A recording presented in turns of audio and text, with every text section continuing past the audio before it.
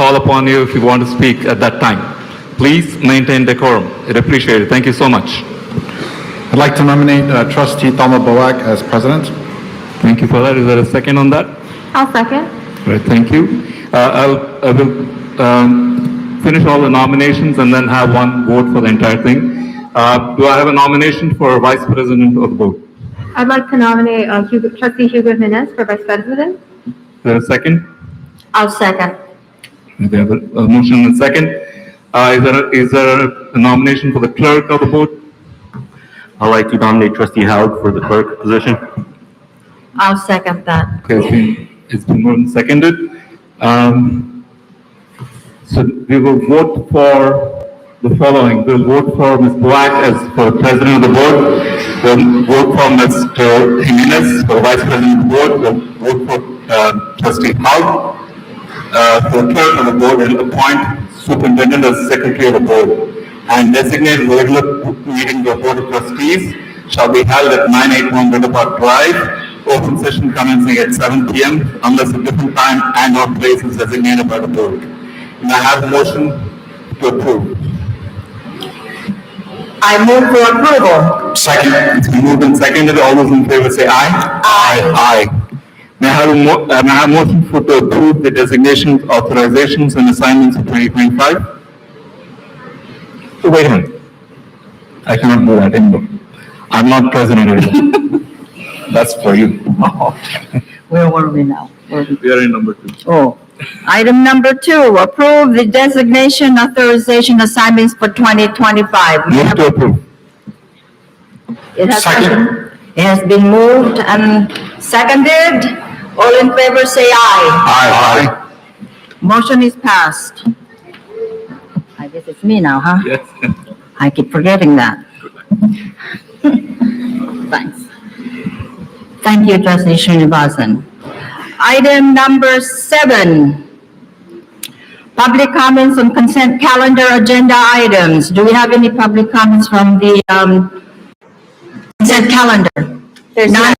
If none, in that case, may I have a motion, please, for approval of the consent calendar? Move to approve. Second. It's been moved and seconded. The consent calendar is adopted. Let's continue, please. You have a motion in a Oh, I second. did. I You need didn't to even hear vote. from everyone. I didn't even, sorry. You had a motion in a second, but now everyone. Yeah, it's been moved and seconded, so all in favor say aye. Aye. Opposed? Motion is passed. All right.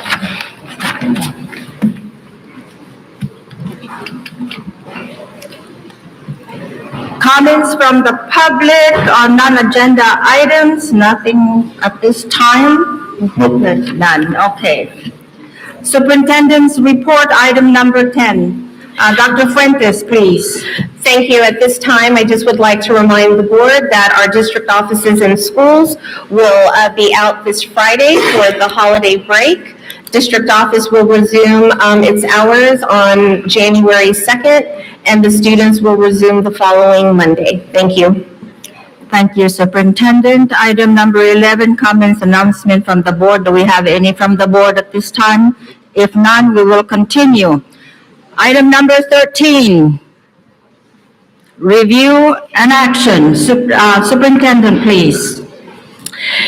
At this time, it is recommended the board select a board member to vote in the 2025 election for members of the Santa Clara County Committee on School District Organization. So every school district is required to select one board member that will represent each of you in voting on the members who will be seated for the County School District Reorganization Committee. Last year, that trustee was Trustee Jimenez for our district. Do we have a volunteer from the board? I'd like to do it. All right. Forward Trustee Hogg's name for the nomination. So Trustee Hogg, you will be the board member to vote in the 2025 election for members of the Santa Clara County Committee on School District Organization. Do we need to approve this one as well? Could I have a motion, please? Move to approve. Second. It's been moved and seconded. All those in favor? All in favor, say aye. Aye. Motion is carried. All right. Item D, which is the business services. Resolution 24-09, declaring property as exempt surplus land. Superintendent, please. It is recommended the board adopt Resolution 2409, declaring property as exempt surplus land. This is referencing our property of our former district office on Piedmont Road. Thank you. Any discussions from the board? In that case, may I have a motion, please? Move to approve. Second. It's been moved and seconded to adopt Resolution 2409. All in favor, say aye. Oh, I'm sorry, this is a resolution. Ms. Gomez, please, roll call vote. Yes, Trustee Srinivasan, Aye. Trustee Boak, Aye. Trustee Jimenez, Aye. Trustee Howe, Trustee Nguyen. Aye. Thank you. All five trustees voted. It is adopted. Item number B2, 2024-2025, first interim report and presentation. Superintendent, please. It is recommended that the board approve the 2024-25 first interim report and the district's positive certification for fiscal solvency. Prior to that, we do have a presentation, and I introduce you to Assistant Superintendent Kevin Franklin. All right, good evening. So I'm here to present our, essentially the first budget update of the year. So remember, we have a number of different timeframes with budget approval and required updates. So in July, that's when we have our adopted budget and LCAP. And then in September, we closed out the prior fiscal year with our unaudited actuals. That was what everybody heard back in September. And here we are, December, at the first interim. This is the first update since budget adoption regarding our budget for this year and how we're tracking so far. So all of this data is data through October 31st of this year. So we're in December, so you just have to remember that this is already a month and a half old data that is used to compile these projections at this time.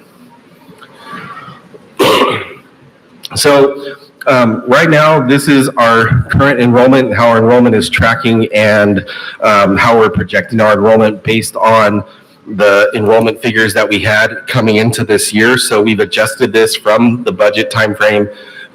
We have, of course, analyzed our enrollment in ADA based on the number of students that did actually show up starting at the beginning of the school year. And so we're actually about 60 to 70 students below projection for this year. And so one thing I want to point out, though, with this particular slide and you know, kind of the recent history. So you see a slight growth of, you know, about 80 students or so between the 2022-23 school year and 23-24 school year. While it does look like the district did experience growth, what that actually was due to was the expansion of transitional kindergarten eligibility. And so we had almost double the amount of transitional kindergarten students in the 23-24 year than we did previously, because the governor expanded the eligibility rules in the ed code. And so transitional kindergarten was then extended from birth dates between September 2nd and December 2nd. And it was extended all the way out until, I believe it was March or April of that year. So you have almost double the amount of students eligible. And then it's further been extended into June. And next year it will go all the way from September to September. So essentially there's a broader amount of students eligible for that. So within the traditional TK definition, we did not experience growth within the school district. We still experienced a decline, and we're still continuing to experience that decline. And then the updated projections also take into account our demographers presentation that you all heard about a month ago. All of those have been included in this update. So this is the budget assumptions that we're using currently. So we've updated the enrollment and the ADA that we're using. So right now our ADA is tracking at around 95% or so. So we're up slightly. We're up about 0.5% from where we were last year, which is positive. So our attendance efforts have been working. However, I want to remind everybody that prior to the pandemic, we were around 97% attendance rate, and attendance is what generates all of our dollars. So it's not our enrollment, it's our actual attendance and the students that are showing up. So we've adjusted our projected ADA and revenues accordingly based on our revised enrollment numbers. The other rates that you see on this list are our STRS and PERS employer contribution rates for our employees' retirement plans. Those are in statute and required for us to pay on their behalf. So we don't have any flexibility with those numbers. Then we have the cost of living adjustment. So 1.07 is the COLA for 24-25. COLA for 25-26 has been adjusted. It's been adjusted down by about 0.5%. That's based on how everything is tracking at the state level with the calculation of the statutory cost of living. So we've used the Legislative Analyst Office figure of 2.46% and adjusted our revenues accordingly, as well as in 2026-27, that has gone down slightly as well. So we've adjusted those projected revenues for those 2 years. So these are what our general fund revenues look like currently for first interim. We're projecting a total of about $95.36 million for this year. There's only been some slight changes since budget adoption. Some of it is due to the unduplicated count of students that's going down. So with our decline in enrollment, we also have a decline in our unduplicated pupil percentage. So that's been historically around 45%, and now it's tracking at about 42.5% or so. So there's some adjustments in revenues based on that decrease in percentage. All of the other adjustments are minimal. And then the increase that you see in local revenues are mainly due to donations, which we recognize as they come in. So we don't project the amount of donations that we're going to receive. We record them as they come in.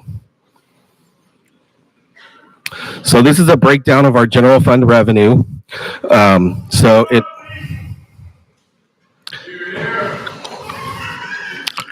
So this is a breakdown of our general fund revenue. Our revenues in total, 73% of them come from the LCFF, which is our state generated funds. 12% come from other state revenues, which are a lot of our one-time dollars outside of LCFF, any state, special ed revenues, things of that nature. Other local revenue are donations. And then you can see our federal revenues, Title I, any federal special ed dollars are about 3%. So the bulk of our dollars come from our ADA and the state. So any slight variation in that impact to the COLA, it impacts us considerably because most of our dollars are generated based off of those numbers. These are the associated expenditures at the first interim. So we have a total budget of $101.4 million. So as you can see, that's significantly more than the amount of revenues that we're bringing in for this year. So, basically we're tracking pretty much close to what we had projected at budget. There's been some slight increases and decreases within salary and benefits based on a variety of things, vacancies and things of that nature. We have an increase in site donations that I mentioned on the revenue side. So you have a corresponding increase in those expenditures. So as sites receive those donations, they're also spending those donation dollars. So that's reflected in some of those books and supplies and services and other operating expense categories. So this is a breakdown of our general fund expenses. So you can see that most of our expenses are made up of salaries and benefits. So most of that pie, almost 90% of the pie, is salaries and expenses. Whether it's certificated salaries, which are our teachers, classified salaries, which are all of our support staff, and then you can see that orange piece is all of the employee benefits. That's health and welfare, that's retirement, everything related to employee benefits that we pay out. And then that yellow piece is our services and other operating expenses. And then the other slight light blue is books and supplies. So 15% is contracted services or other operating expenses and books and supplies. And I have that breakdown next. So within that, actually that's after this slide. So within our salaries and benefits, this is the breakdown between the types of staff that comprise that group. So certificated non-management, which is all of our teaching staff, psychologists, counselors, social workers, all certificated teaching staff, makes up 70% of our salaries and benefits. All of our classified support staff, their salaries and benefits make up another 24% of our salaries and benefits. So combined, between our teachers and our school site support staff and district office classified support staff, that comprises of 94% of our salaries and benefits. 6% of the remaining salaries and benefits are for management salaries, both classified and certificated. So our principals and other classified management staff, maintenance, things of that nature, technology, comprise that other 6%. Okay. So within our services and operating expenses that I showed before, that was about 13% of the budget. This is how that breaks down. So what I want to emphasize here is that almost 80% of this chart are for services that we do not have control over how we can really spend those dollars. So with our after school program money, we're required to provide that service with those dollars to our students who are generating the unduplicated pupil count dollars. So that 19% of contracts that you see for after school programs, we're required to spend those dollars to provide after school services for those kids. That next category of utilities, those are all of the utility costs for all of our school sites. That comprises that next 18%. The next 14% is contracts for special education services that are either provided in the classroom or in support of students through paraeducators, things like that, that we don't have staff to provide that service for, or for services that they're maybe receiving in addition to regular classroom expenditures. So those are all contracts that are within a student's IEP that we're obligated to provide. The next category is insurance. That's our liability insurance. Any other types of insurance that we're obligated to provide, that makes up that yellow wedge right there. That's 11%. Software is mainly softwares that we're utilizing, whether it's our financial system or software programs within the classroom. Okay, and then I think the other ones to point out are retirement incentive that we gave a couple of years ago. That's 4% of those expenditures as well. We have that obligation. This is the last year that we have that obligation to make that last payment. And then you'll see that expenditure go away. However, that's something that we're obligated to spend that we cannot adjust. The next piece there is for substitutes. So that's for all substitutes that we're not providing with our own subs. So right now we have a limited amount of substitute teachers, substitute paraeducators. And so what we've had to do is we've had to use outside contracted services to provide substitute services to provide coverage for our students in their classrooms. So that's, again, another expenditure that we're not able to control.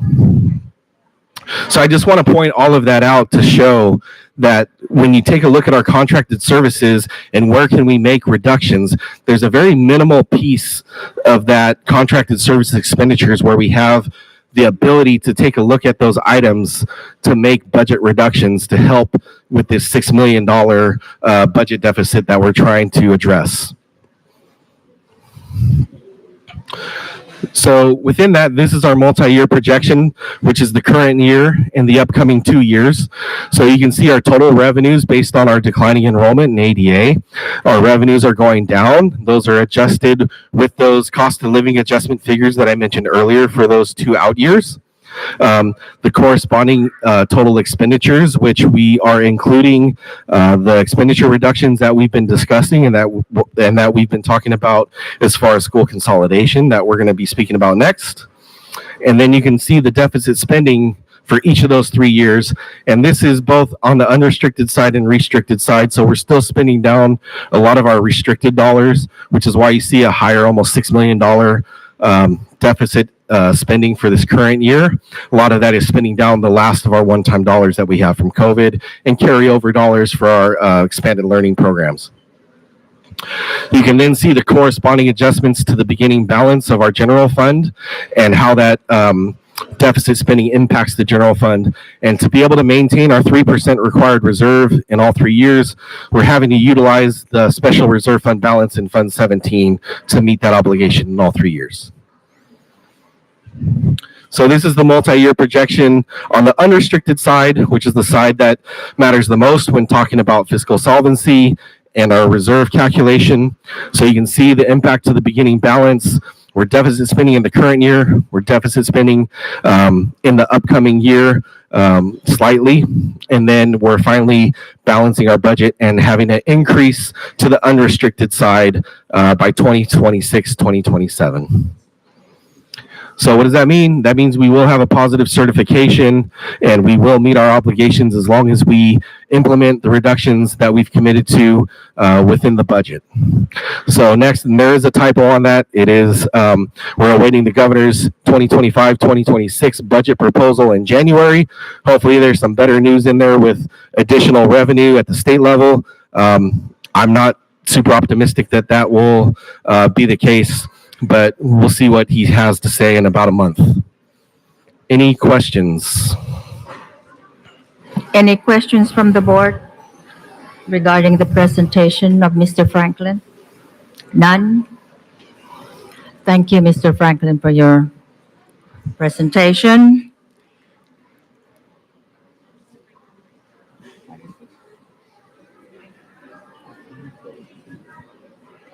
What is it? What is it? We're going to move the unit to the Yeah. up. So Yeah, I can hear them. Yeah, yeah.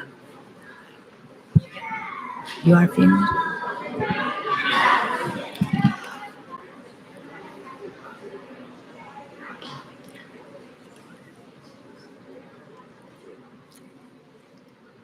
You're done. You're done. Yeah. Thank you. Thank you for the presentation. Any questions from the board? If none, could I have a motion, please, for approval? Move to approve. Second? It's been moved and seconded to approve the 2024-2025 first interim report and the district's positive certification of fiscal solvency. All in favor, say aye. Aye. Opposed? None. In that case, the motion is carried. Item B3, Resolution 24-08, approving school consolidation. Superintendent, please.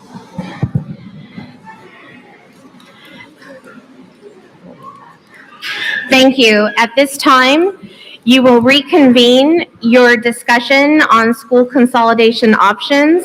We do have another presentation for the board based on the recommended feedback you requested during last week's second study session.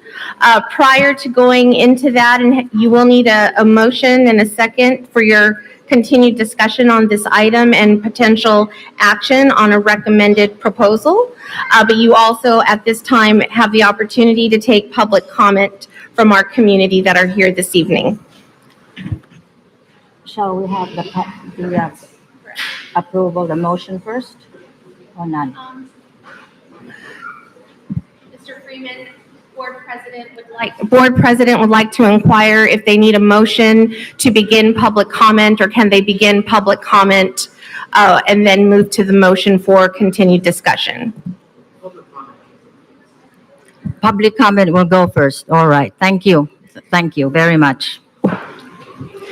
We actually have, how is that now? 86 members of the board. We have 86 people who would like to speak regarding this issue. How many minutes shall we give each one for their speech? 2 minutes apiece, 1 minute and a half? What is the, My suggestion would be to give 2 minutes. I think some of the members of the community have not had a chance to speak at our prior meeting, so we'll give them the 2 minutes that the other communities got. 2 minutes? I'd just like to say something. Yeah, I agree, 2 minutes. To be fair, everybody else has gotten 2 minutes. I would just, 86 comments is a lot of people, so times 2 minutes each, if everybody takes a full 2 minutes. If you guys can keep it briefer than that, that would be greatly appreciated, I think, by everybody in the room, especially the students who have to go to bed soon. Thank you. This is quite a bit, but we will welcome the comments coming from the public. Now, it will be 2 minutes. 2 minutes is up. I am going to call 5 people at a time. Line up, please, so you can get ready. The first one in line, of course, is, excuse me if I'm not pronouncing the names correctly. I believe this is Guang Mehe. Lined up, please, ma'am. And then the next one will be Brooke. Is it Brooke Jopiri? Please lined up if you don't mind. The next. Yeah. All right. The next one will be Tina Quinto. All right. I think we don't have the space, so we'll go 3 at a time. So please, ma'am Guang Mehe, if I pronounce that, excuse my pronunciation, you may begin your speech. But before you do that, I would like to read something before everyone speaks. I want to begin by acknowledging the challenges involved in the process of consolidating schools. It's an emotional journey and can be difficult to fully grasp. This effort began in 2022 with the establishment of our Budget Stabilization Committee, reflecting our commitment to addressing the district's financial realities, thoughtfully with a desire to preserve services and support to our students. As we continue to review the critical information and discuss the challenge of school consolidation tonight, I ask everyone to remember our shared purpose to ensure that all current and future students in the Berryessa community receive a quality education. Let's keep this meeting respectful, constructive, and focused on the facts. Berryessa has a strong reputation for maintaining decorum, for being thoughtful and respectful, and for setting a positive example of our children who are watching us. Before I call on Ma'am Guang Mehe, this is the speaker conduct for everyone to follow. For all who wish to address the board during public comment periods, speakers are requested to state your name and affiliation for the record. Each speaker will be given 2 minutes to address the board. 5 minutes per organization. 5, I'm sorry. Oh, okay.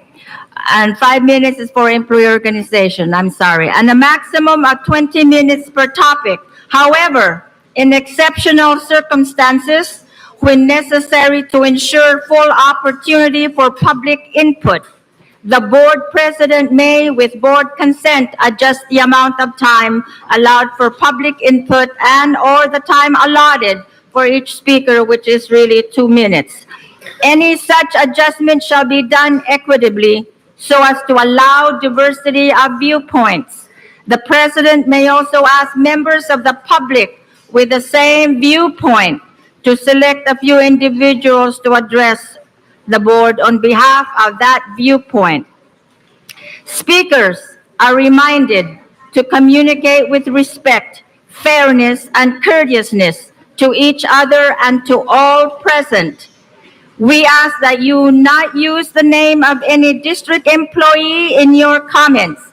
The board welcomes orderly communication from the public. Thank you very much. Madam Kwang Mehe, you may start. You have 2 minutes. Thank you.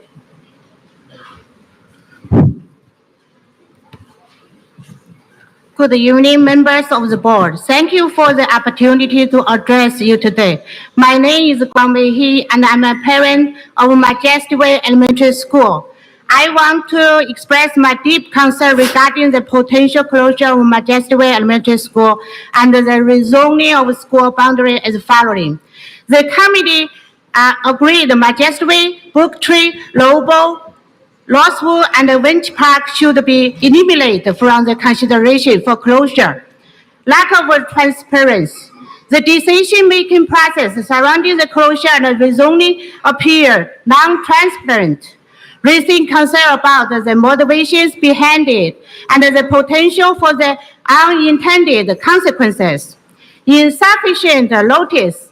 The abbreviated timeframe for the closure announcement had meaningful community engagement and preclude a thorough examination of the decision's reasons and the potential consequences. Care for the community. The school also enrolled 23% economically disadvantaged students. Impact on property values.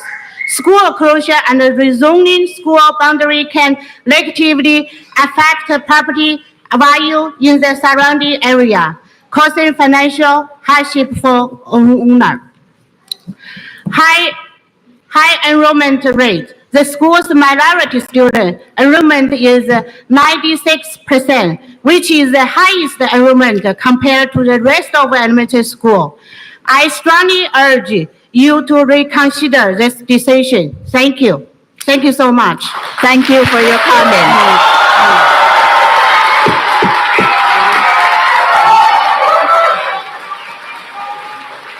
Thank you. Next is Brooke.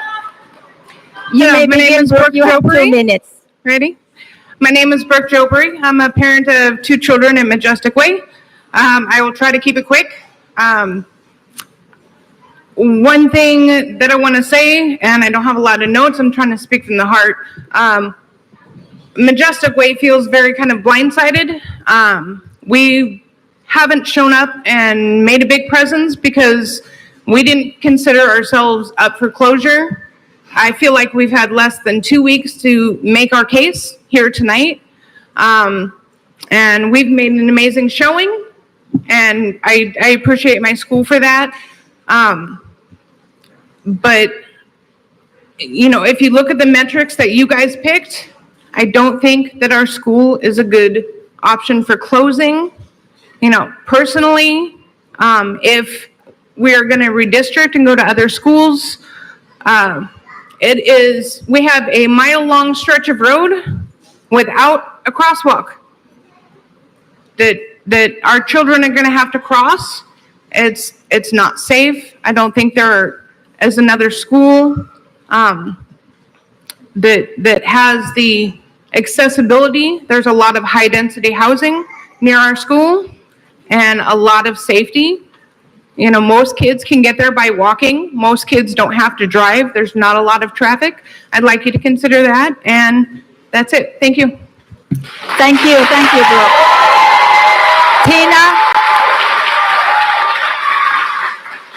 Tina, you're next, Tina. You have 2 minutes. All right. Thank you for the opportunity to speak today. My name's Tina Quinto, and I'm a mom of 2 boys in the district. I have a boy in 6th grade at Sierramont and a young son who just started in kindergarten at Noble, and he's in the parent participation program. And I wanted to speak here today because Noble was not one of the original schools that was recommended based on the criteria that we put out a long time ago. So it feels, it feels like it's not, we put out that criteria and said, this is how we're going to make our decision. And then all of a sudden at the last minute, schools show up that, based on that criteria, shouldn't be up for closure. In addition, I also want to highlight that at Noble Elementary School, the parent participation program it used to have 3 locations. Noble's the last location. It's a very important program. And, I don't believe that looking at some of the projections, it would be successful at a K-8 school of Piedmont, at that magnitude. I think we're going to lose that community and that parent participation. In addition to that, I feel a little blindsided of if my son does need to go to a K-8 school, I don't feel like I have a choice about it. And I've lost that option of having a traditional elementary school because he needs a smaller environment. So I also noticed scenario 2 left 74 kids who you also have to find a new school for. There are other scenarios above it that will give you both the savings and you won't have to find a place for it. So again, I want to urge you not to close Noble. And if you do indeed continue on with that, I really urge you to think for the parent participation program, an appropriate facility that would nurture the same environment it has at Noble. Thank you. Thank you very much. Thank you for your comments. Next in line, please, let's maintain some calmness. Next 3 people. The first one is Sana Tayal. You're just lined up, please. The next one is Reynalyn Flaris Oy. And the next one is Armina Atri. Please lined up, and you are the first one, Sana. You have 2 minutes. Good evening, members of the School District Board, Consolidation Committee, teachers, parents, and neighbors. My name is Sana Tal, and I'm honored to serve as the president of the Student Council at Majestic Way. Tonight, I'm not just speaking as a student leader, I'm speaking on behalf of all the students at Majestic Way who love and cherish our school. For us, Majestic Way isn't just where we go to school. It's where we've learned what it means to be part of a community. Majestic Way is more than a school. It's a place where students, teachers, and families come together to make a difference. This year, our student council election was attended by many board members. Why?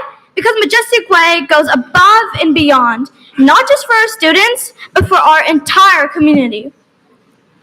Every year, we hold a food drive for the Second Harvest Food Bank and collect over 100 toys for families in need. These events show how much we care about others and teach us the importance of giving back. Majestic Way is also a place where diversity is celebrated. Our multicultural event brings together food, performances, and people from all backgrounds. If another school were to merge with ours, I know all students and staff would feel welcomed. Academically, Majestic Way students work hard to succeed. On greatschools.org, our test scores are tied with Northwood Elementary, the highest in our district. These scores reflect our dedication to learning and help make our community more desirable. Majestic Way is more than just a building. It's a place where students like me and all my classmates feel safe, supported, and inspired to make a difference. I hope you'll consider what makes our schools so special and allow us to continue being a home for students, families, and our community.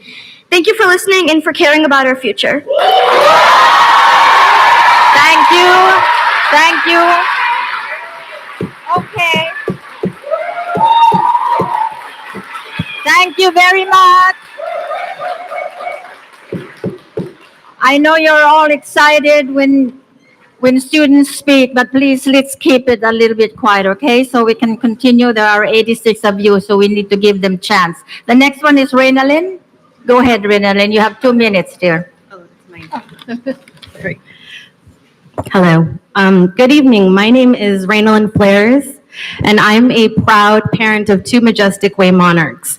I grew up in this diverse and resilient Berryessa community, and I care deeply about its future. It's critical that our voices as parents are heard and that the elected officials entrusted with leading this community uphold ethical standards and fairness in their decisions.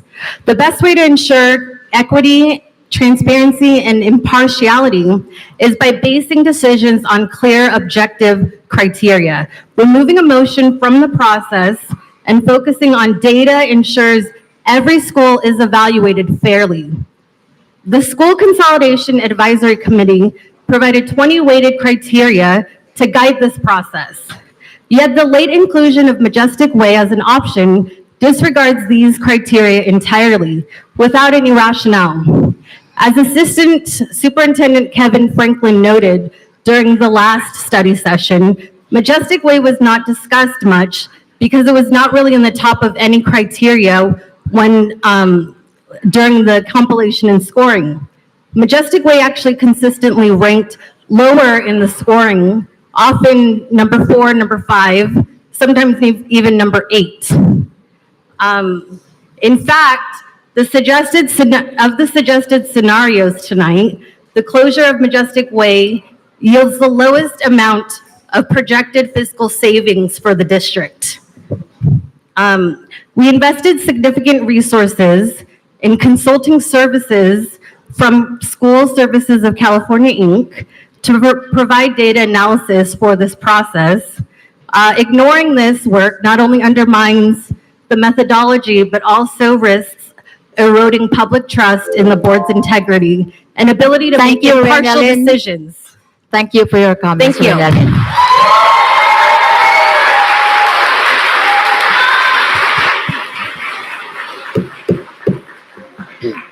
Next to speak is Armina. Armina, you have 2 minutes, dear. Hello, my name is Armina, and I am honored to be here today as a proud 3rd grade student at Majestic Way School and an artisan in the Student Council. Thank you for giving me this chance to speak about why our school should stay open. I've been a student at Majestic Way since I was in kindergarten, and this school has been like a second home to me. I've made so many friends here, and my teachers have taught me more than just math and reading. They've helped me grow into the person I am today. I'm really sad to hear that such an important school, which has been a part of our community for nearly 50 years, is being considered for closure in such short notice. We haven't had enough time or opportunities to share about our thoughts about this, and it feels unfair to all of us who care so much about our school. Majestic Way is one of the best schools in San Jose, and closing it would hurt not only the students and staff, but also our neighborhood. An abandoned school building could bring crime to our safe and friendly community. And moving our students to other schools will disrupt our education and separate us from our friends and teachers. It could even make families leave this area, which could hurt our community even more. Majestic Way is not just a school, it is a special place where we learn, grow, and feel safe. Please think about how important it is to all of us. I hope you will make the right choice and help us keep Majestic Way open. Thank you for your time, and thank you for listening. Thank you, Armina. Thank you. Okay. The next three to speak are Jessica Rodriguez. Please come up and lined up if you're ready. The next one would be Angela H. It has no last name, but just be standing in line. And the next one is Ryan. So we have Jessica, Angela, Ryan. Jessica, you have 2 minutes. Good evening, Berryessa community and school board. I'm speaking here today as an immigrant who moved 5 times between the ages of 4 and 18, including 3 school moves, a mother of a 2nd grader and future kindergartner at Majestic Way, a mother of children who have moved homes 4 times in 8 years, including a daycare or school move each time, and as a Sunday school helper who knows and loves kids across our district. My heart goes out to all the families and communities under consideration for closure, not just Majestic Way, also Noble, also Ruskin. So I would like to advocate for a decision prioritizing everyone's physical and mental health. Firstly, please consider the walkability and bikeability of school assignments, rather than a closer school on Google Maps, which may involve crossing a road where cars drive up to 45 miles per hour. In a city where most people have no option but to drive most places, a walk or bike to school is the last remaining healthy commute, not just for children, but entire families. Secondly, please consider the impact of school reassignment on introverted children, which make up 25 to 50% of every school and do not show up on statistics. My daughter moved to Majestic Way in the middle of the kindergarten year. I remember her tears being in a class line where everyone knew each other, but not her. Her recent fall conference report for second grade was the first time I heard that she is volunteering to answer questions and where I wasn't asked if she was a quiet child at home. And this is something she only does at Majestic Way. We also started attending a new Sunday school about a year after we moved here, and she does not still speak up at Sunday school. So my plea is to, while consolidating schools, please do not break up the supporting network of friends that children form over their years together, because this makes a huge difference to their performance. And lastly, please consider maximizing current and future financial savings in this consolidation to avoid repeating this heartache. Thank you. Thank you, Jessica.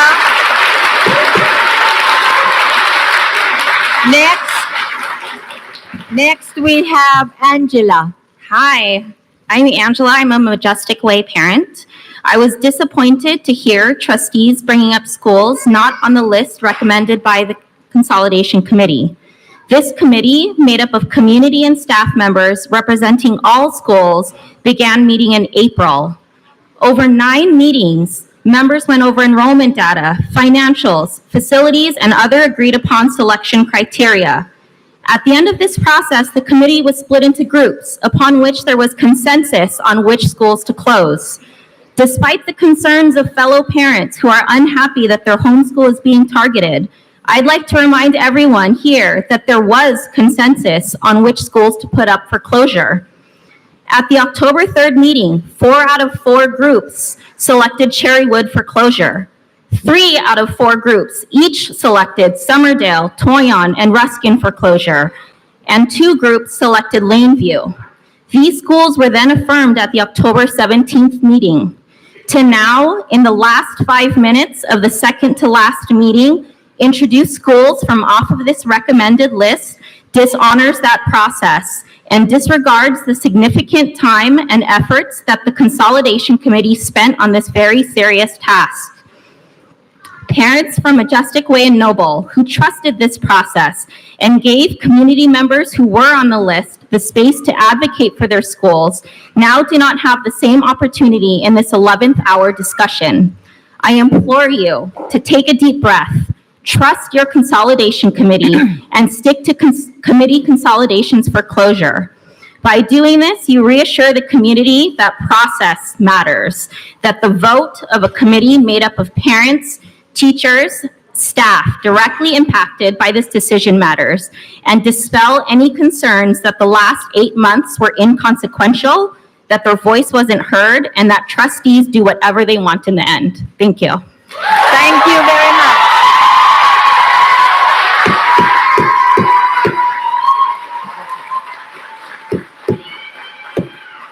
Next to speak is Ryan. Yeah, I'll be quick. My wife is much more eloquent than I. I wasn't sure how many Majestic Way parents were and faculty and staff were going to show up today.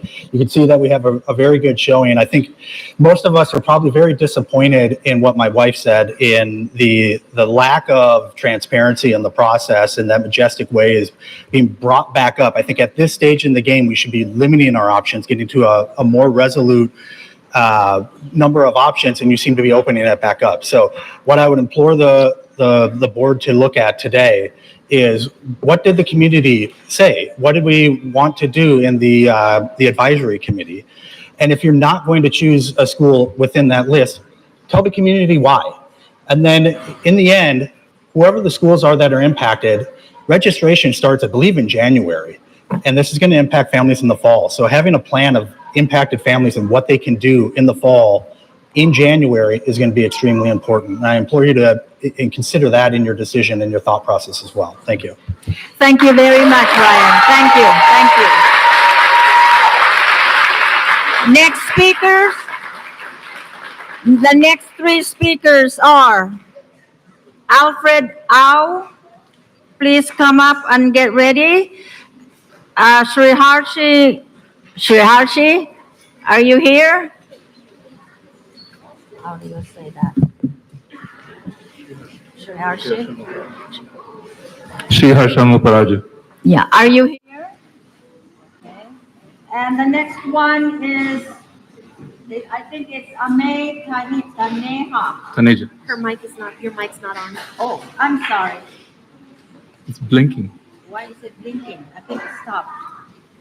It's not working. Yeah, all of a sudden. Mine is on. I think the only one is Mr. Srinivasan's. Okay, I'm sorry, it just didn't.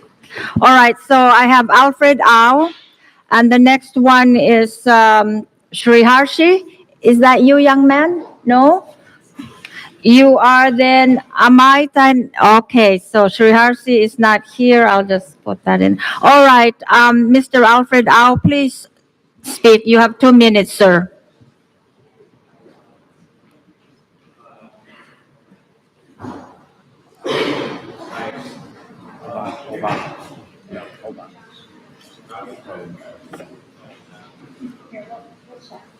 Something is not right.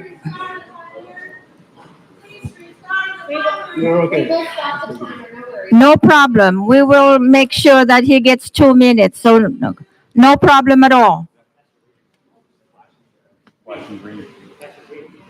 Yes, we are all flashing green right now, except for Mr. Srinivasan. Don't touch this. Because they're blocked. What? They're blocked. They're blocked. This one is okay. Yeah. That one is not working. Mine is not working. Because it's set to Mhm.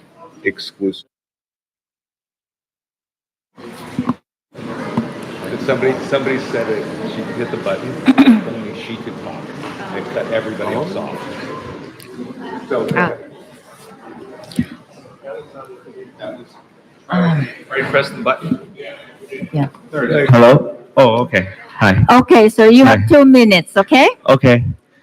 Dear board members, hi, good evening. So my name is Alfred. I'm a father of 2 daughters in Majestic Way. The very reason why I'm here is that with this controversial issue going on, I want to say that just closing the Majestic Way and distributing our students across to other schools will not help will not help, but even drive even more students away. So ever since last year, I've tried to persuade my wife to move out of California because of inflation and so forth. But it wasn't. But we continue to stay here because their friends are here and they want to be together in this school. And so by closing Majestic Way, you will just accelerate this process of us trying to move out of this district or even California. So eventually you will not achieve what you want to do. And secondly, I know those of you here don't have the right to decide how our property tax is distributed. So I would like to address this to our governor, is that now you have used a fabricated proposition to take our hard-earned tax money away for your own self-interest to fund the homeless services, and that is not right. You have to listen to the people who actually are supporting you from before until now. And so please listen to us, but not just from your own self-interest. Thank you. Thank you very much. Thank you.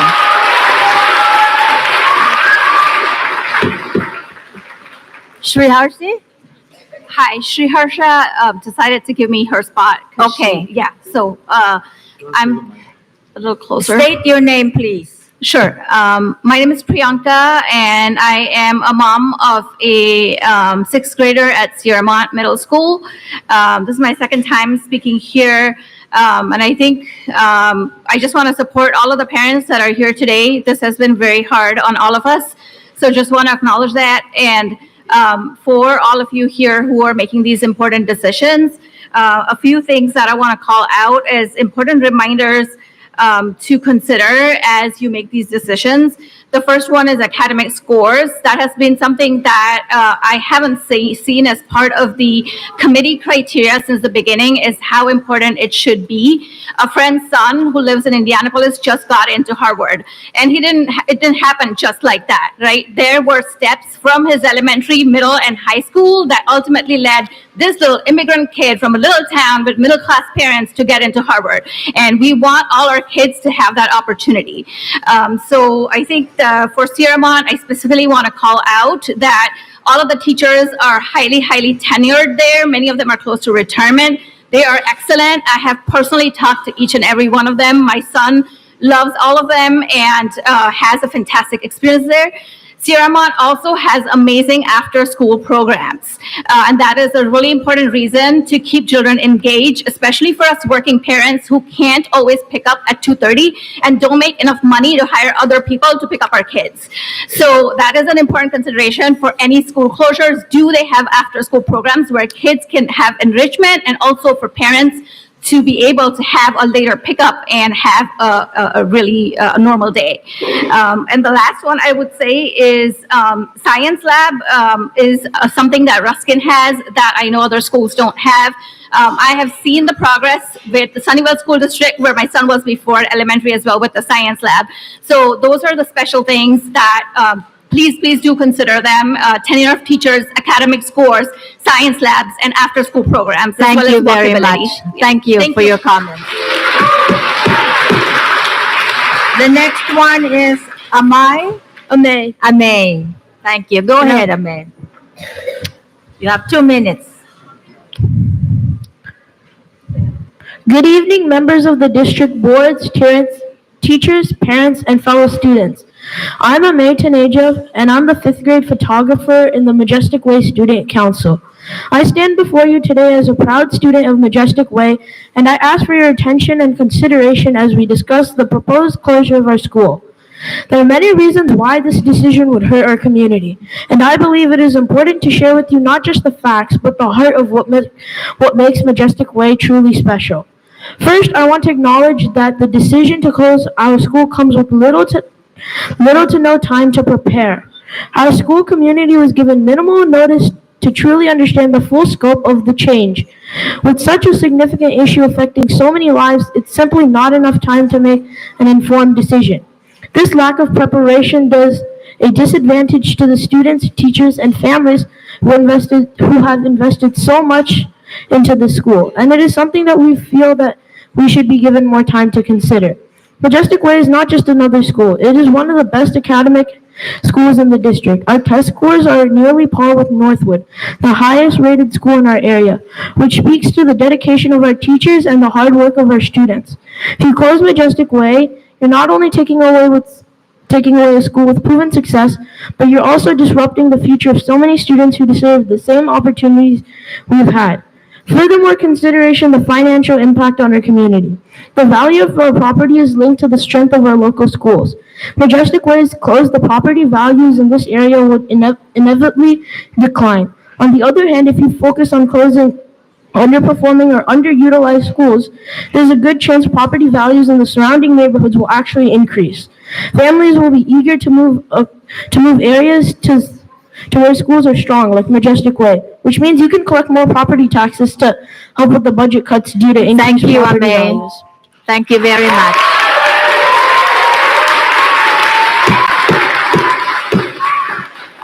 Next 3 speakers, please get ready.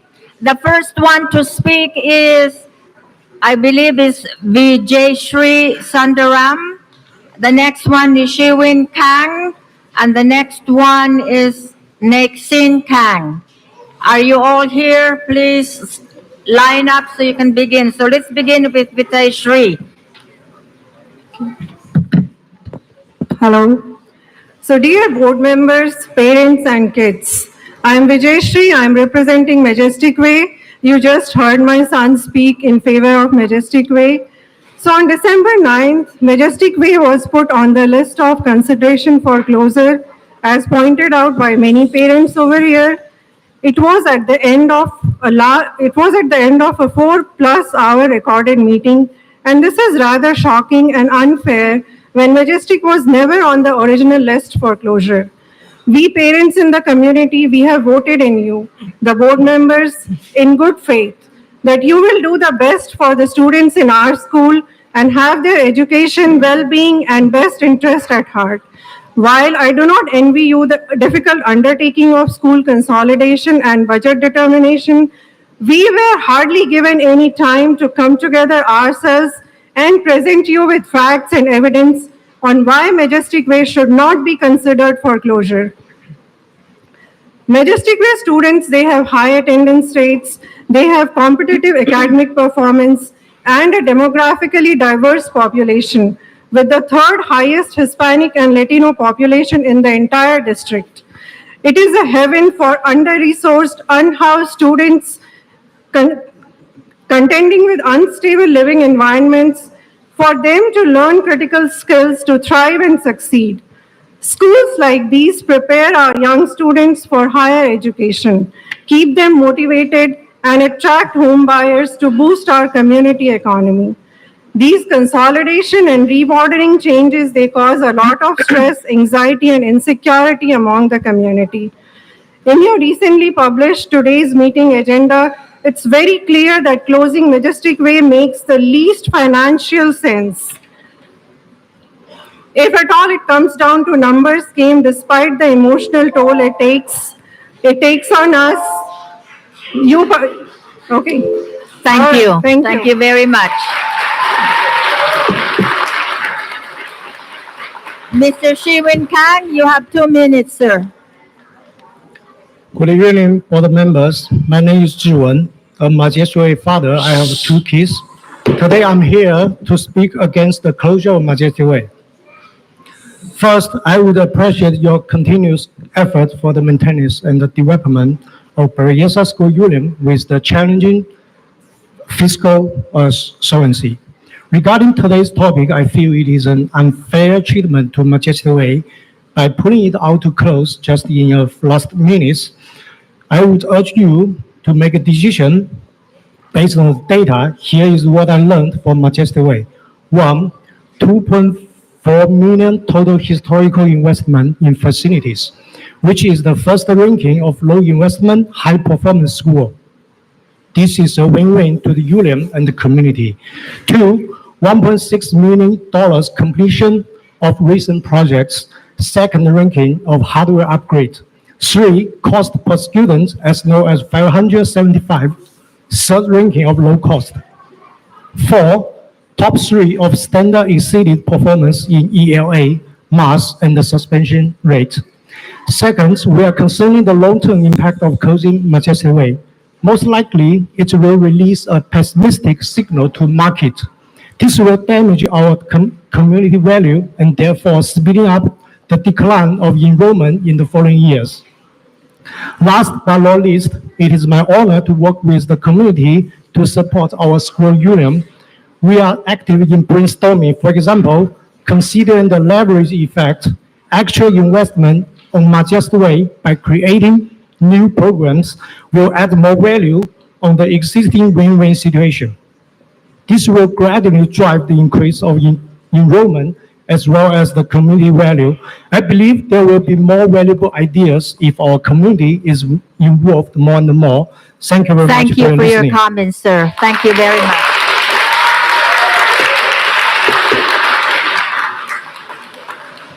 Maxine, you're next, dear. Hello, minutes. school board. I'm Maxine Kang, and I am a student of Majestic Way Elementary School. Today, I am here to protest. I do not want my wonderful school, Majestic Way, to close. Many of my friends go there too. My younger brother also goes there. I have been in Majestic Way since kindergarten. I'm now in 4th grade. Majestic Way is filled with good memories of many things. Majestic Way has taught me a lot of important lessons. For example, Majestic Way has taught me to be respectful, responsible, and safe. I also learned the Pledge of Allegiance there. They also teach students PE, math, ELA, and many more. I want people in the future to come to Majestic Way to learn too. If Majestic Way closes, people in the future cannot come and learn in our wonderful school, Majestic Way. My friends and I have been talking about Majestic Way's closure. They said they don't want Majestic Way to close. I think my teachers don't want Majestic Way to close either. I do not want Majestic Way to close. I really hope you all do not close Majestic Way. Thank you. Thank you, dear. Thank you.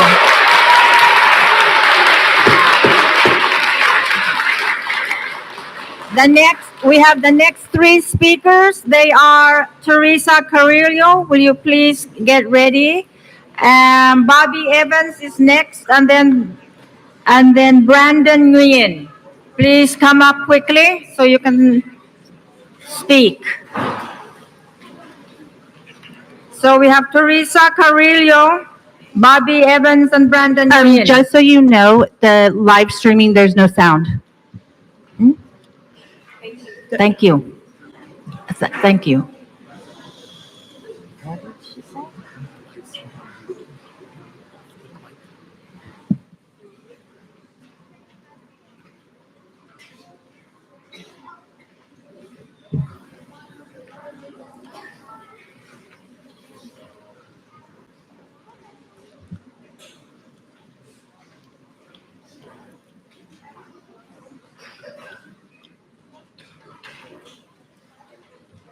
Oh, she just texted me. It's back on. Okay. You're good now? Oh, okay. Go ahead, please, ma'am. Hello, my name is Teresa Carrillo. I am a mother of a Ruskin student. First, I would like to thank the board members that took time out of their busy lives to meet with parents and community members about the concerns and our opinions over these past couple months. It has been a very long process for us all. I hope you make the decision that best suits our district and come up with ideas to promote and grow the district and not adopt a short-term solution and depend on enrollment declines. I also ask that you support families and find a way to help them with their mental health during these changes, because also that it being so close to the holidays, it will affect a lot of families. I also would like to address the community. No matter the outcome, this is an opportunity for us all to teach our children about respect, integrity, and compassion. Schools are supposed to be a safe place for all students. No family or community should be verbally attacked for coming from different backgrounds. In this world we live in, there is already too much hate, and we should not be contributing to it. This is a time for the whole district to support each other. Thank you. Thank you for that comment. Next in line, please. Okay, let's refrain from screaming. We would appreciate that very much. Bobby Evans. Okay. Hi, my name is Bobby Evans. I'm with the Ruskin and Sierramont community. I just want to thank the board for all your time. I've been coming to every meeting since October 4th. It's been a long process, but even though it feels like it's a long process, I still don't feel like it has been enough time for the board to make an educated decision. But if you have to do what you have to do, we understand. I just want to say that at Ruskin, we have a science lab, and the whole district can benefit from that science lab. My hope is that no school has to close, because it's going to be really sad for all the students involved. So I would just really like the board to really take their time making that decision and thinking about all the students and also the community involved. And like Teresa said, this is going to be a challenge for a lot of people, and I hope the mental awareness and help will be provided to them. Thank you so much. I appreciate it. Thank you for your comments. The next one is Brandon, but hold on, Brandon. The next three that will be speaking, please get ready. They are Dr. Ifichak Changjai. I think you missed one. Brandon? This one is Brandon, Yeah. the next one. And the next one will be Himani Salchev. and Erin Garvey for the next 3. So go ahead, Brandon, please speak. 2 minutes. Press the button. Press the button if you have it there. The one on the right. Hi, my name is Brandon. I'm from Ruskin. These are all my classmates. And today I'm going to share what I did at Science Lab. So at Science Lab, we go once a week on Friday. On Friday, we do different experiments. Like, for example, this year, last time, we did a model of erosion. Erosion is when rocks and wind and rocks break down. Wind and water break down rocks.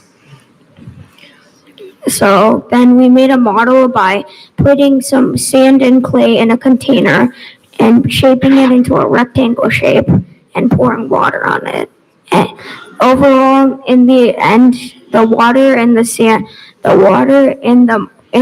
and clay from our model mixed together. We did experiments similar to this, like friction, learning about bugs like mealworms, and we also did a brine shrimp experiment. So overall, I really like the science lab at Ruskin. Thank you for your comments there. Thank you so much.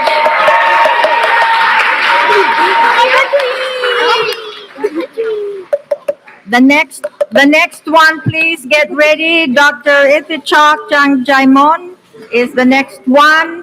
We have Himani Sachdev and Erin Garvey. You have 2 minutes, sir. Hello. Good evening. Thank you for the opportunity to address you. My name is Dr. Ithichok Changjaimon. I'm a parent at the Majestic Way. So far I heard a lot of good points from my fellow parents, and I really hope you can consider that. My point is kind of repetitive, but if it's repetitive, that means many people think the same, right? So for 6 months, we have been like all family staff and the community members participated in a discussion about this initially identified as potential closure, right? And then investing time and effort in good faith. We believe this is transparent. This is true, right?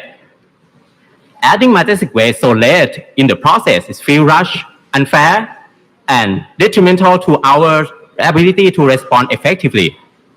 We deserve the meaningful engagement for this, right? No parents, teachers, or students should have to face the sudden possibility in that school being closed with just 1 week to react, right? So maybe one way is that I respectfully request that the board can postpone the decision. This will allow the meaningful engagement and the proper assessment, but okay, I think that's the only point. Thank you. Thank you for your comments. Next one. The next one is Himani. Yes. Go ahead, Himani. You have 2 minutes, dear. Hello, fellow board members, teachers, parents, and fellow students. My name is Himani Sachdev, and I'm a former student of Majestic Way, currently at Piedmont Hills High School. Today, I'm not speaking as a student, but as a concerned community member for my school. Hearing about this sudden closure, in my opinion, is not fair, as other schools were given about 6 to 9 months to prepare, while us, we only had a week. It's not fair. We have a really high grading system. Our scores are tied with Northwood Elementary, the highest in the district. Many students are able to walk to school safely, including myself when I was younger. Students can have bike routes and adapt many healthy habits, not only adding physical activity to their life, but also it creates amazing it helps the environment, also extending to the whole community. I would also like to talk about how amazing Majestic Way is as a school. We have dedicated and passionate students. a competitive academic performance and demographically diverse population with the third highest Hispanic and Latino population in the entire district. It is the haven for under-restored, unhoused students contending with unstable living environments for them to learn critical skills, to thrive, succeed like this, and prepare for their lives ahead. As we boost our communities, you may say, well, if we close it, teachers can find new homes in the district. Well, they have given their life and remain loyal to this pillar that they've chosen to stay at this school. Thank you for giving me your time, and I hope this impacts your decision.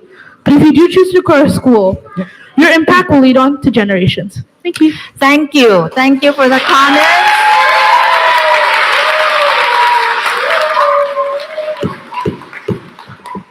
The next one is Marie, then Bernice, then Selena. Please, let's get up and line up. Get ready to speak for your 2 minutes. So it's Marie, Bernice, and Selena. You have 2 minutes there. Hi, I want to thank all the board members again for reading my email. And as much as you guys know, I want to save Summerdale, I just wanted to talk about something else.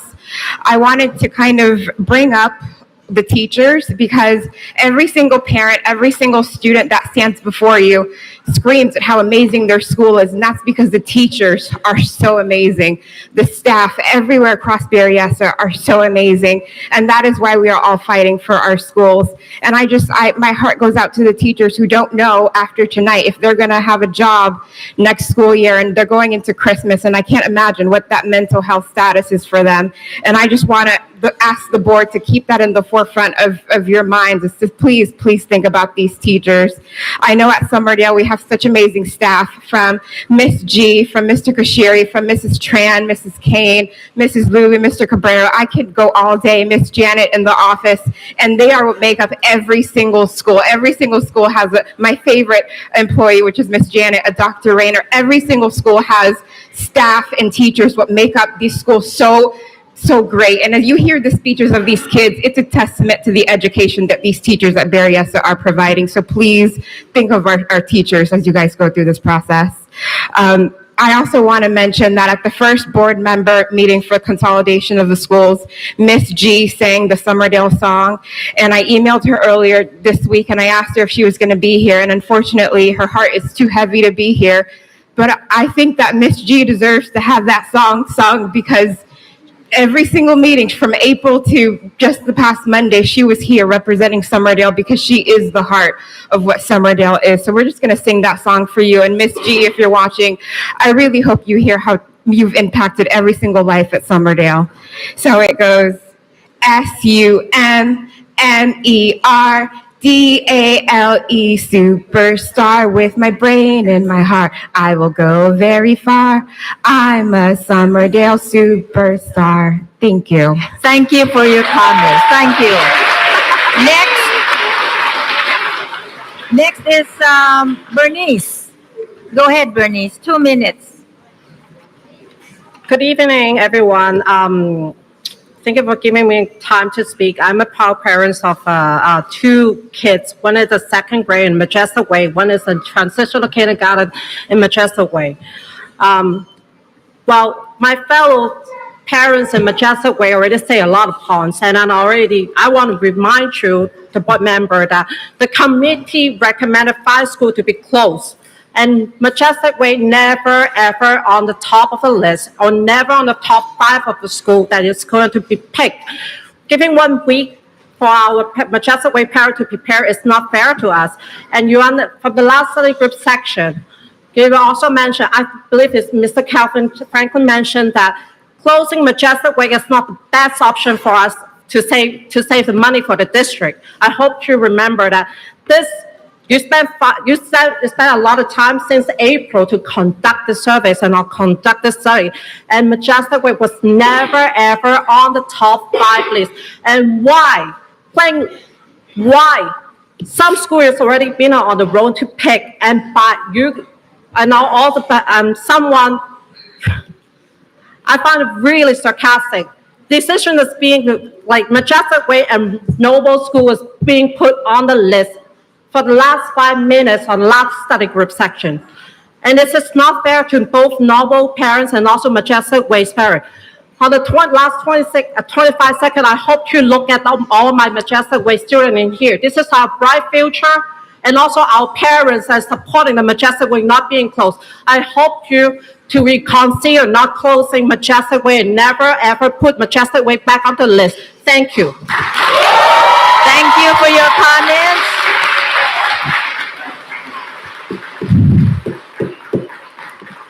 Selena, you have 2 minutes, dear. Go ahead.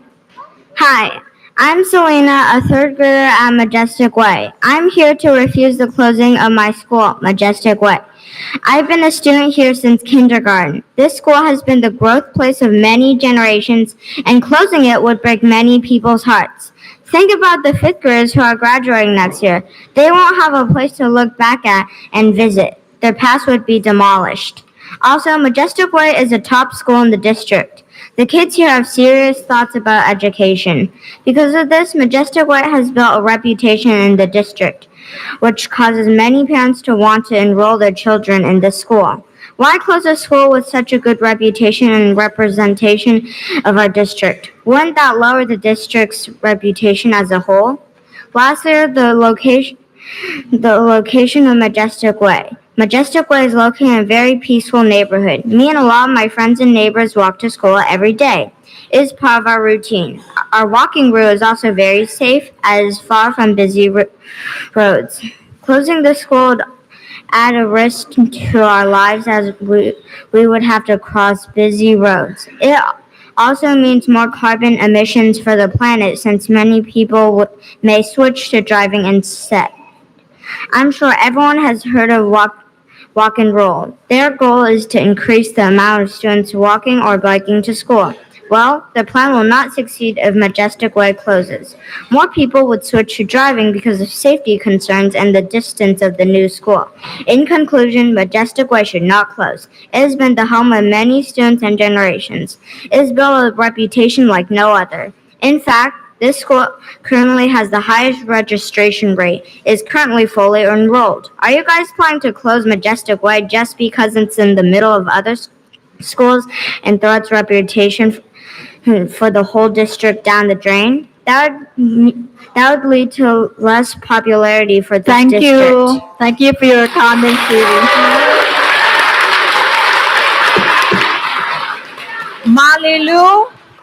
Molly Lou, Jose Sosa, and Angela Sosa, please get in line and ready to speak for your 2 minutes.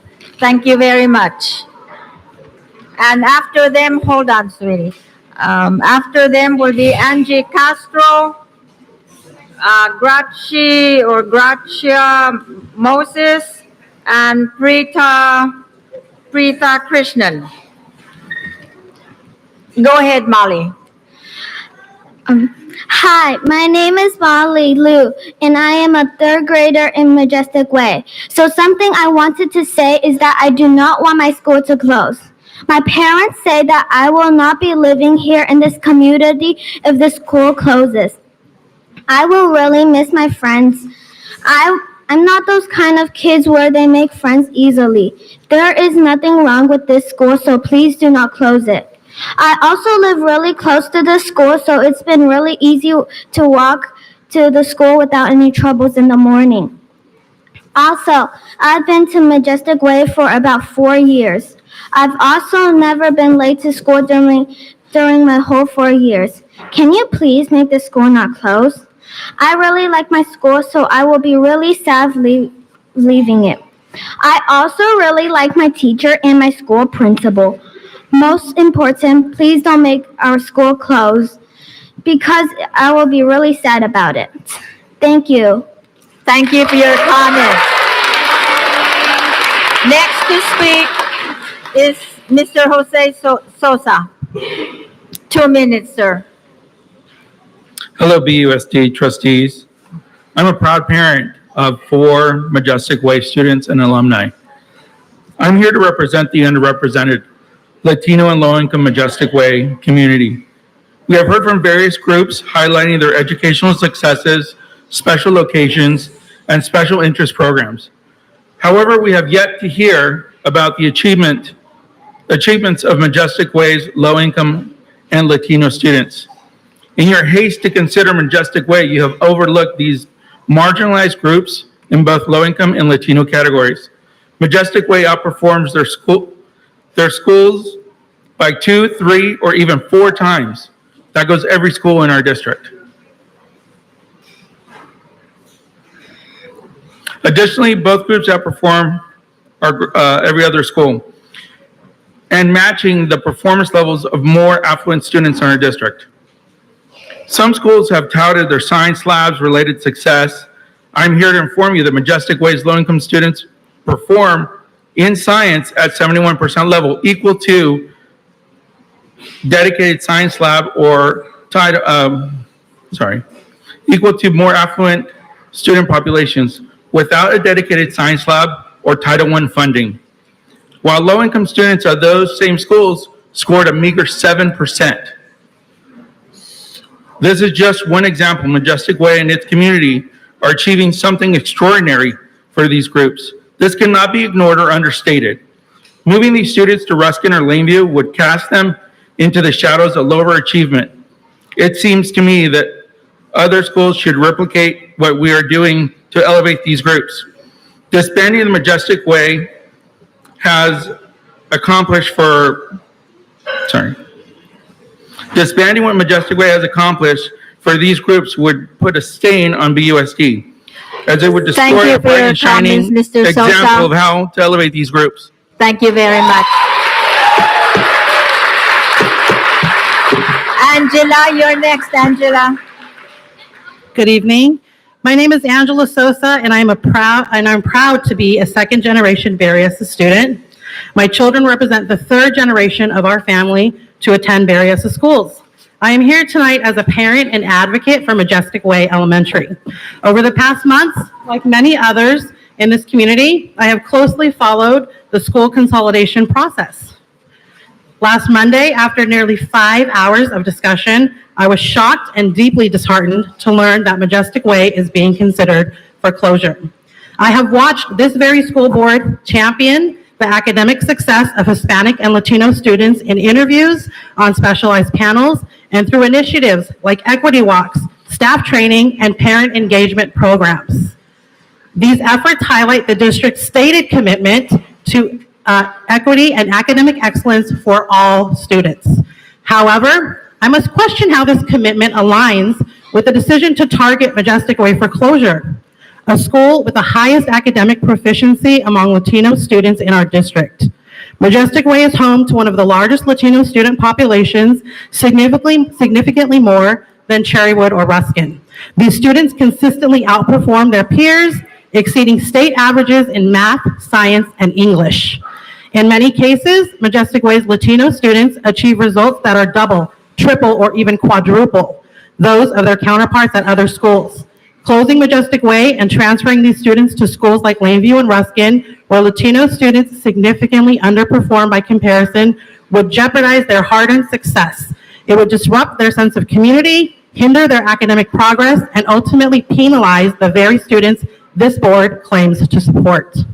I urge you to stand by your commitment to equity and excellence, recognize and celebrate the achievements of Majestic Way students. Do not allow their progress to be undermined by a decision that disregards the unique strengths of this school and its community. Thank you for your comments. Thank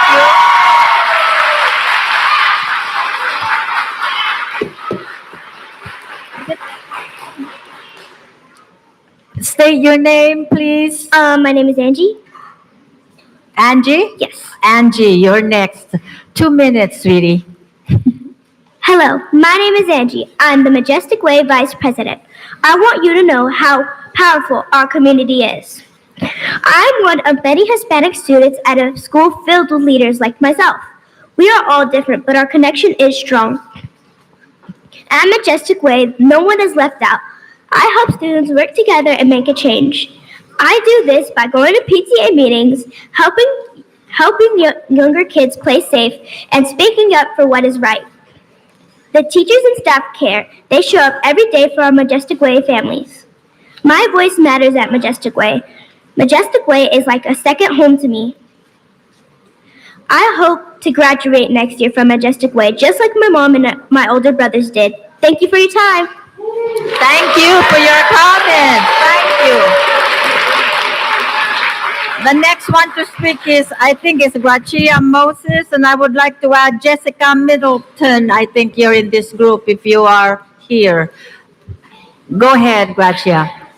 Good evening. My name is Gracia Moses, and I am a teacher at Majestic Way. I am here today to speak on behalf of the Majestic Way staff, students, their families, and our community. I've served on BDAC for several years, and I have heard Kevin's reports on our budget crisis. We all understand that schools have to close. My own son attends Sierramont, and this was one of the schools mentioned early on. It was full transparency that the school might close, and we accepted this, that our son might be transferred to another school. Now, at last week's meeting, Majestic Way was unfairly dropped as a possible school closing. We find the timing unacceptable as a community, and we were not properly informed that this would be a possibility. We would have been here fighting for our school just like we are today and just like other schools have for the past 9 months. No one wants their school to shut down. We can all give our stories why our schools should stay open. However, we're not here to talk about our feelings. If feelings were a criteria for staying open, we would all stay open. Instead, the district agreed to a process to assemble a consolidation meeting and to talk about fiscal business. How are we going to save money? So I'm going to briefly go over some of the criteria. I know my parents at my school and other colleagues will go over this as well. Our facilities are in good condition. We are one of the lowest cost for repairs, modernization, and construction projects that have been mentioned. Isn't the whole point of this to save money? In addition, this goes into our need for modernization and school reconfiguration. Majestic Way would cost us little money. Thank you for your comments. Thank you for your time. so much. Thank you. Rita? Yes. You have 2 minutes. Thank you. Hi, my name is Preeta. I want to start by thanking the entire board for what you do. I am not new to these meetings, and I have been very vocal in my earlier meetings. I have talked about how the process was rushed, the data was a mess, and the whole decision-making process felt haphazard and not transparent at all. But today, I want to acknowledge that you have listened. I am glad that you have made concerted effort by adding more study sessions and giving parents more time to adjust to the reality that we are going to make some tough decisions. As parents, we fought to ensure that all schools in our district were assessed fairly. I am glad that there are so many parents here that care about our schools. School closures are hard for all parents. We feel the pain. I want to acknowledge the strong parent community that fought for our kids, teachers, and the community. All our schools have something to offer to the kids, and it's heartbreaking to see that we are debating on which school to close or consolidate. This is something for us as parents and the board to keep a watch on for the future. The enrollments are projected to decline further. Unless we do something now, we are going to be here again in a few years. Let's stay united. Make an effort to bring more students into our schools so that we can avoid this kind of a situation or hard week in the future. Thank you. Thank you for your comments. Thank you. Jessica, before you start, I would like to call on the following. Saman V. Rajesh, Ashley Nebeker, Tara Balaoro, Jang Sang No, if you can get ready to speak for the next one. Go ahead, please, Jessica. My name is Jessica Middleton. I am a teacher at Majestic Way. I have been following the school consolidation process since meetings began last school year. I've not spoken before now due to Majestic Way never being mentioned once during this whole process as a serious contender for being closed until the last 3 minutes of the last study session. I question the logic of having a committee work for months on a list of recommendations for closure, only to add Majestic Way to the list of schools being considered and what can only be described as a random whim. The committee rated the schools based on 20 criteria, and Majestic Way was only on the list for lack of a special program. All other criteria had multiple schools that were rated worse than Majestic Way. In regards to test scores and school accountability dashboard, Majestic Way outperforms on chronic absenteeism, suspension rates, EL progress, ELA, and math scores. We outperform all other schools except Ruskin, where we are tied. In SBAC, math and ELA, we outperform Albert Ruskin in exceeding standards and outperform Albert Ruskin and Northwood in exceeding and meeting standards. The district would benefit from net savings of closed Vincy Park, Ruskin, Laneview, Northwood, Cherrywood, and Brooktree, Vincy Park, all worse than Majestic Way. Majestic Way has the third highest Hispanic population behind Twain and Laneview, and they are considered one of our most vulnerable populations. Finally, the committee agreed Majestic Way, Brooktree, Noble, Northwood, Vincy should be eliminated from consideration for closure. If after listening to all this evidence on why our school should not be closed, you decide to close it anyway, you will prove to everyone in this community that you have no integrity and no respect for the process that the Consolidation Committee went through over the past several months. It will be obvious you care only for the schools that you've been pressured to show preference for or that you are already biased towards saving. I hope you will prove me wrong and make your decision based on facts. Thank you. Thank you very much.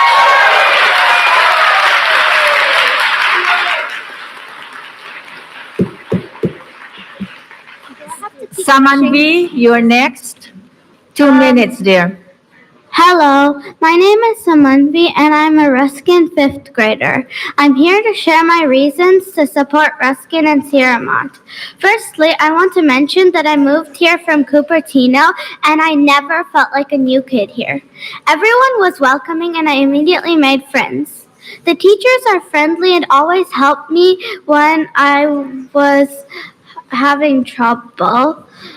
Obviously, the playground is one of the best parts in our school. It was remodeled earlier this year, and now it's vibrant and colorful, just like the school itself.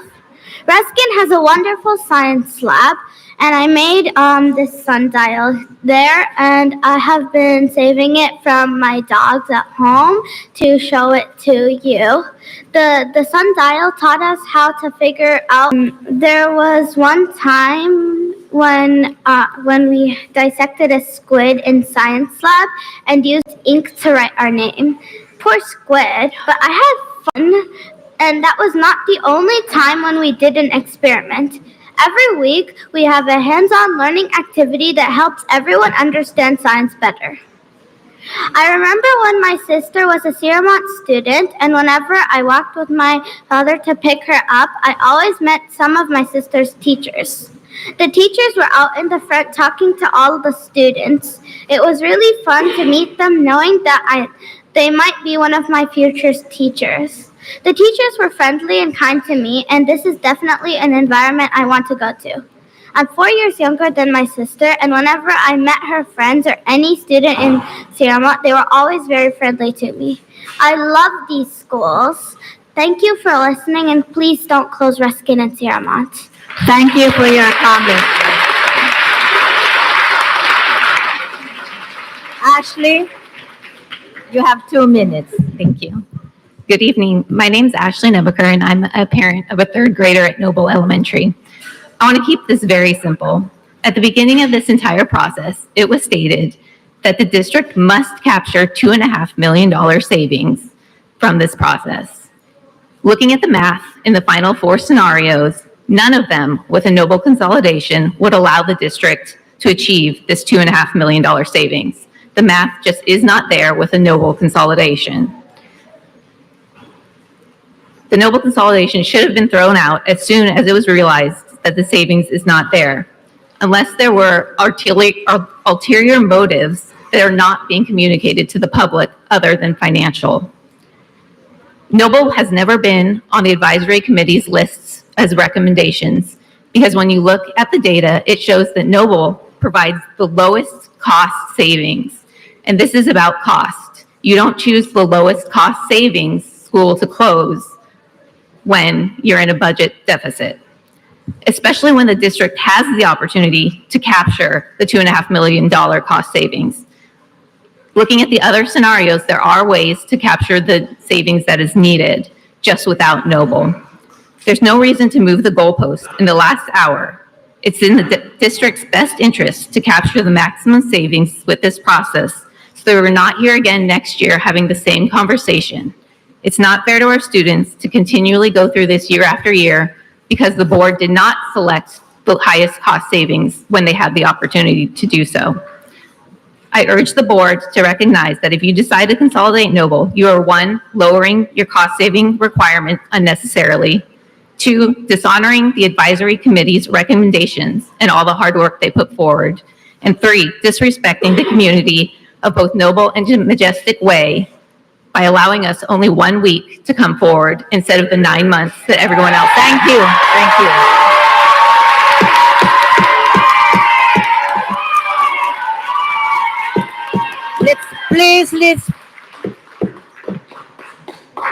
Let us control ourselves for this evening, please. Next one is Tara.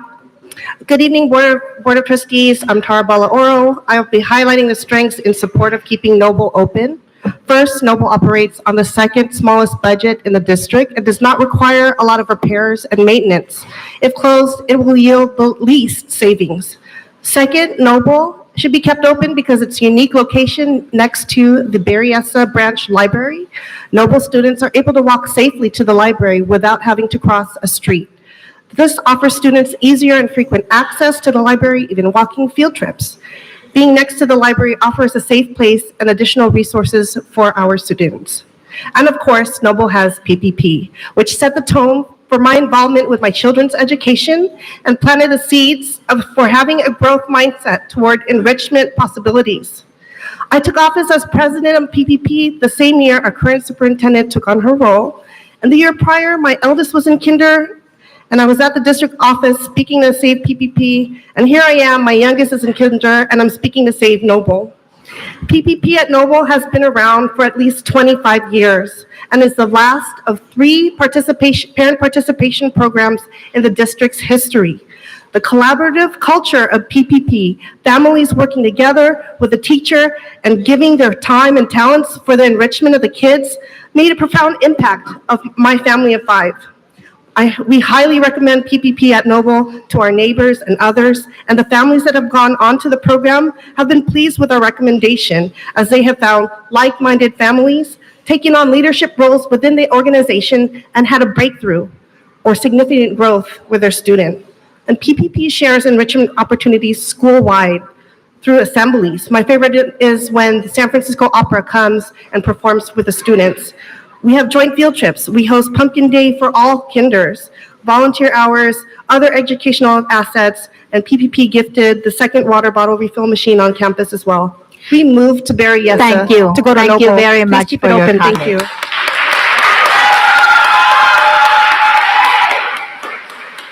Next one is Jang.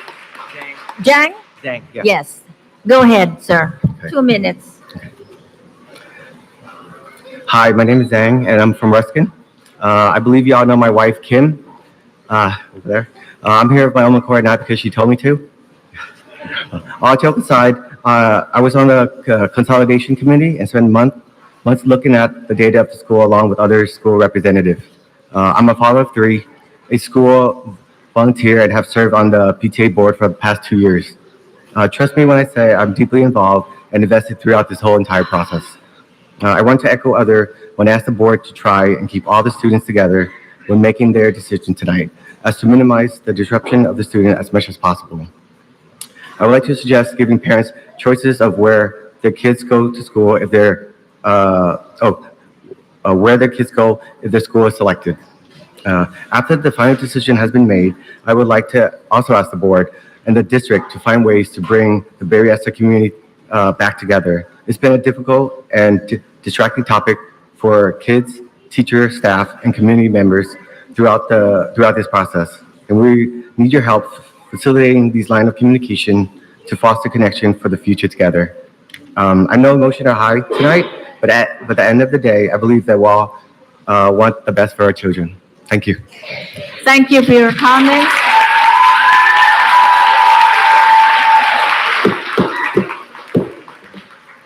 Ed Low,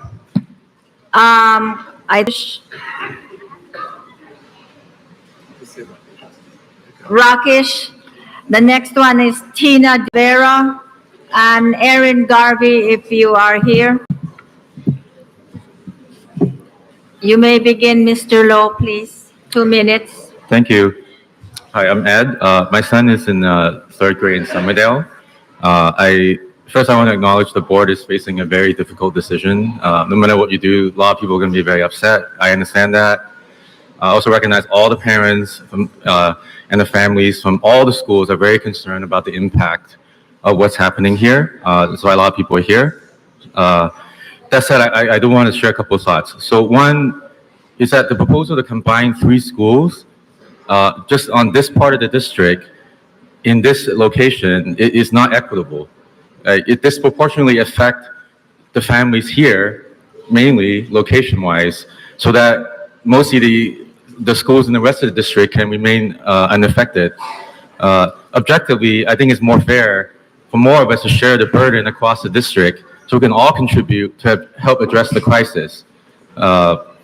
And regarding the TK to 8 school, it seemed like a more recent development. I think a lot more information and analysis and details and time need to be provided to families so we understand how actually it will work, what kind of issues will happen, how we will mitigate them beyond just like a schematic or basic things.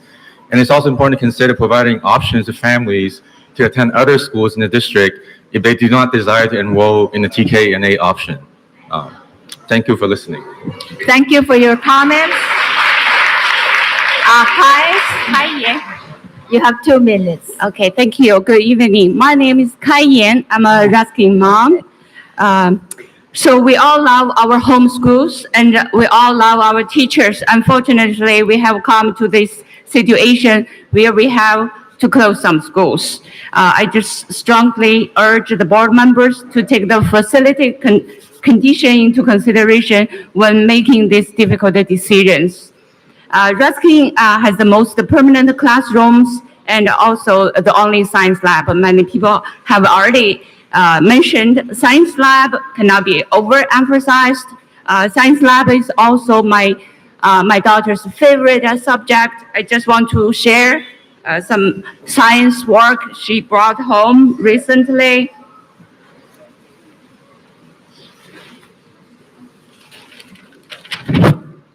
Okay, a face print. She's very excited about it. And some people also mentioned they just dissected an owl pellet recently. Okay, so, and right now she told me she wants to be a zoologist when she grow up. So this hands-on and engaging experiment really inspire children, give them memories that can last a lifetime. I think years from now, she probably couldn't remember her principal's name, but she won't forget the fascinating experiment that she conducted in the science lab. So please don't take the science lab away from our kids and instead make Ruskin a welcome school and let more kids benefit from this science lab. And next year, some kids may have to attend a new school. So imagine if they come home and tell their parents that they love their new school. Okay, that's a relief for everybody here. Okay. So, thank you. Thank you so much. Rakesh, are you here, Rakesh? All right, Tina De Vera. My son will go first.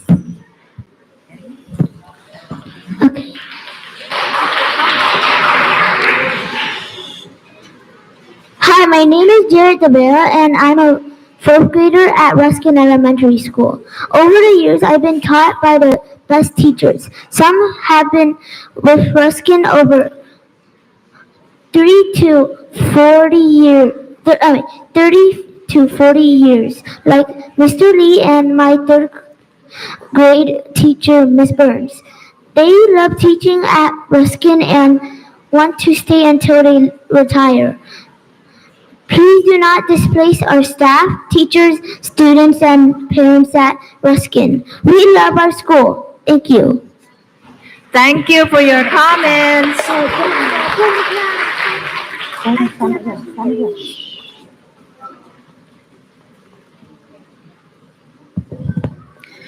Hi, my name is Tina DeVera, and I'm a proud parent of Ruskin and Sierramont. Two of my kids currently attend Ruskin, and one has graduated from Ruskin and Sierramont. It's now looking into colleges. But today, board and superintendents, I stand before you not to just advocate for Ruskin or another. I advocate for all the schools and all of our students. We, as the community of Berryessa, need to do better. I want to ask the board and the superintendents to do better, to promote our district. Look around us. Look at all these parents around us. Look at our community. We can be one unit in order to retain our students. We need to better advocate for all of our elementary schools and our 3 middle schools. This should not happen, nor should repeat again in history. We have incoming and upcoming young ones coming into our district. We have strong parent voices, active community members. Look around us. Look at us. This is Berryessa. We need to stand and fight for our district. There are 1,102 school districts in California. We need to stand out, and we can do it. Count on us, board and superintendents. Thank you. Thank you for your comments.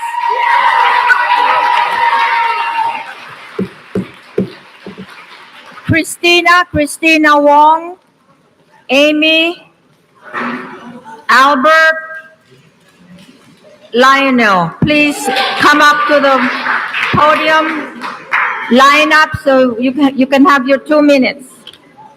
Christina? Hello? Hello, Board of Trustees. My name is Christina Wong, and I'm a proud mother of a smart, funny, and curious 9-year-old in Miss Klein's 4th grade class, and a spunky, adventurous, determined 6-year-old in Miss Wilbank's kindergarten class, both at Noble Elementary. My daughter is also a beneficiary of the great staff at the IEP. I'm here today to urge you to vote against the closure of Noble Elementary School, a decision I believe that would hurt not only the Berryessa community, but the future of our district. I've been a part of this community since the early 90s, and I chose to raise my family here because of the reputation of Noble Elementary. The pride, the excellence associated with the school drew me back after my own time away for university and grad school. Even through the challenges of COVID, I saw firsthand the dedication of our teachers, staff, and strong sense of community at Noble. I understand the district is facing budget difficulties, but I ask, why would we close a school that drives enrollment? As a realtor, I can tell you that the proximity to Noble Elementary is a big selling point for families looking to buy and rent in this area. Since 2018, 193 listings in our areas have highlighted Noble Elementary School proximity as the key selling feature. If I were listing a home in this district, before mentioning the 3 bedrooms, 2 baths, or updated kitchen, I too would lead with walking distance to Noble Elementary because I know it will attract families. Noble Elementary is a major reason why people want to live in Berryessa.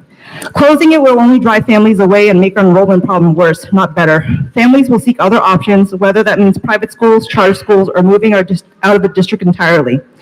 Families who have otherwise chosen to live here will look to move elsewhere. We can't afford to lose the very thing that draws people to our community. Now, I'm not naive to think that keeping Noble open will solve all of our enrollment issues. I know there's work to do with our city leaders, our district representatives, our mayor, you, the board of trustees, and our community. But closing Noble will only exacerbate our enrollment problems. I urge you to consider the long-term impact of this decision. Closing Noble is not a solution. It will only create more problems down the line, and we don't want to be here again after a short couple of years talking about more school closures. I thank you for your time and your dedication. Thank you. Thank you for your... Amy, you have 2 minutes, Amy. Okay. Hello, my name is Amy Uram-Pinyanan. I'm speaking as the mother of 3 children, 2 who attend Noble and 1 who attends Piedmont Middle. I know that this is an impossible decision to make. Each individual here, including the board members, has their own personal bias.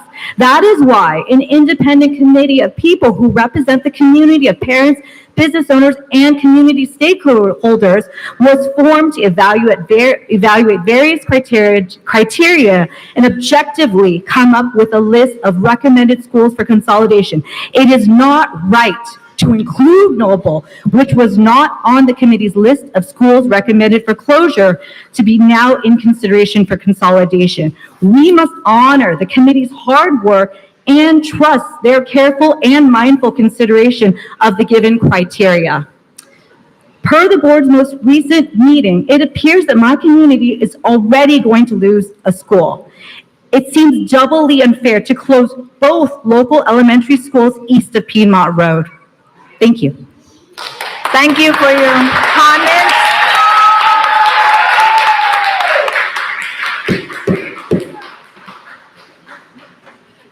Next one is Albert Beltran. Oh, they can speak for you? Go ahead. Oh, go ahead, go ahead.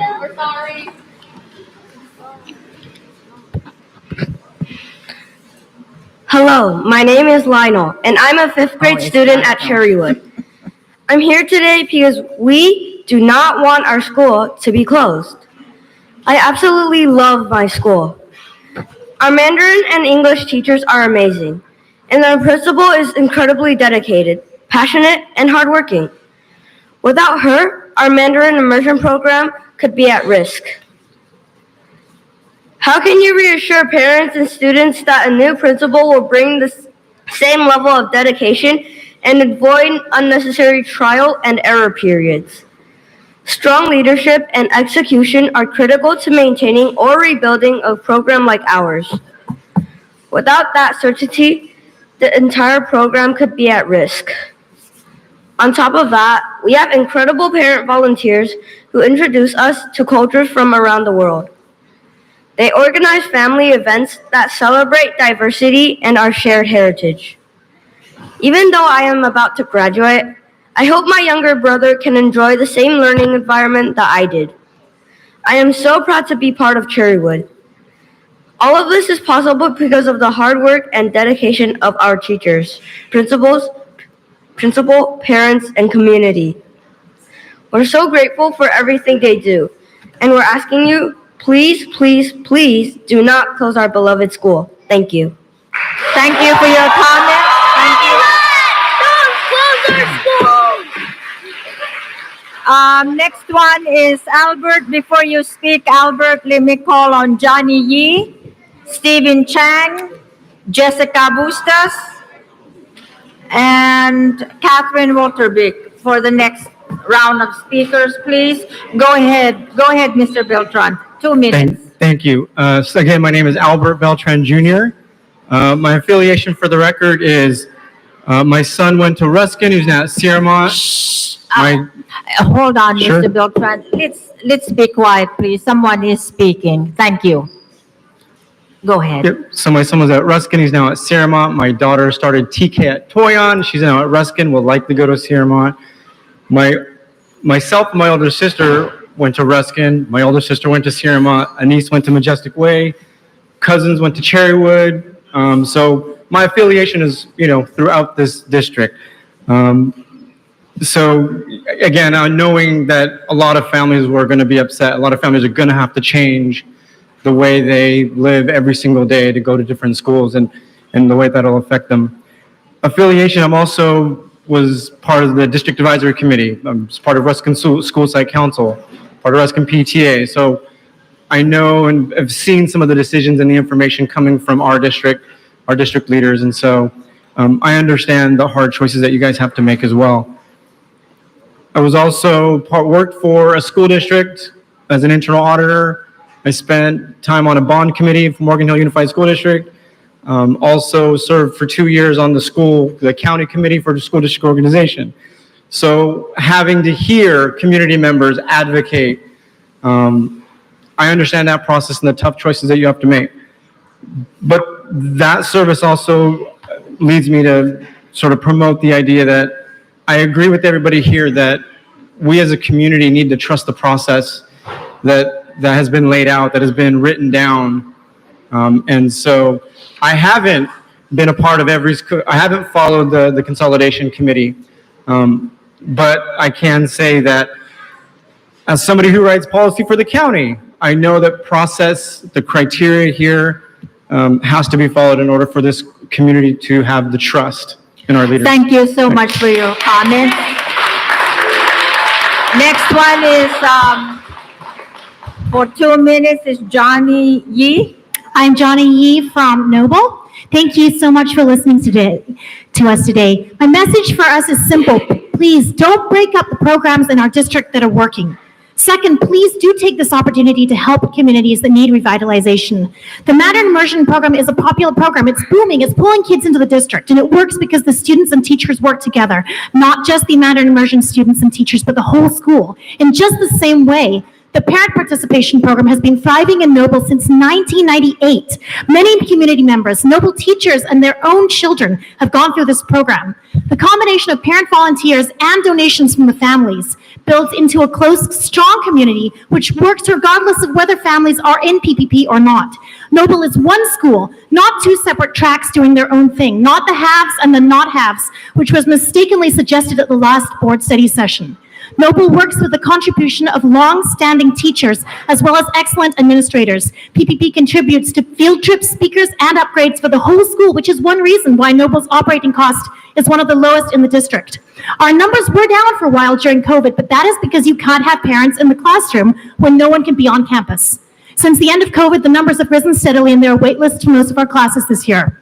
With all this being said, this is not the time to take apart Noble. Keep the momentum. It's really hard to build a successful program and keep it working smoothly with administrators, teachers, without these administrators, teachers, and families on board. I disagree that you can just move a program and reduce it to a number of classrooms needed. That will not work for Noble and PPP. Our teachers and administrators and our excellent principal are not easily replaceable or interchangeable.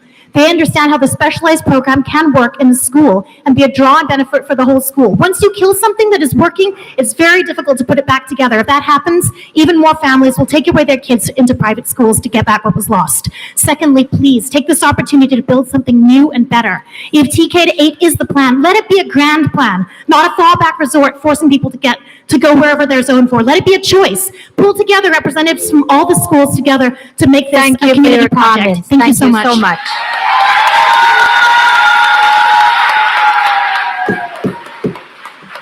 Stephen, you have 2 minutes, Mr. Chang.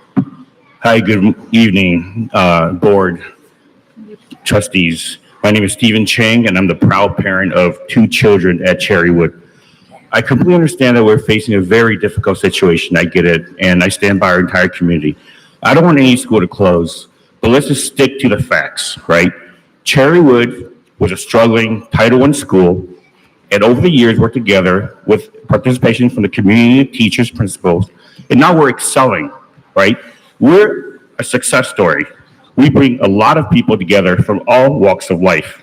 Cherrywood is a value adder. Look at the data, look at the facts. It's the only school in the school district that is increasing enrollment rate, right? Increasing enrollment means dollars. It's bringing income. It is the golden goose. Thirdly, this is the data presented last week, right? Cherrywood has 75% utilization rate, one of the highest utilization rates in the school district. And going forward, 2025, 2026, it will still have high utilization rates. In addition to that, we have room to grow. We have room to grow our school and also welcome additional students. The population of Cherrywood is over 530 students. How are we going to break up 530 students? The proposal listed here separates Cherrywood into 4 categories. MI, the English only into 2 separate schools, and then the 4th, SDC. Are you telling us we're going to cut off our right arm, right leg, left leg? Does that really work? If we look at the data, it's all about the money, right? The money from the general fund. We're short. This is not really school site. It's really FTE, full-time employees, classified, certified. So what you're really saying or asking is to reduce headcount. Well, headcount happens everywhere, including the executives. We have 4 superintendents on our payroll. Thank you for your comments. Thank you so much. Thank you. I just wanted to thank you for your time. Just want to let you know that it doesn't make sense to close Cherrywood. Thank you. Next to speak is Jessica Bustos. Good evening, District Board. It is with great pride and sense of responsibility that I stand before you today as I reflect on the vital role Ruskin and Sierramont have played in our community for so many years. The schools have been more than just places of learning. They are the heart of our neighborhood, where generations of students have grown, thrived, and built lasting memories.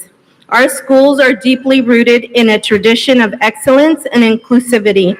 Over the years, Ruskin and Sierramont have worked tirelessly to provide an environment where students feel safe, valued, and empowered to succeed. From our dedicated staff, our active parent and community volunteers, we have always strived to create a warm and welcoming space for all families. As the district navigates the changes brought by consolidation, we want to extend an open and heartfelt welcome to any school and its students impacted by this transition. To the new students and families joining us, please know that you are not just stepping into a school, you are becoming part of a strong and compassionate community that is eager to support you in every step of the way.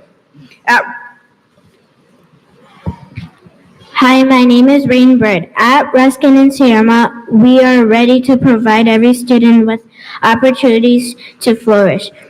Whether it is through our long-standing science lab and a wide range of activities, or the inclusive culture that defines us, your children will find a place here where they can learn, grow, and discover their potential. Thank you.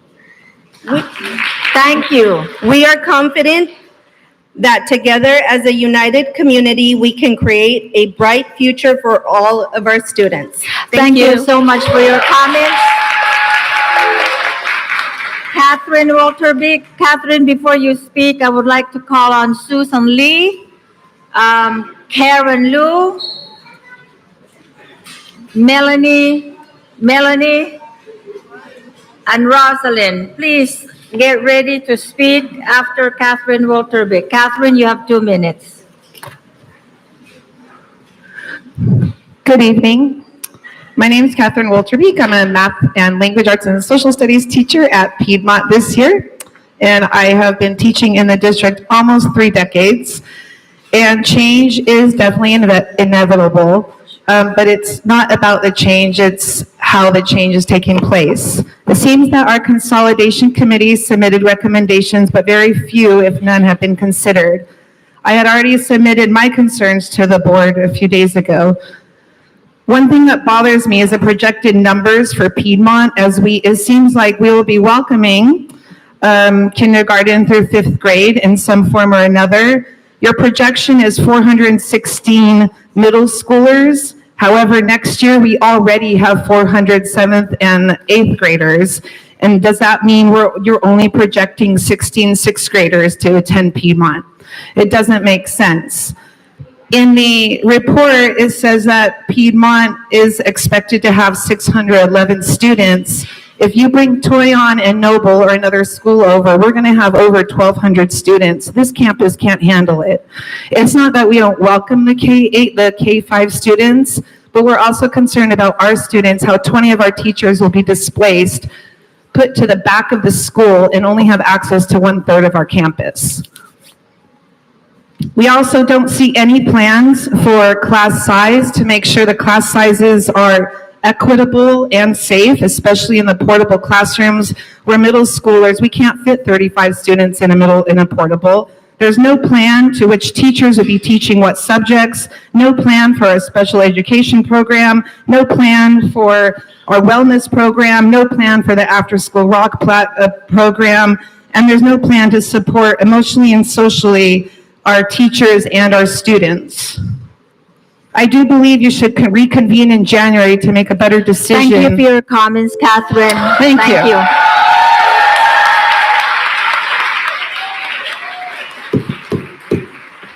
Susan Lee, you have 2 minutes. Hi, my name is Susan Lee. Thank you, board. Save the big things that are keeping families in this district. That's Sierramont, Ruskin, MI, and the PPP program.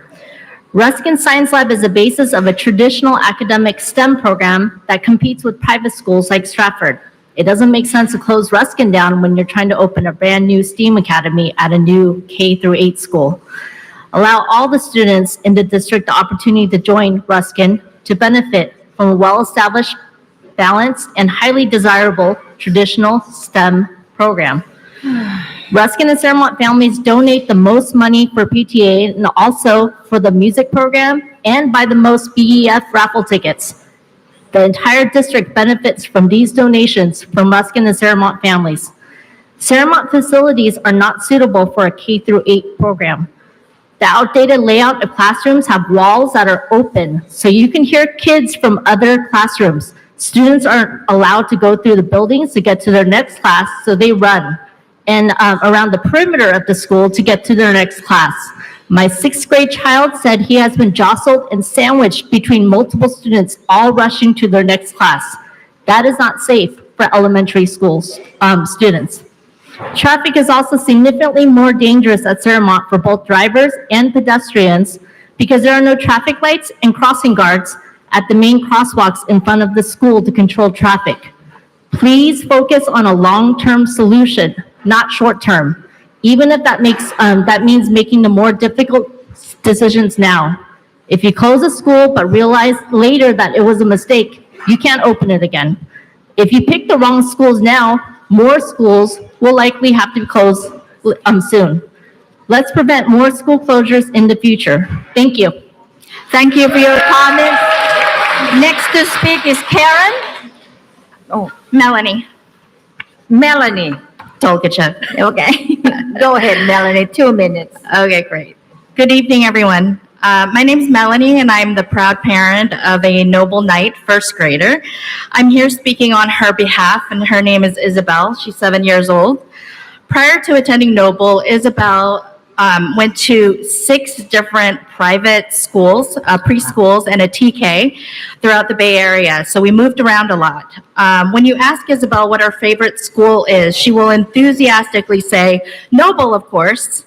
Noble is also my favorite school of those she attended because of the close-knit community of parents, students, educators, staff members. We have incredible veteran teachers who work and live in the neighborhood. I'm not in the PPP program. My daughter's not in the PPP program, but it's incredible. We were on the wait list and we're still on the wait list, but the kids in that program are so enthusiastic. They're excited. It's incredible. So I just wanted to mention that we're still waiting to be a part of that. I'm here to ask you to please reconsider closing our school, or at the very least allow more time for discussion with our community. Noble being on the list of potential schools to close is pretty new news to me. This presentation right here doesn't list it as one of the schools considered for closure. So when I heard it might be consolidated, I thought that Toyon was going to be coming to our campus, or at least that was one of the options. So it's not really clear to me how the decisions are being made and how much school performance is being weighted. At the very least, I'd love more time for the committee to discuss with the community.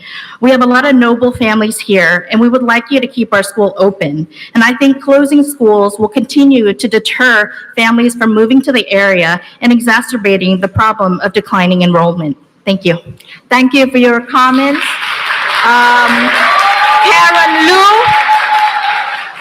Karen Lu? Rosalind Wong? Yes. Good evening, trustees. My name is Rosalind Wong. I am honored to serve as the PTSA president here at Piedmont Middle School as a parent, and also I'm a parent at Vinci Park. Thank you for your thoughtful consideration in this process. School consolidation and closure is a big decision that impacts the students, teachers, and families. Thank you also to the committee members for all their work in this process. Piedmont wasn't at the top of this list for discussion until the last meeting. I speak in support of keeping the current 6 to 8 model at Piedmont rather than forming a TK to 8. 2 of my children have attended Piedmont, 1 graduated, 1 still attending. I have spoken very highly of Piedmont to other parents. There are so many great programs, teachers, and staff here. Piedmont is the only BUSD school this year having an 8th grade Washington DC trip, as Sierra Mont's was canceled and Morel does not offer that program. We have an award-winning music program for our band, orchestra, and choir that travel and compete annually. There are many student clubs for our student interests. My child has come out of his shell and engaged in these. Our sports programs are doing great, like the girls wrestling in the competitions. These programs may not have the same success in the future if the school changes the model. I am in favor of the middle school model staying the way it is, with them going across campus from class to class, as it helps them transition for high school when it's a much larger campus. Traffic is a concern here, as it's already bad with many middle schoolers who walk. But with younger kids, they'll most likely have to be driven by parents and rather than drop and go. I hope my youngest child and other future students will experience the programs and community the school has formed. Thank you so much for your time and consideration. Thank you for your comments. Rosalind Wong. All right, 4 more. Yumi, and Chu, Sheldon, and New Nguyen. Please come up quickly, and you have your 2 minutes. Which one are you? So I think you called her Karen Luke, and she's not sure if I'm going to be trading place with her. I'm sorry? I think you called her Karen Luke. I can't remember. But what is the name again? What is your name? My name is Divya Krishnan, but I want to trade places with Karen Luke. Who you Go ahead. You can go ahead and speak right now. Okay. You have 2 minutes. Sure. Dear board members, my name is Divya Krishnan, parent to 2 kids in Cherrywood's Mandarin Immersion program. The past week for me has been very difficult, as I saw my mother suffer excruciating pain in the hospital. Attending the previous meeting from the ER, I couldn't help but think about not just my future, but also that of my Cherrywood family.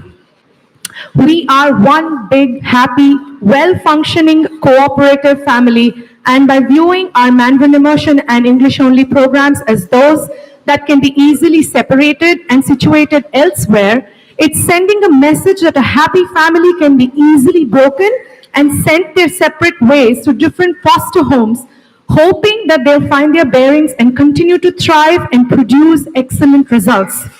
I'll let my other Cherrywood family members present more data in case you're not still convinced. But MI and EO are one big interdependent family. Please do not separate us. Do not punish us for doing well. Please do not close Cherrywood. Thank you for the opportunity. Thank you. Thank you for your comment. Yumi? Yeah. Yes, Yumi, you have 2 minutes. Good evening. I'm Yumi Hunt, a parent of Piedmont Middle School students who graduated from Noble. All the schools are special, and we all don't want to close any of them. That's why the process is very important, and it has to be fair and transparent. And we have watched closely what the committee discussed in the last 8 months. Noble was never in the recommendation of the committee because it's one of the cheapest schools to operate. Remember, we are closing school to save money. However, in the last meeting, trustees pushed Noble into schools to consider foreclosure. Closing Noble saved $176,000 less dollars a year than some of them. It doesn't make sense. Mr. Jimenez, are you trying to close Noble because your kids go to Summerdale? I hope not. All of us from Noble and also the other school, Noble demand the board members to make the process fair without personal interest and follow the committee's recommendation. Thank you. Thank you for your comment. And Chu, and You have 2 minutes. Oh, we'll be sharing this. As a parent, a part of the community at Cherrywood, since 2018, I have seen the inner workings of how the teachers partner up and work together. And I tell you, training alone is not what makes it work. Speaking of training, the cost of that is more money that we're claiming we don't have. So to train 10 new teachers could be equally costly. Is this deducted by the potential savings of closing Cherrywood? Can we afford this? Truly, you cannot train the synergy that exists. This program has made history being the first and still the only one in San Jose. So preserve it and continue to invest in it and bring further recognition to our district's reputation. As a parent, I agree with a lot of the points that parents have made, that what I'm seeing being on the consolidation committee, I have seen data, but at the same time, I don't feel that the data was really shown properly, or that we were shown all of the data. We weren't given choice in putting weight in the criteria. Many parents who are new to the process did not have lengthy discussions as the board would have. And many of the choices were made based on the fact that these were just recommendations and that the board can still make changes. And that's what I'm hearing to say, is that looking at the slides from today's presentation in the interim report, I'm seeing that it's really about cutting teachers and salaries, because cutting 19 teachers will save close to $2 million. Isn't that the goal of what we want? So why are we pitching school against school? Why are we pitching parents when one school against parents of another school? Thank you for your comments. Thank you. Thank you. Thank you. Next one is New Nguyen. You have 2 minutes. Oh, New, hold on a minute. I need to call on Asia for the next lineup. I believe the pronunciation is Winnis Tang. The next one is Jeff. And the next one is Raj B. Please lined up and get ready. Go ahead, please. Good evening, trustees. My name is Nui, and a proud former parent of Cherrywood Elementary School with students at Saramont. Based on school consolidation survey with 946 parent responses, the top 3 priorities for families in choosing a school were location and distance, safety, and quality of education. These priorities, shared at the September 5th meeting, reflect what truly matters to our community. Cherrywood is uniquely positioned to meet these priorities, offering a central location, safe and easy access, and high-quality program that is starting to show positive enrollment trends. Your goal in this process is to minimize community impact and maximize savings. Closing Cherrywood would disrupt a large, thriving school, go against your priorities, the priorities of parents and our families that have expressed, and not even for maximum savings. We've heard the suggestion of moving the program to a bigger and better campus to allow room for growth. Sounds great in theory, but not executable, because Cherrywood is already at the best possible school for this program, and keeping it open is essential to its success. One reason for not moving Cherrywood is the capacity. We have over 530 students. Cherrywood is the second largest total classroom capacity in the district, based on the school capacity calculation slide from the last study session. This hard fact shows that moving the program to another school would actually reduce its ability to grow. If you are committed to the program and serious about the future of growth, Cherrywood is a clear choice and must stay open. Thank you for your time. Thank you for your comment. Next one is Asia. Asia?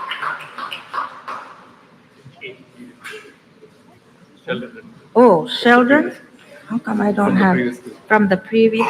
Sheldon? Come here, Sheldon. Go ahead. You have 2 minutes. Sorry. Thank you. Well, first off, I certainly wouldn't want to be on that side of the table. Let me just say that. So let me say a few things. One, no process is perfect, okay? But the Consolidation Committee scoring system had critical errors. Members and parents brought this up before. The weighting system was not a weighting system at all. They switched the process midway, which led to different rankings. And a lot of people didn't even know about things like the Mandarin Immersion program at Cherrywood, the autism program at Laneview, and the lab at Ruskin. So, why was the committee even considering those things? Makes no sense. Mistakes multiplied by mistakes will not give you the right answer. And even if there were no errors with the process itself, it doesn't make sense to make decisions on the whole by only looking at piece parts. All scenarios must be considered, and I actually support the board's decision in considering every scenario, looking at the district as a whole. So when you look at the scenarios, remember, you're elected to serve the constituents, the board. So the scenario closing Cherrywood would result in disruption to the most students from what we have sent the board, and you can look at the numbers yourself. It also put the only growth program at risk with no risk mitigation plan. Cherrywood has the room for growth, and it's located conveniently in the district for both drivers as well as commuters with a light rail station just a block away. We have over 200 parents who have signed a letter telling you specifically that they do not support Cherrywood closing and do not support the Mandarin Immersion program moving. So I'll just end by saying this. Don't disrupt the most number of students. Don't risk the only growth program in the district. Don't act against the will of the more than 200 constituent families that you're elected to serve. Don't close Cherrywood. Thank you. Thank you for your comments. Asia?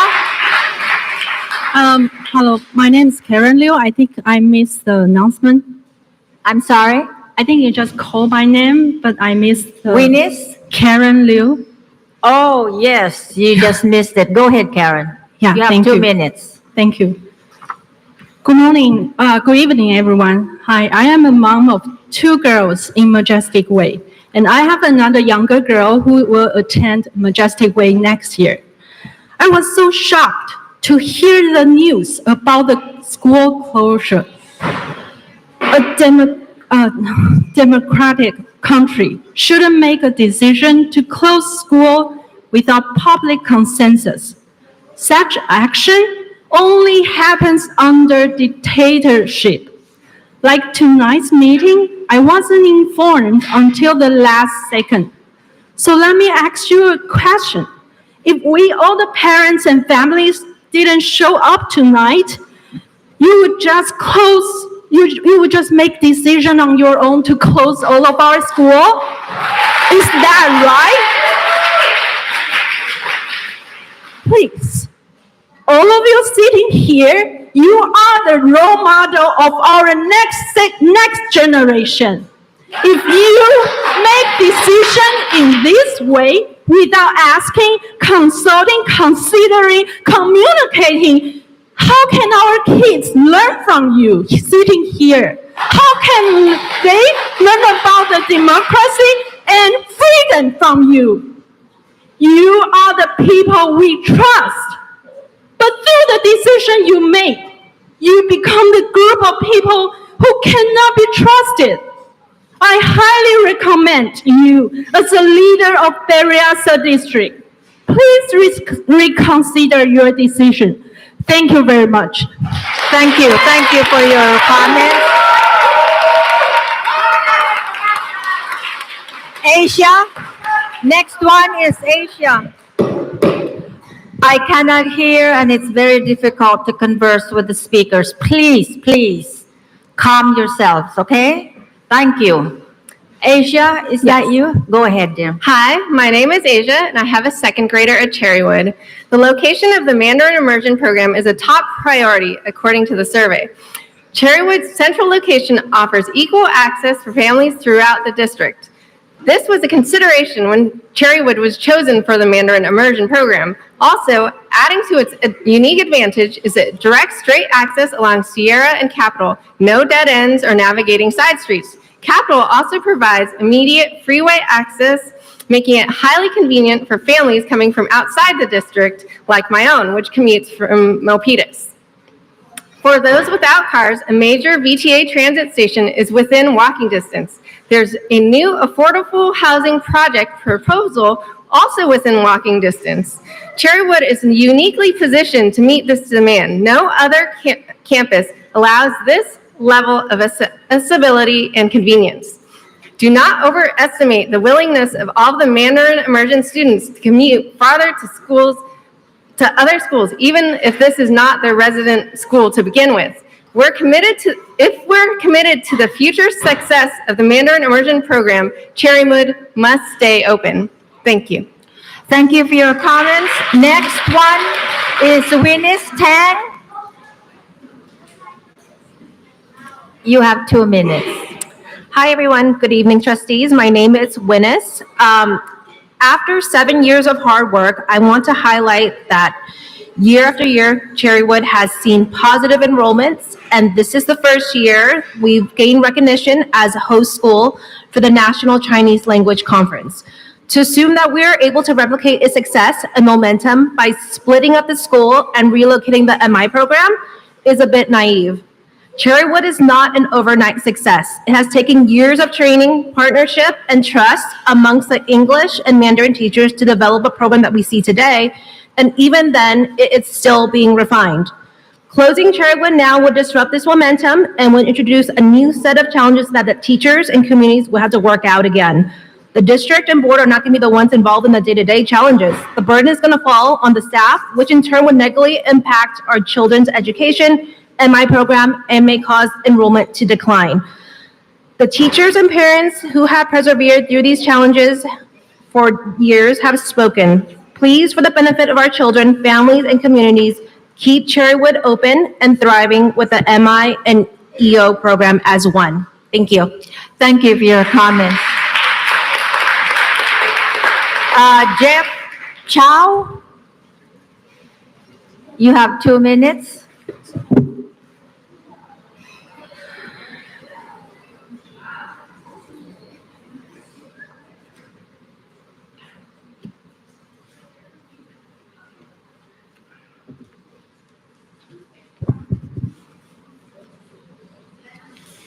Hi, I'm Jeff Chow, parent of 2 Cherrywood kids, and we face a monumental decision as one community. And we look to you to make the hard decision.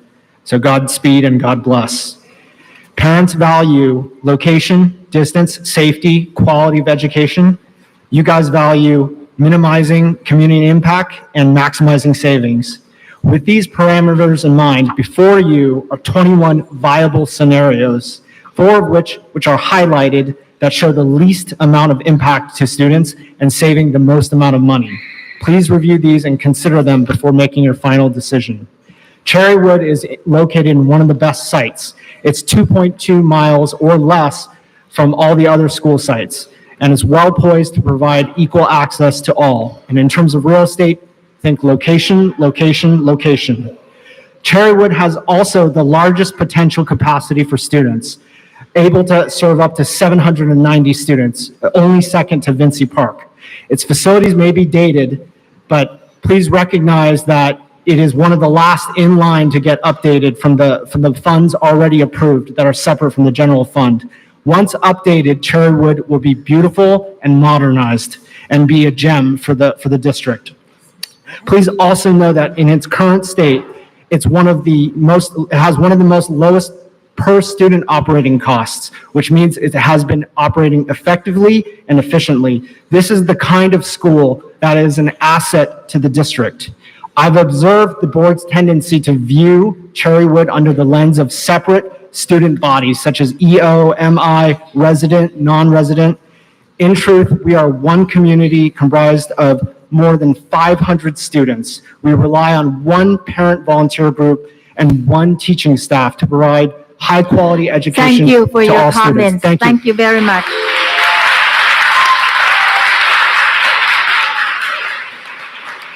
Rajvi, before you speak, Rajvi, I would like to call on the next speakers, and they are I believe it's Divya Krishan, I think she speaks already. and then Elba Wilson, then Yung Tron, then Lionel Huang. Did you just speak, Lionel? Yeah, okay.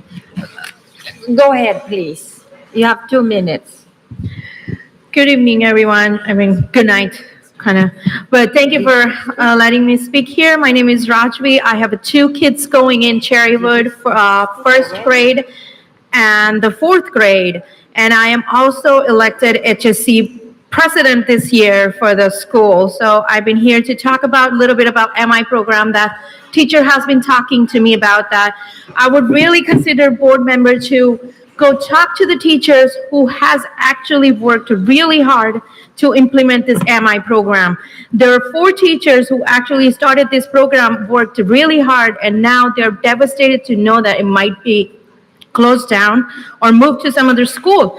The other Cherrywood has is we have the biggest community of parents who are willing to volunteer out of their busy schedule every day for the sake of helping teachers, students just excel together as a community. So it would be very disappointing to also see to break up this community that has been created by HSC board prior to me. I know how much they have worked hard to bring us all together. Last but not least, I understand that you have to close the campuses, but my biggest question, and I'm sure some of the parents would agree, that what are your plans after you close the campuses? What are you going to do? Lease it out, sell it? If you're going to do that, what are the chances of that property is going to be leased out or sold out? Because as we know, the old district office as it is, where district is having hard time leasing it, selling it, are we going to run into the same problem with the school property, which are huge campuses? Thank you so much. Thank you for your comments. Elba, the next speaker is Elba Wilson. Is there an Elba Wilson? Yes? Elba. Good evening. My name is Elva Wilson. I'm here to support keeping Noble open. I'm a 35-year resident of this community. My 2 adult children attended schools here. I was past president of the School Site Council for both Noble and Piedmont schools. I was past president of the district-wide English Learners Advisory Committee. I want to express my disappointment that at the 11th hour, this board is now completely throwing out the 8-month work and outcomes of the advisory committee's findings in one fell swoop. You're giving Noble parents less than 2 weeks to respond. You've given other schools 6 months. The work of the advisory committee was a fair, objective, vetted process following best practices for school closures set forth by the California Department of Education. As you know, closing Noble gives the district the lowest potential cost savings of all 10 elementary schools. Noble is the second to the lowest of 10 schools in operating costs per students. Noble is projected to not have significant enrollment declines in the next 3 years. The consultant, which you are paying over $70,000 of my tax dollars, kept reminding you of this at the December 9th meeting. Your December 18th school consolidation presentation for closure lists criteria, but it's really meaningless because there's no analysis for how the board is targeting or saving schools for closure or targeting. If you're not conducting a thorough evaluation as was done by the advisory committee, you're leaving us in the dark with no other choice but to assume that your reasons are personal or subjective. You're giving us nothing to substantiate your selections for closure. Thank you. Thank you for your comment. Do the right thing. Do the right thing. Say Noble. Thank you. The next one is Yung Tran. Hi, I'm Erin. You called me earlier and I wasn't here. What is your name? Erin Yes, Garvey. go Thank ahead, you. Erin. Hi, sorry, let me get my keys down here. Okay. So first of all, I apologize for my tardiness. And I just want to reiterate to each of you what I have spoken to you about, what I have written to you about, and that is ensuring educational equity. The fact that 4 of the schools that have been shortlisted for closure are Title I schools, namely Laneview, Summerdale, where I work as a CSACE reading tutor, Toyon, as well as here at Piedmont, is extremely problematic. As public school educators in the system, our job is to ensure equity. How can you be ensuring equity when you're possibly considering consolidating the 4 schools that serve the most number of needy students in this community? How can you do that? How can we say that we are ensuring equity when we are basically targeting the poorest students? It's impossible. It's impossible. And as you all know, those 4 schools have been Title I schools since at least 2017. So just to reiterate, again, what I have written to you about and what I have spoken to you all about, please, whatever your decision is, do so focusing on educational equity, because those are the students who are going to be most impacted by the time everything is said and done. Thank you. Thank you. Yung Tran, before you speak, Yung Tran, let me call on these 4 other people. Please get ready to speak after the lady speaks. Her name is Fong Nguyen, Miranda Kim, this Deborah Anderson, and Raja Bala. Go ahead, please, 2 minutes. Hello, thanks for the time here. And, I've heard, this is my first time at this meeting, and it's my first time really hearing about the school closures and the consolidation, so I'm late to the game. But you've all heard tonight what it means for every single parent here, every single school. It's more than just a building or books. It's definitely a community, and I'm no different. I'm a proud Noble Knight mom, and I've had 3 kids go through the school system, a 5th grader still there. And we've enjoyed the benefits of having this amazing local school. And it's a shame that future families may not be able to experience it. So it's no surprise that when you bring it up, emotions do arise. And it is something that is very close to everybody's heart here for every single school. So for the sake of time, I really want to talk about what the consolidation means and ask about, what it means for us from a budget standpoint. Consolidation, is it overstated? The costs with merging schools, such as building renovations, increased transportation, administrative changes, have you considered those costs? Have you really taken into account the long-term impact on student outcomes and community vitality? Those are the hidden costs that you haven't shared with us in full transparency. Education is necessary to develop strong and stable citizens who will contribute to society. And I recently read in some publishings where it talks about the investment of students and what it means for our future. And it was a really interesting statistic, so I'll say it fast. It basically says that when we take into account for school grads, there's a return of $1.45 to $3.55 for every dollar of investment on education. So at the end of the day, it'll end up in resulting in trillions of taxpayer dollars coming back to us if we have stable citizens.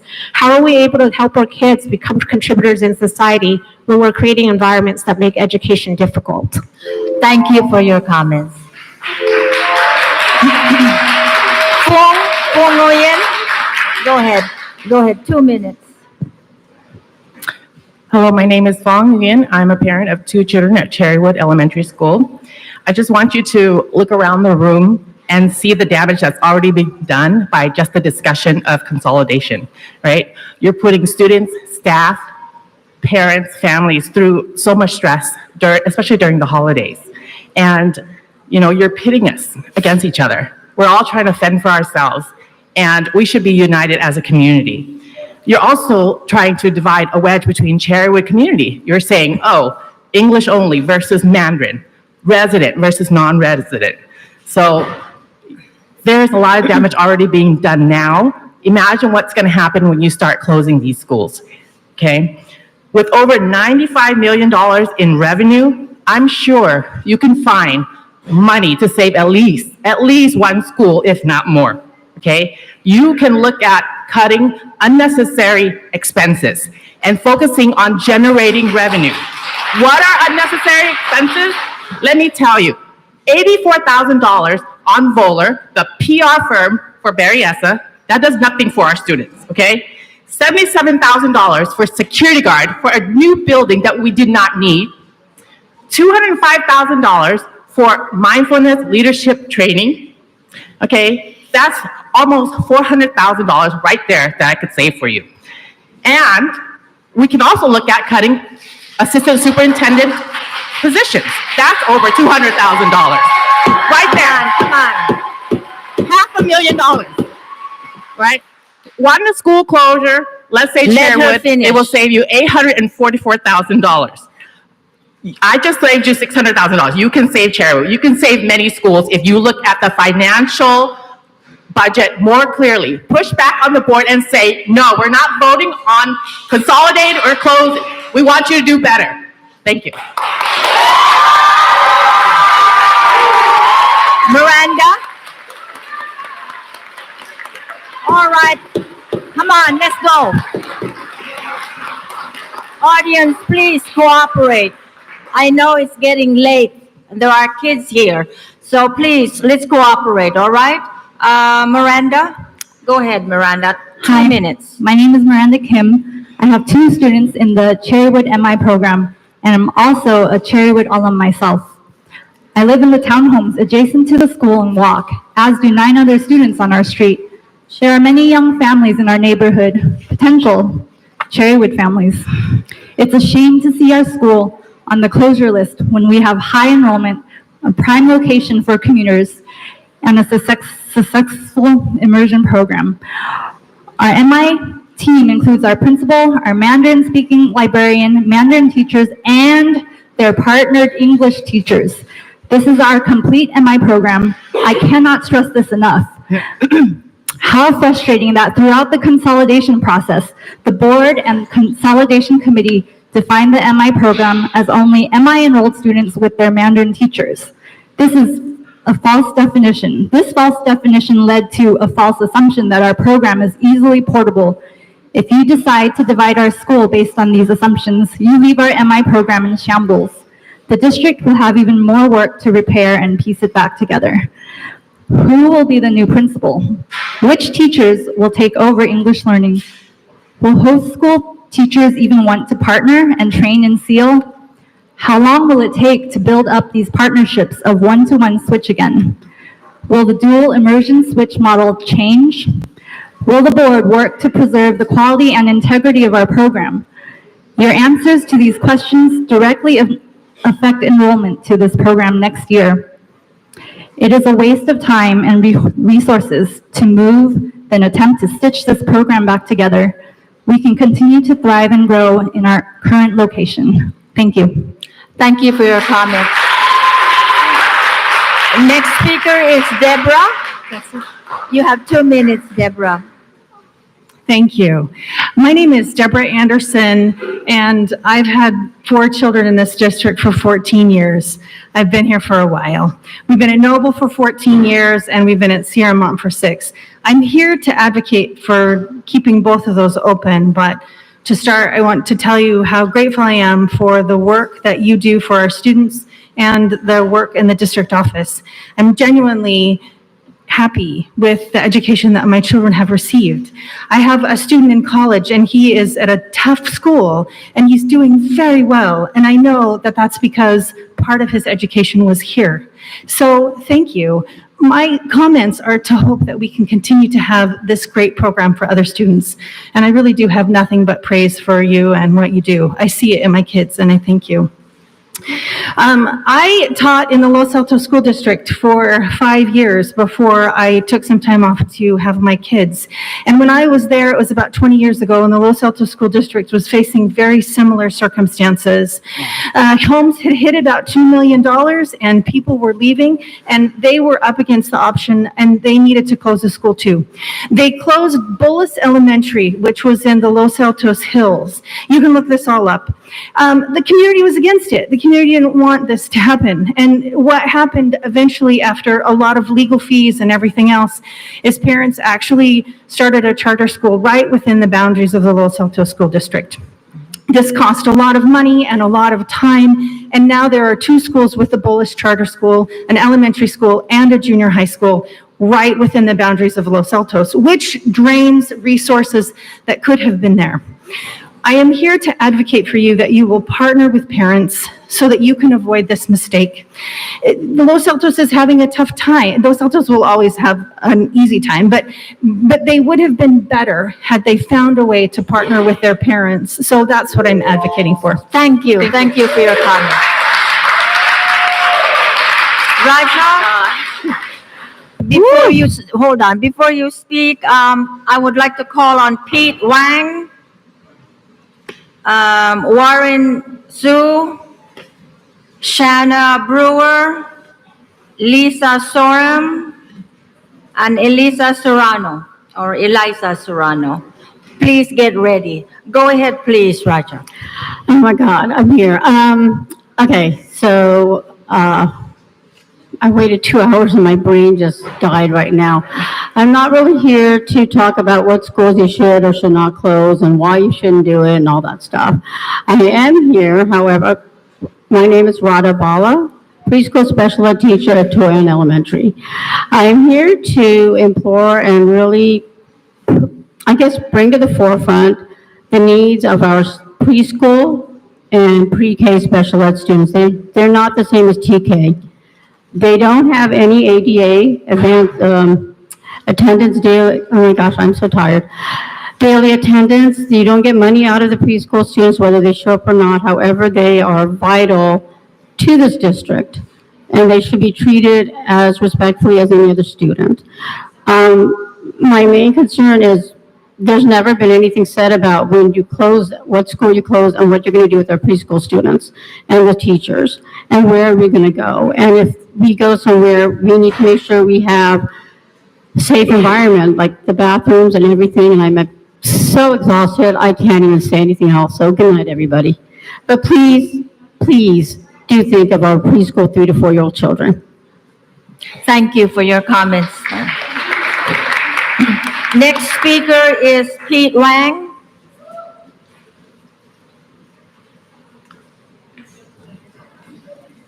Two minutes, Pete. Good evening, everyone. Thanks for having me. My name is Pete Wan. I'm the father of 2 kids, both going to Noble Elementary School. They have been in PPP program for years. When my wife and I first found out that my son got accepted by PPP in 2020, we were so happy. We felt our world is bright and beautiful. And then you all know 3 months later, COVID happened. We all feel our world humbling. Our future is in puzzle.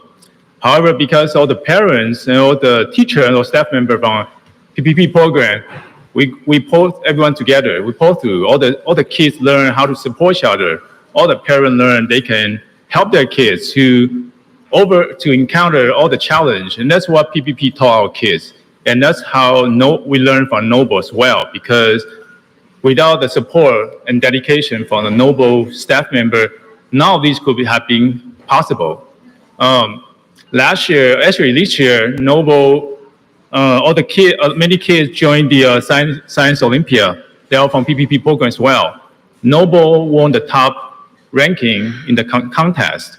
And why? Because all the kids, they voluntarily form a study group. They all support each other. They all find resource to do well. And I think that's the most important part about PPP, is to teach kids, hey, they can support each other. They got all the support from their parents, from their school, from their teacher. They can support each other. They can beat anything, even like the COVIDs, toughest enemy you ever seen. They can overcome the challenge because of PPP and because of Noble.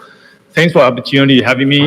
I urge you to reconsider the possibility of closing down Noble because that will be a big loss to our community, also to our the quality of education. Thank you. Thank you for your comments. Warren Sue?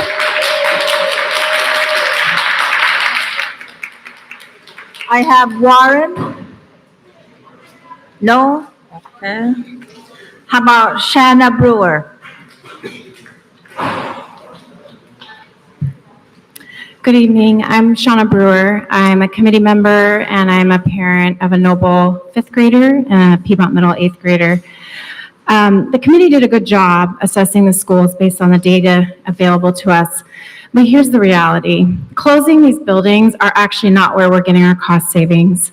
Tonight, Mr. Franklin presented the interim report to you, but if you actually look at the report on page 6, you'll see that you are laying off 42 FTEs. 19 and a half of those are teachers or certificated non-management roles, and 4 more are the following year. You're getting your $6 million in savings, and $5 million of that is in people. I don't think that's really about a school site. It's people. We said we were going to do better and improve the educational experience, but these cuts don't signal that to parents, that that's your goal. If we must close schools, let's stop comparing facilities and instead focus on where we need to merge and adjust boundaries. The recent demographers report tells you exactly where to focus. We can see where the decline is going to be in 3 years. Our committee did not have those numbers. Those came out December 5th, but the list we provided is not that far off. Specialized programs are attracting students to Cherrywood and Noble in and out of our district. Follow the demographers' recent report and make sustainable changes that align with where our enrollment is decreasing. I want to make one last point.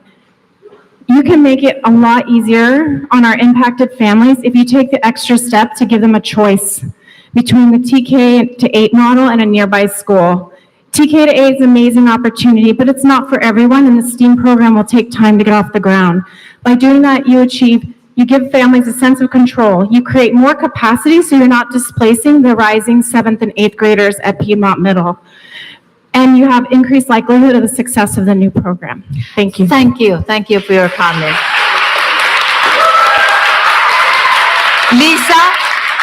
Lisa Soren? Go ahead, Lisa. 2 minutes. Good evening. Tonight I address you as a concerned community member of over 33 years, not as an employee of one of the schools on the list recommended for closure or consolidation. I would like to begin by thanking all of the committee members that dedicated months of their time and energy to the process of selecting the schools to be presented to you on that list. Unfortunately, their time seems to have been a complete waste. If the board of directors cares about this community and respects its highly intelligent administrators, staff, and community members who dedicated all of that time and energy to this process, then the board will stick to the recommended list, not 11th hour additions or changes. This district has moved its SDC programs around over the years. Students and teachers adjust. We all adjust. We roll with the flow. That's what we do in the SDC program. No school should be excluded from that list simply because it has an SDC program. No school should be excluded from the list simply because of somebody's emotional ties to it. Stick to the list. Thank you. Thank you for your comment. I believe it's Elisa. Before you speak, hold on, Elisa. The next group of speakers, Fong Nguyen, Karen Kasimska, Su Chang Lu, Chin Min Dao, okay, and Diana Lin. You are the next speaker. Please get ready Thank you very much. Go ahead, please, Elisa. Hi, my name is Elisa Serrano. I'm a parent of Somerdale, Piedmont, and have been Toyon as well. First of all, I want to thank all the parents, the PTA, school site councils, volunteers, the students, especially the staff, for the communities they have built. This has been very challenging because every single school has a community where children's education has been a priority. This shouldn't even be a thing where schools have to close because of money or funding. Realistically, children are our future, and we have to keep that always in mind. So if there's a way that the board can consider less impact on these schools. Closing, heartbreak of people that have to leave is inevitable, as it shows. But I just hope that they see how to do a better trade-off for these schools, how to not close the programs, the immersion programs, the after-school programs, our staff. How can we, maybe consolidate the middle schools with better elementary schools with more trade-off for, having all, keeping our staff, keeping as much as we can. But what are we going to do with those buildings? And as far as for Piedmont, all the middle schools should be left as it's a really tough time for the middle schools. We have unhoused students, bullying, depression, suicides at our highest. And for middle school students, it's where it's most challenging and the scariest time of their life. We've all been there before, and so if the middle schools in all our districts should be left as is. Hi, I'm Tristan Casillas. I go to school here at Piedmont, and I have just one thing to say. You guys aren't really thinking about the middle schoolers. You're just really thinking about the TK to fifth grade students. Thank you. Thank you for your comments. Thank you. Next speaker is Fong Nguyen. I'm sorry, what is your name? My name is Mark Comfort. I think I heard my name called, or someone told me they thought my name was called. Mark. The name is Mark. Yeah, Comfort. Go ahead, please. Okay. 2 minutes. Thank you. I'm Mark Comfort. I'm here to advocate for Noble School. And unlike some of the schools that are here, we don't have any professionally printed signs or screen printed t-shirts. That's because we were thrown a hot potato in our laps, booby trapped with 2 minutes to midnight, which seems a bit unlawful. But that aside, I wish to call attention of the board to a consideration which I think gets overlooked. I haven't heard anyone else mention it, and that's the aesthetics of the campuses in question. Noble Elementary School is the showpiece campus of the Berryessa Unified School District. It's the one any parent would choose objectively if touring all the campuses, the elementary school campuses. It's got a wide, expansive layout, and it's lots of green open spaces. Other schools, by comparison, are appalling, windowless, generic, cramped, clustered, concrete eyesores. They really are. A few of the campuses, one that's very close to here, it looks like a correctional facility, and that's an important consideration. We shouldn't close our jewel showpiece elementary school campus. And that's about my time, so I'll leave it with that. Thank you very much. Thank you for your comments. Fong, I'm sorry. Paul Tuttle? What? Paul Tuttle. I thought I heard my name called. I'm sorry, what is your name? Paul Tuttle. I don't have you on the list, sir. Did Can I- you fill out one of these? Yeah. Can I just squeeze in a minute real quick? Go ahead, go ahead. Thank you. My friends, To none of us did it make sense that they want to close our school.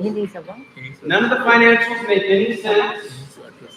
It makes no sense as to why they're doing it. Sir, Especially since they're moving their own headquarters at a cost of $10 million, while their old one sits empty. sir, you need to address the board, please. Meanwhile, many of you were here a couple years ago when we fought them. They were okay with the city council setting up the homeless tiny homes over there by the perk ponds. What kind of people are okay with homeless encampments across the street from their school, while our kids are walking home from school with all these people wandering around riding their bikes, running track? What kind of people are in charge of your children at school? It's just crazy.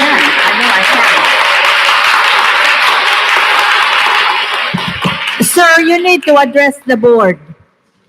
We've been trained to think that while we Face sit the around, board, please. these people will take great care of us. They'll do everything to take care of us, to make sure our children are well taken care of. And this is what we get.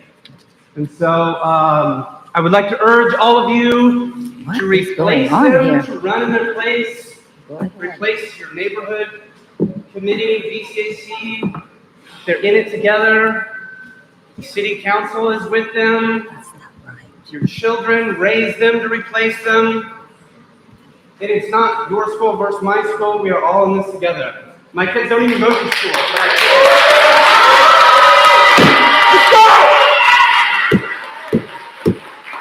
All right, let's continue. Let's move on, please.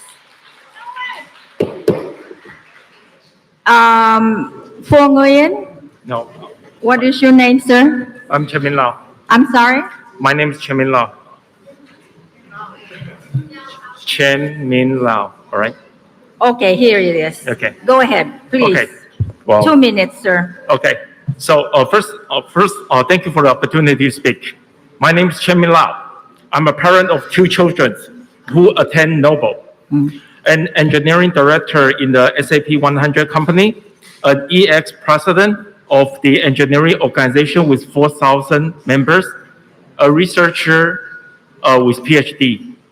I come to this with my personal and professional perspective in this matter. Please keep Noble Elementary as is. Here's my reason. As you already know, we do walk through this exercise because of the financial burden. Closing Noble Elementary doesn't give you any financial benefit or freedom. Second of that, Noble is a high-performance school in terms of the academic, in terms of the way they can handle special programs, SDC, PPP, parent participation programs, which is a unique program not only in academia, as well as unified the community and education, school, and teachers. That's how the chemistry it is. Like third one is that like the Majestic Way, placing Noble into consideration for closure without being part of the original recommendation, which you spent $70,000 and 9 months to form, is undermined the integrity of the process. As a leader of the organization in this school district, I urge you to strongly consider keep Noble Elementary as is. Thank you. Thank you. Is there a Pong Nguyen? How about Karen Kasimska? Karen? Sorry, I'm not. I was using the slot for Shu Chang Li. She has some family urgency, so I was speaking. All right, I'll give you 2 minutes. Yes, because we are both parents of I understand. Go Cherrywood ahead. students. Yeah. So my name is Guang Feng, and Cherrywood parent as well. I'm here to express my support for Cherrywood Elementary School. which has a very successful Mandarin immersion program, and without much words to say, that it has very high utilization, very high reputation already among the community. One thing actually also amazed me is that my son actually gets exposure to all different cultures, not just the Chinese, and he is actually making friends with all kinds of people, not just the Chinese. I mean, Mandarin immersion is not just the Chinese. So relocating my program would affect the foundation of his teaching model, potentially leading to a decline in enrollment. It takes so many years. We actually could build this program from scratch. And honestly, it also took so many years that it can gain its reputation. Remember, when it was a new program, not so many people would want to join it, or they would have some doubts. But rebuilding cost, time, people, money, or emotion, reputation, all those kind of stuff are not really reflected in the reports. Furthermore, moving so many students together with the equipment and the materials would be very highly complex and disruptive and very time consuming. So it takes a great efforts and a lot of dedication from have been so many people for so many years. So we could just make this one just into this current status, which is very successful. But however, everybody knows that it took a lot of efforts to build something successful, but however, it can be very easy to break it. So I would urge the board now to break something that is already working and instead try to change the boundaries, bring more students into Cherrywood. Although it has very high utilization rate, you can still bring more students to it and make it more culture inclusive. Thank you for your comments, and sir. be successful Thank with you. everybody. Thank you. Karen, is Karen here? Go ahead, Karen, 2 minutes. Thank you for the opportunity to speak. My name is Karen Hasemska, and I'm from Cherrywood, and I appreciate your time this late in the evening. And I know you've heard from me before. One of the values that I frequently heard last week was minimizing the disruption to communities. And yet, I also hear comments that Cherrywood would be closed because we are easily split into two, or in some cases, the slide's 4. The problem with this line of thinking is it disregards scale. No matter how many splits you make, a school with over 500 students is a larger community than a school with 300. Closing a larger campus is more disruptive. And Cherrywood is one of the largest student bodies in the district. Now, I've heard the counter argument that 500 includes overflow or it's not their resident school. Whatever label you use to segregate us, we're still one community. Our children, our volunteers, and our programming are a reflection of all of us. And we are a powerful team. Cherrywood now has the most volunteers of any district school. We bring in the most money, we have the most events and community activities, we win state, national, and international awards. We do that together. If you truly want to minimize disruption, you will not prioritize the moving of 500 children over the moving of 300 for essentially the same savings. This is a hard decision, yes, but it needs to be the correct decision or we will be back here again in short time.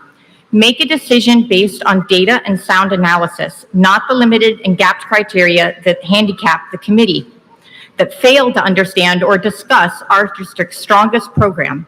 Your data is correct. And I am confident that you understand the Mandarin Immersion Program. You know that it relies on Mandarin and English communities for the paired sealed model to work. You know that we are not easily interchangeable or replaced, and I'm sure you know that over 1/3 of the families in the current program are planning not to continue if it leaves. I challenge you to show us what minimizing disruption means and commitment to community and programming looks like for Berryessa. Thank you again for your time this evening. Thank you. Thank you for your comment. Is Fong Nguyen in? Fong Nguyen? Diana Lin. Diana Lin? Yes. Okay, she had to leave early and she asked if I would speak in her place. Is that okay? My name's Kevin Gordon. Go ahead. Okay. 2 minutes.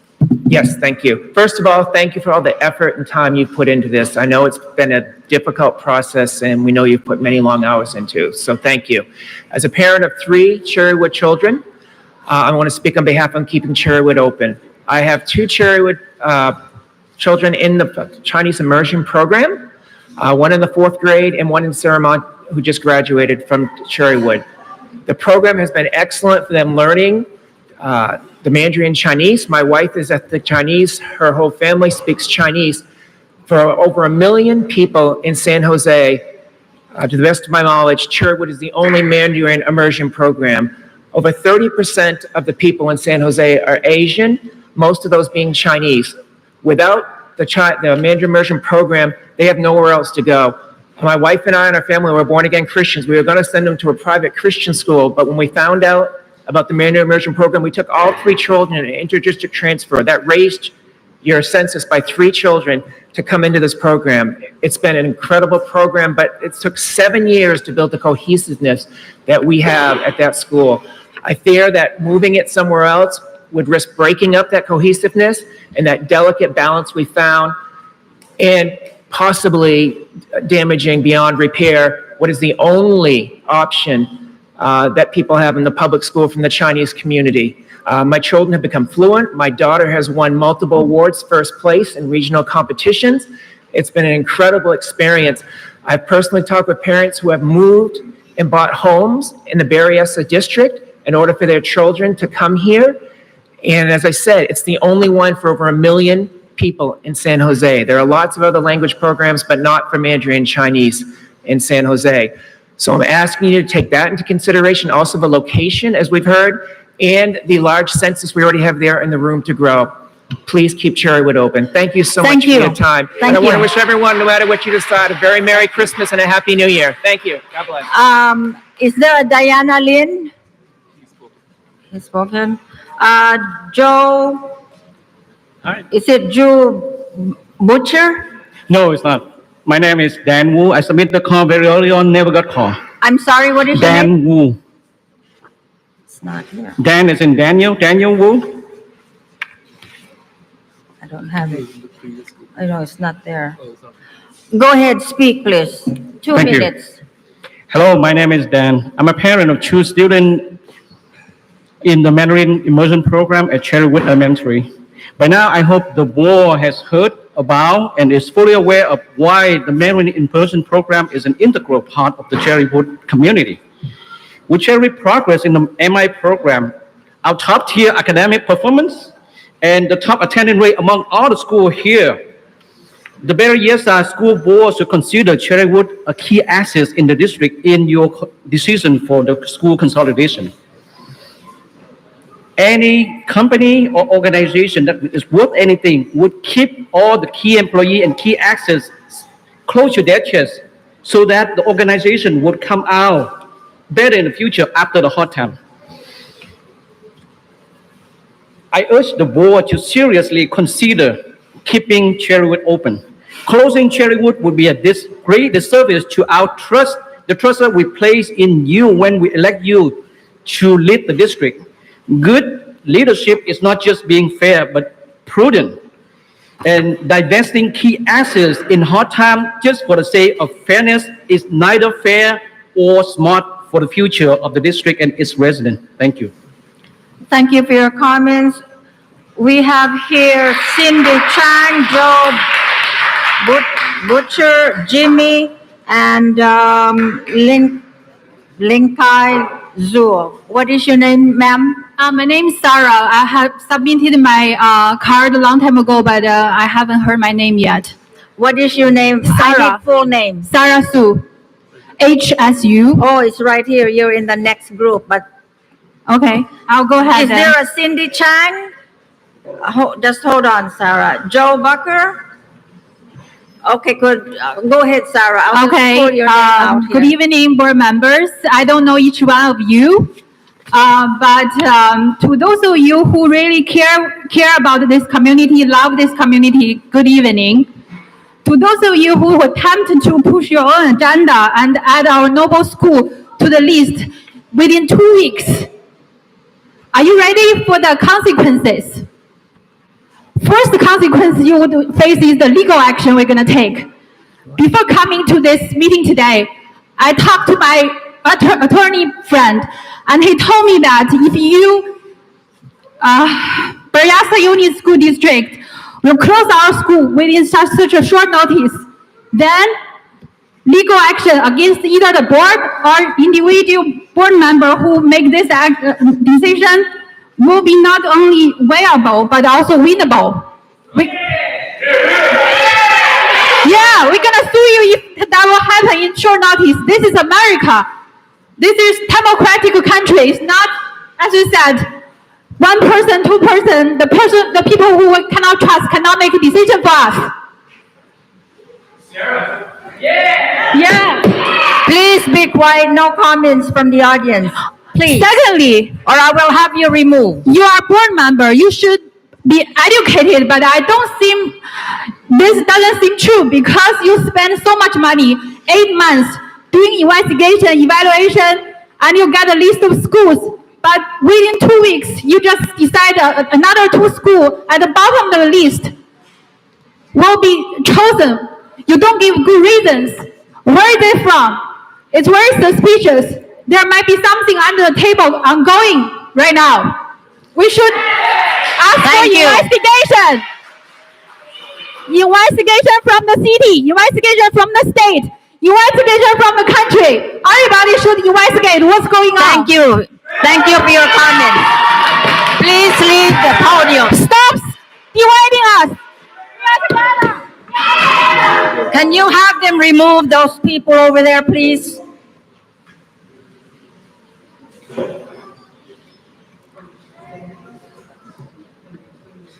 They are not behaving maturely. They're behaving like children. We've got children here. Please show your demeanor and respect to our kids. Go ahead, please. Thank you.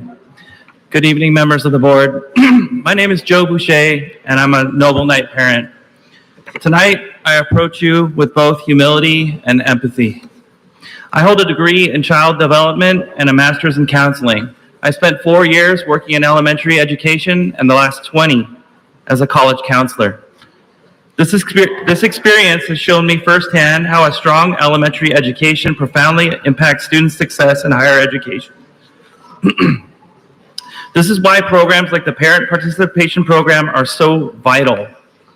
The program creates a welcoming environment, strengthening academics for all students, not just those in the program.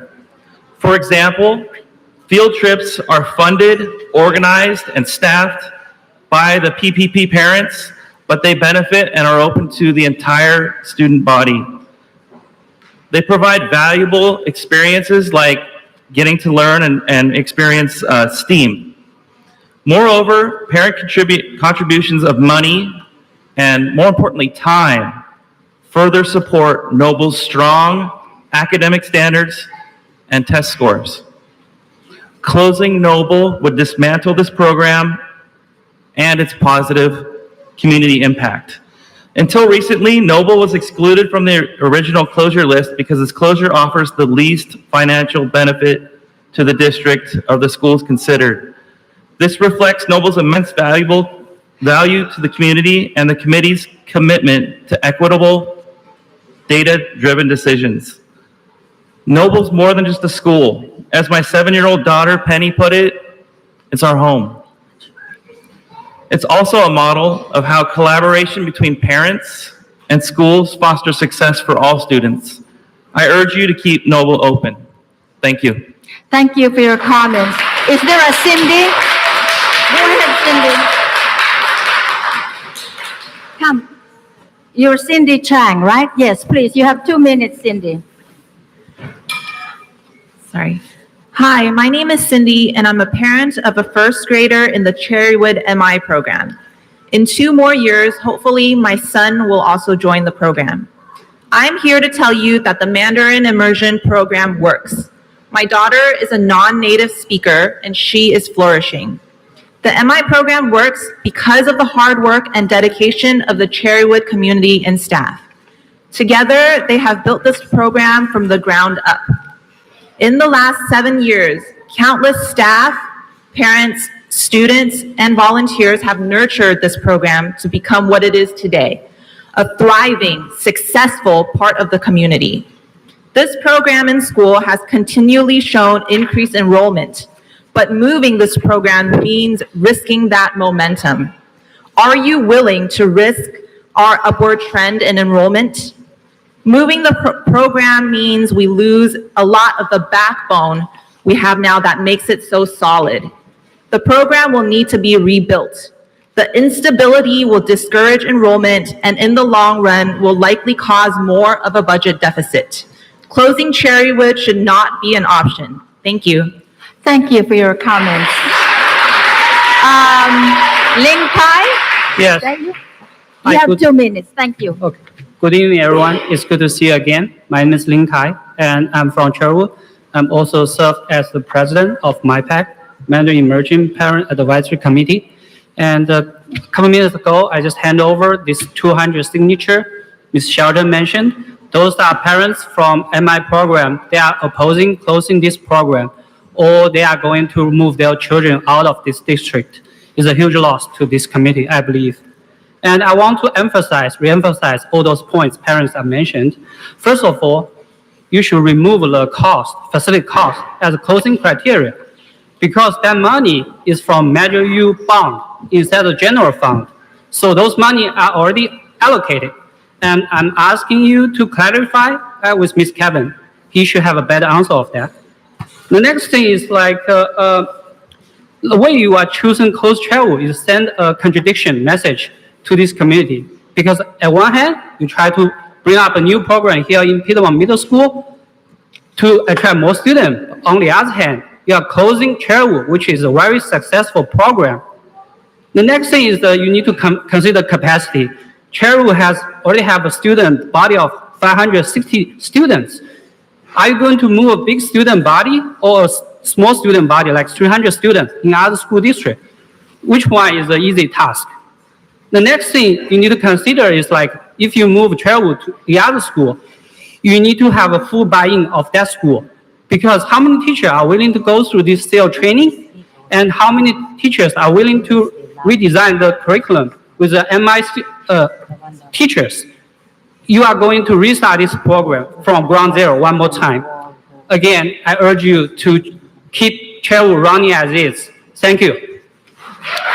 Thank you for your comments.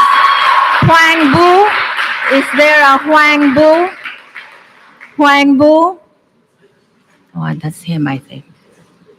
Oh, no, it's not. How about, I have here a Jimmy. Oh, you're Huang? Okay. Go ahead, 2 minutes, Huang. Okay, good evening, everyone. My name is Hanvu, and I'm a proud parent of a first grader and a future kindergarten at Cherrywood Elementary School. My family moved to Berryessa district specifically for the Mandarin immersion program at Cherrywood. Right now, the potential closure of Cherrywood is a major concern among us parents. We are deeply worried about how this will affect our community and our children. The issues of low enrollment has led to this consolidation plan, but closing Cherrywood, splitting the programs up mean breaking apart a community that has grown together, support each other. This solution doesn't seem right. Our test score in math, English, science, and Mandarin are excellent, ranking 9 out of 10 and placing us in the 86th percentile in California. These achievements are due to dedications of the parents, teacher, and student at Cherrywood. Without Cherrywood, Berryessa lose a key attractions for family. So why eliminate the school that draw into enrollment? Many of us move here specifically for these programs. If Cherrywood closes, students will not return to their home school but will leave the Berryessa district altogether, moving to private school like Stratford or other districts like Robert Randall and Milpitas, who recently adapted Mandarin immersions, or school in Los Altos offer competitive programs. Will closing Cherrywood and divide the Mandarin immersion program solve the enrollment issues, or will it drive more families away? It takes time and money and emotion for transfer. So why don't we start advertising for our district and for our unique programs that we offer here at Berryessa School District? The solution should be bringing more students in, not to cancel the schools. Thank you for your attention and considerations. Thank you for your comments. Do we have Sheng Chu Tang? Sheng Chu Tang, I think, I Are you Sheng Chu Tan? Sheng Chu. Good. Hi. Yes, you have 2 minutes. Thank Thank you. you. Good evening, everyone. Thank you for letting me speak out here. I'm the parent of a second grader. Today, I'm representing Cherrywood family. It's one of the coldest nights of this winter. However, I feel warm inside out because I saw lots of parents from Cherrywood here to support our Mandarin immersion program and the Cherrywood. Right there. Let me briefly address the following reasons that we should not close Cherrywood Elementary School. Yes, closing Cherrywood may solve district monetary issue temporarily. However, its vision is really short-sighted. Closing Cherrywood would cost much more money to rebuild. It's not a wise decision in the long run. As we all know, the best way out is to well keep our star program, the Mandarin immersion program, in Cherrywood, in order to attract more students to enroll Berryessa School District in the future. According to the recent survey, moving MI program out of the center area of the school district to any other place is going to lose about 1/3 of students due to longer commutes with congested and unsafe drop-offs and pickups, and the lack of confidence about the program's educational quality in the coming years when MI program is dismantled.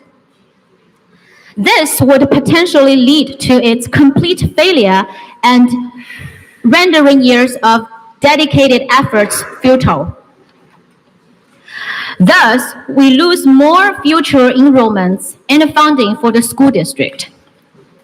Cherrywood not only attracts students in the district, but also as well as those from elsewhere. Thank you for your comments. Thank you. Let's fight for the growth for Cherrywood. Thank you. Thank you.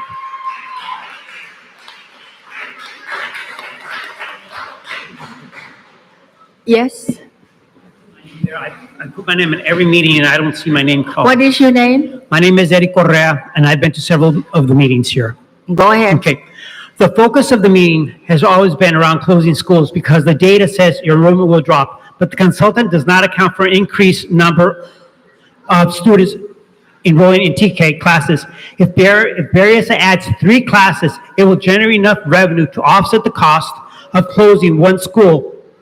As your mid-year financials reported indicated, in 2025, 100% of 4-year-olds will be eligible to attend TK. Last year, only 209 TK students were enrolled and 527 were enrolled. Next year, 1,000 students who were born in 2009 are eligible for TK. If you enroll 700 students, they will help you. Last year, Cherrywood, Laneview, and Noble did not have a TK. Cherrywood has 93 kinders, 3 classes, but no TKs, and can accept new TKs. Lindsay Park and Northwood each has 3 kindergarten classes and only has 1, if not 2 TKs. If Berryessa grows TK enrollment by 100 students, you'll get 1.5 million. If you increase it by 200, you get 3 million. You have the space. Cherrywood is the only school that can grow by 250 students. Adding a cohort over 5 years, you will have an additional 130 students, 1.9 million. This school is the only school that can grow, and it can attract parents from outside the district. Please think and act growth. Challenge your parents to recruit new parents. The problem with the consultant's analysis is it looked backwards, and by looking backwards, it did not see the growth that Cherrywood can provide and help your schools. Thank you very much. Think growth. Thank you. Thank you for your comments, sir. This concludes the speakers from the audience. Superintendent, is there a presentation? I thank you for all your comments. And Superintendent, is there a presentation after this? Yes, we do have a presentation for the board based on your request from the last study session. Would you like to make a motion and a second to open up discussion along with the presentation? I move to have more discussion. I'll second that. It's been moved and seconded. All in favor, say aye. Aye. The motion passes. Well, you're open for discussion, We're not open now for any action on discussion, this and item. the action will follow. Before we do all that, I would like to address my fellow board members, if I may, please.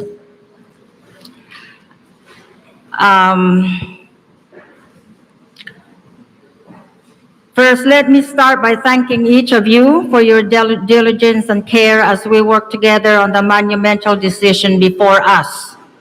I know this has weighed heavily on everyone, and that as trustees, you have been incredibly thoughtful, thinking of our current and future Berryessa students and what will be best in the long run for our entire community.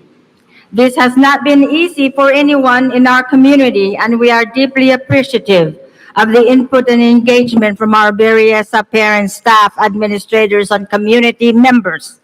So, in that spirit of appreciation and respect for the valuable time and effort invested by our School Consolidation Advisory Committee members, consisting of representatives from all of our school sites and key partners, I would like to urge this board to take in the full weight of their recommendations. Their process was thorough and representative. It was the process that we as a board determined would best for our community. It was our decision to create the committee and empower these parents, staff, and administrators to share their perspectives upon careful study and consideration of all the facts through a process of many months. While I have understood the need to explore and exhaust other possibilities, it is my opinion that these last-ditch efforts run contrary to our process, a process that we deliberated on and agreed upon as a board, a process that places enormous value on community input. In closing, let me reiterate my appreciation to all of you, my colleagues, my fellow board members, for your professionalism and dedication to our community. I have tremendous faith in our Berryessa community, and that whatever the outcome this evening, this Berryessa Union School District community will continue to shine and build on its tremendous strengths. Our outstanding programs and school communities will continue on and will thrive in new and reimagined sites as our students and staff will continue to do amazing things in this new chapter. As I begin to preside tonight as your board president, these are my few minutes to share some of my thoughts with you, and I thank you. Let's proceed.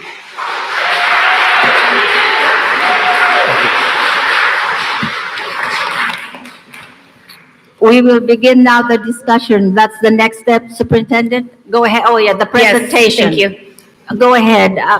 Mr. Franklin, please. Thank you. All right, good evening again. So I'm just going to go over a little bit of a reminder of how we got to this point of where we're at. And so, I kind of spoke to this a little bit during the interim, but, I spoke to our declining enrollment. As our declining enrollment decreases and our revenue decreases, we still have the same operational costs for operating 13 school sites. So over the last number of years, we've declined 2,000 students since 2013-14, and we still have the same number of sites. So 2,000 students is over $2 million, or well over $20 million in revenue. So in that case, we have to look at where are we going to try to find some of those cost savings given the same fixed operational costs of running those school sites. So you can see revenues have decreased. I'm sorry, I have one question. Sure. Sorry to interrupt your presentation, but so the costs aren't only staff costs, right? Because we can't reduce the number of teachers because, our teachers go with the students. So there are other costs related to operating a school site that aren't related to, say, certificated staff.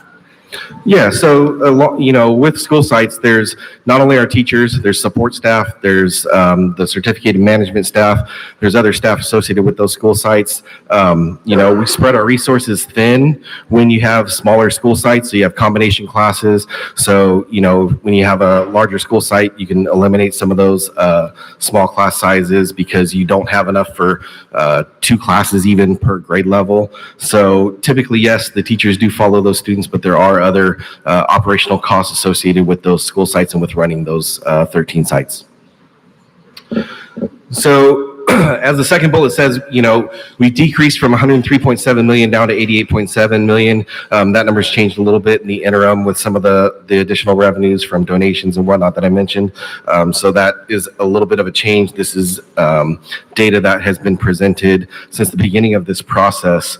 But I just mentioned the combination classes. And then with the middle schools, we also have, with smaller school sites and middle school sites, we have less teachers. We have less opportunity to provide robust electives. We have very few electives based on our staffing that we can provide to our students. So it's how can we best utilize our funds, with this declining enrollment environment that we're in.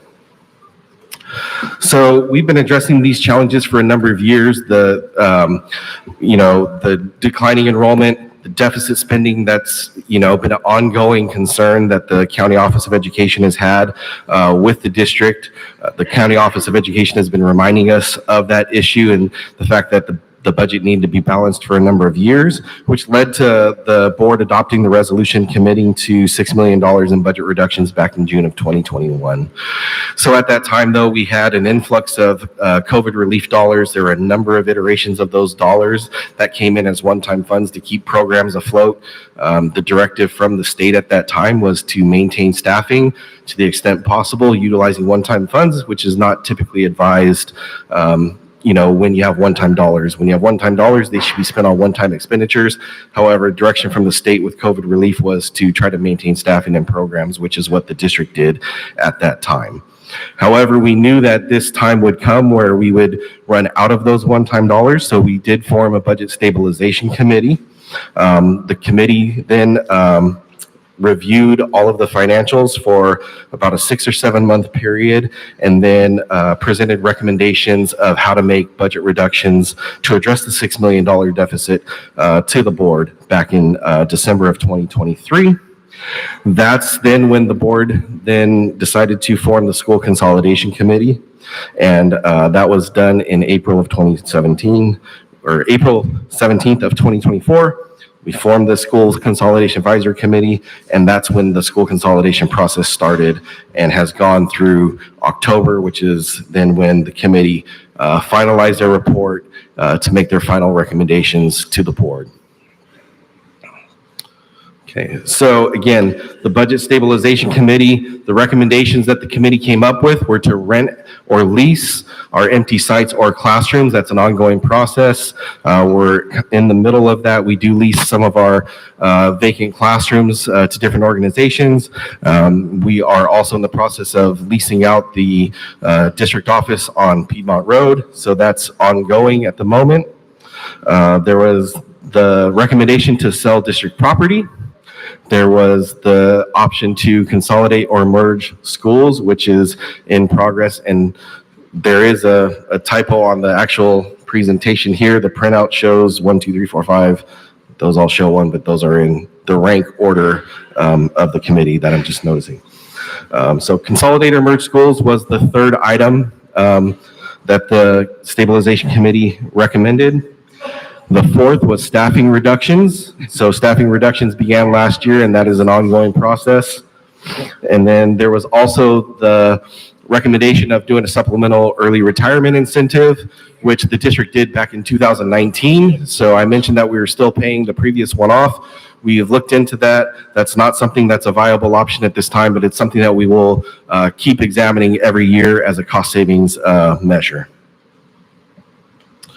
So the budget reductions that are currently in the budget, this was mentioned by one of the people that made public comment, staffing reductions from school consolidation and reduced utility costs. You can see those on those first 2 lines.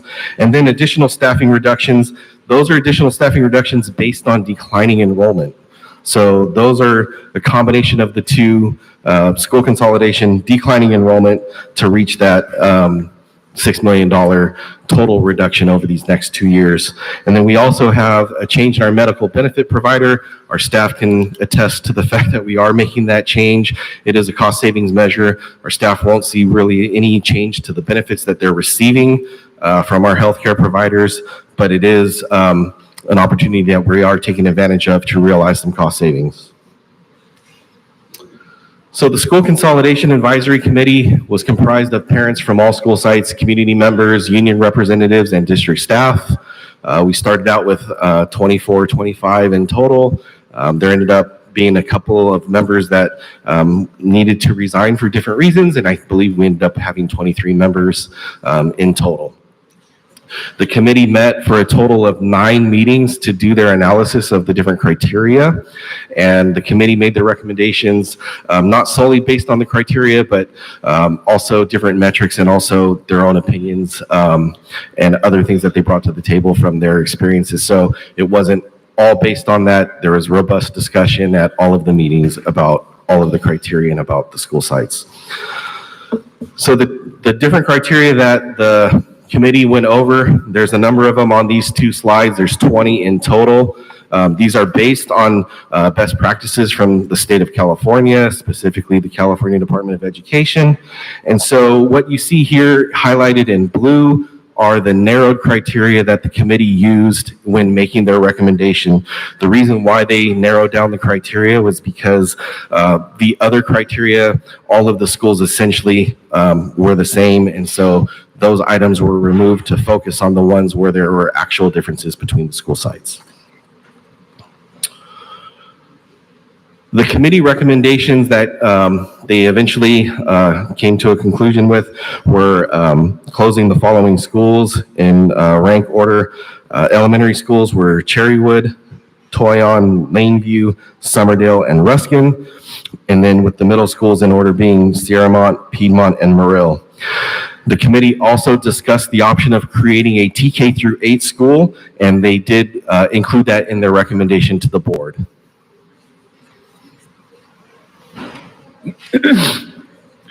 So the 3 options that the board has been considering over the past number of meetings to achieve the $2.5 million in savings that we did state that were included in the budget tied to school consolidation were the options A, B, and C that you see on this particular slide, focusing specifically on option B after the last study session, where we are looking at closing 1 elementary school while merging 2 elementary schools with the middle school to create a TK8 school. And pretty much the discussion for that was here at Piedmont Middle School.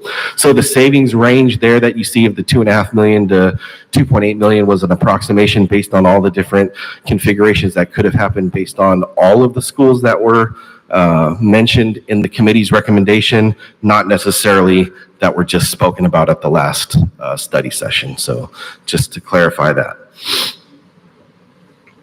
This is the TK through 8 schematic for the TK8 school here at Piedmont Middle School. This is option C with the cost of $2.4 million estimate for reconfiguration. Now, this is just a draft of the schematic. And so this, we'll still be working on how this layout actually is with the school principal, with the ed services team. So, this is not a final version of what the school layout and the site plan will be. This is just a, draft rendering that we will be utilizing to look at moving forward with if this is the option chosen. So what we have is we have configuration by grade span. So different capacities by grade span based on a specific number of classrooms for each grade level. So we have capacity of 528 students within the TK through 5 grade span and 412 in the 6 through 8 for a total of 940 if you maximize every single seat in every single classroom. I have a question about Sure. this slide. So the approximate cost, $2.4 million. Costs change, they go up, they go down. So if it was to be significantly more than that, would we have the funds to make those improvements? Yes, so to do these upgrades to this site and to any other site that's impacted by school consolidation, we have bond funds and we have developer fees that we can utilize to do these upgrades. So if there is an increase to this estimated cost, we would have to reallocate bond dollars. However, this is a pretty conservative estimate. It most likely will not cost the $2.4 million, but we wanted to make sure that we are conservative in the number that we presented to the board. So that's basically over what you think it would be. Most but in likely. case it was to be 3 million, say, we would have the ability to then, but we'd have to probably pull bond funds from somewhere else or Correct. facility funds. Correct. However, we will also have savings within the bond program because we are looking at the closure and consolidation of 3 schools. So there will be bond project savings out of those school sites that we will have that can go towards paying for these upgrades here at the middle school. So I may be getting ahead of myself a little bit here, but say we go with, this option. So, we were just in the library. It's a very small library. So say, you combine Summerdale and Toyon here. Yeah, Summerdale's library is bigger than the one here. Do we have space for something like that here? They also have a wellness center here. Would there still be space for something like that? Yeah, here? and that's something that we'd work on with the principal. So right now, there's also another room located, or it's connected to the library. That's a potential space that could be utilized. There's also, I believe, a room that's used for leadership currently that we don't have counted as part of the configuration. That space can also be utilized to expand. We could also look into creating another space elsewhere on the campus. So there's a number of options attached to the mini gym. There's also another space there that's utilized. I think there's ping pong in there currently, but those are all additional spaces on the property. Just thinking off the top of my head, that could be reconfigured if needed. Additional question, Mr. Franklin here. Sure. So I think we had a speaker that alluded to this. There is a special ed class at Piedmont. Mm-hmm. Are we looking at relocating that class, or am I not seeing it on the schematic here? Right. So, yeah. So when we look at the first scenario of consolidating Summerdale and Toyon into Piedmont Middle School, what the impact would be is pretty much shown on the left-hand side there. That's the amount of students that would be part of the middle school, the number of students that would be part of the TK through 5 portion of the school. The Piedmont, the current RSP, SDC classes could potentially stay here. Those are all things that we'd have to assess. We just didn't notate the current classrooms on the schematic. Those are all subject to change locations, but it is included within that. You can see that within both capacities, there is still room for additional students, and there are still additional spaces that we can utilize. So that would not necessarily be relocating that, but however, there are the SDC classrooms at Toyon that would need to be relocated to other school sites. What's Piedmont's enrollment right now? Piedmont's enrollment right now is approximately 600, low 600s. So it's about half of that for if we combine the schools. So while the elementary schools wouldn't get affected, Piedmont would be. The enrollment of students would be almost cut in half. Right. So what would happen is that because you're consolidating 2 elementary schools into the TK8, it would be Toyon and Summerdale resident students that would attend the TK8 through 8th grade. So then Vincy Park students and Noble students that currently attend Piedmont or that would be attending Piedmont in the future would then be redirected to Sierramont Middle School and Morrell Middle School. So Noble would go to Sierramont Middle School, Vincy Park would go to Morrell. So that's about 159 that are currently in 6th and 7th grade, and then you would have the incoming 5th graders from those 2 school sites that would then go to those 2 respective middle schools. So would that limit the options that middle school students have here in terms of, classes and electives or whatnot? No, the options would be, worked on with the school site principal and with the ed services team. And then again, having more students at both of the other middle schools would also then increase offerings that we could provide at those schools. Okay, I mean, because our problem we're trying to solve here is low enrollment, right? So we'll increase the elementary enrollment, but decrease the middle school enrollment. Correct. To me, it's just kind of taking the problem from the elementary school, now changing it over to the middle school here, where now you have a lower enrollment of middle school students. So logically, to me, it would seem like there would be fewer options for classes for the students. Yeah, so again, with the TK8, there's not a way to have 800 middle school kids on a campus, but I think that with the amount of teachers and having a lower amount within that capacity, we'd be able to offer some of those STEAM programs that we've talked about when talking about what does this school look like, and we would develop those. And then at the other two middle schools, they'd be at around 800 to 850 students, which is about the middle school average within California. And so we would be able to have more offerings there. And Dr. McCurry could probably chime in on what type of program we could offer with the TK. I mean, I see that it's concerning, especially for like performing arts. Choir is pretty big here. Bands, it's pretty big. So you can't replace, 8th grade students, 7th grade students, 6th grade students, even with, 3rd graders, 2nd graders in choir and band. So I see that's kind of a potential issue. Yeah, and I think Dr. McCurry has some ideas with the arts. Right, so a couple of things as far as the music programs go. So if you have less students in the middle school, the opportunity for the music teachers to teach some of the 4th and 5th grade students and the 2nd and 3rd grade students, that's our new way that we're dealing with our music programs now. So the actualization of potentially the choir teacher to teach a 2nd or 3rd grade class and get them ready and excited about music could really be a great add-on to the school. In addition, the music teachers at the middle school could also go down and start teaching the 4th and 5th grade. They could potentially have students for, up to 5 school years. And the same with our art program. We just have a new art teacher here as well. And then that art teacher could also help support the kinder and 1st grade art classes in addition to the middle school art teacher. Right, and we still have the arts and music dollars that were passed with Prop 28. Those would still be allocated, and the dollars from Toyon, Summerdale, and some of Piedmont would all be combined here at this school. So there would be additional funding for the arts and music.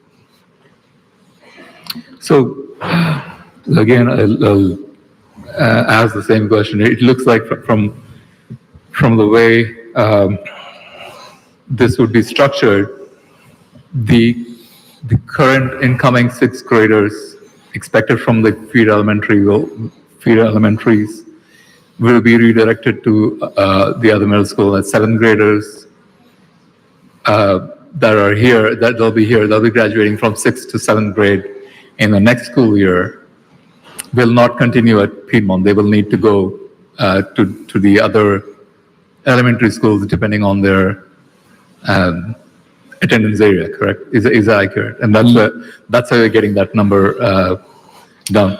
So I have that concern about performing arts. I do appreciate the fact that the younger kids will get that opportunity, but I'm worried that it will be at the cost of affecting our current band and band, orchestra, and choir. I mean, I'm not a music expert, but I imagine there are set places where students perform, and from what I understand, there are 3 different levels of each: cadet, intermediate, and advanced. Yeah. I think they had a specific name: concert choir, concert orchestra. So with the reduction in number of students, and these students come from 7th and 8th grade, 6th, 7th, and 8th grade sometimes. So with the reduction in number of students, those positions, there's nobody to play those positions. That that would be detrimental to the music program, correct? That would cause a negative effect to the music program because we don't have those sixth and seventh grade students anymore, correct? I need some more direction. I'm not understanding your So question. we're moving some of the students out Right. from seventh grade that are currently in sixth grade. They'll be going into seventh grade out to the other school. So would that be fewer number of students that being able to participate in the music, band, orchestra, choir programs over here? Well, they would. Will that reduce the number of positions that the band, orchestra? So we haven't crunched all those numbers, but like I was saying, I think we could still maintain our current music teachers here. Yeah. And they would have a couple of open periods to help support some of the primary grades. Specifically, like I said, the second and third grade and the fourth and fifth grade. But I understand, I appreciate that, but the specific to the concert and the concert choir and the intermediate choir and the band and orchestra, will we lose students? Will there be fewer number of students being able to participate? Because so not all students have interest in those music. So if you're removing some of those students out, right, there will be more than likely there will be few students that will be removed from the music program over here. So they will lose. I don't know. I don't know how to explain it. It seems that you may be asking simply the size of what that program would be per grade level or through their ability level, because that's how they're placed. That's how they're placed, because there are students from 7th and 8th grade that play together depending on their ability. So now if you're removing one set of students, so that will be detrimental to the quality, so to speak, of the band, because of the band and orchestra, because they'll be losing those playing positions for those things. So I think those are logistical issues. I think we need to think a little bit more, little harder on that. I wish our music teacher was here to give us some additional input, but yeah. Yeah, I think there would still be sections of each of those types of music. There would just be less sections. That's my point. So currently there might be, because of the size, there might be two for each. Right. There might be two choir, there might be two. Right. But it so might instead there work might be out. one. You're right, it might work But we out. would still offer those But we don't want it sections. to be detrimental to the program itself, which is what I'm not, don't get me wrong, I do have confidence in our students' ability as well as our teachers' ability.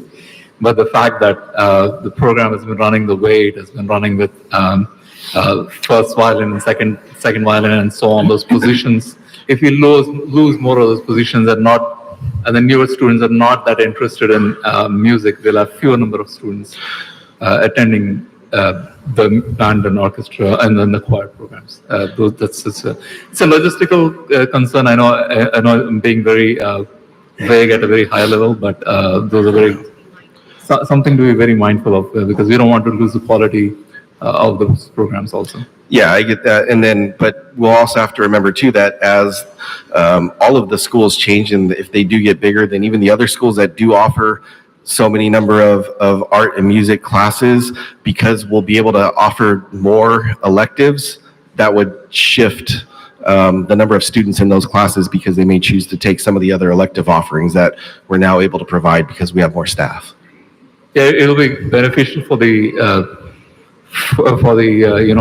other middle schools where these students might move, but it might end up being detrimental. I'm not saying it will, but it might end up being detrimental to the program here, which is a concern, which is something to keep in mind. So any other questions about this first scenario?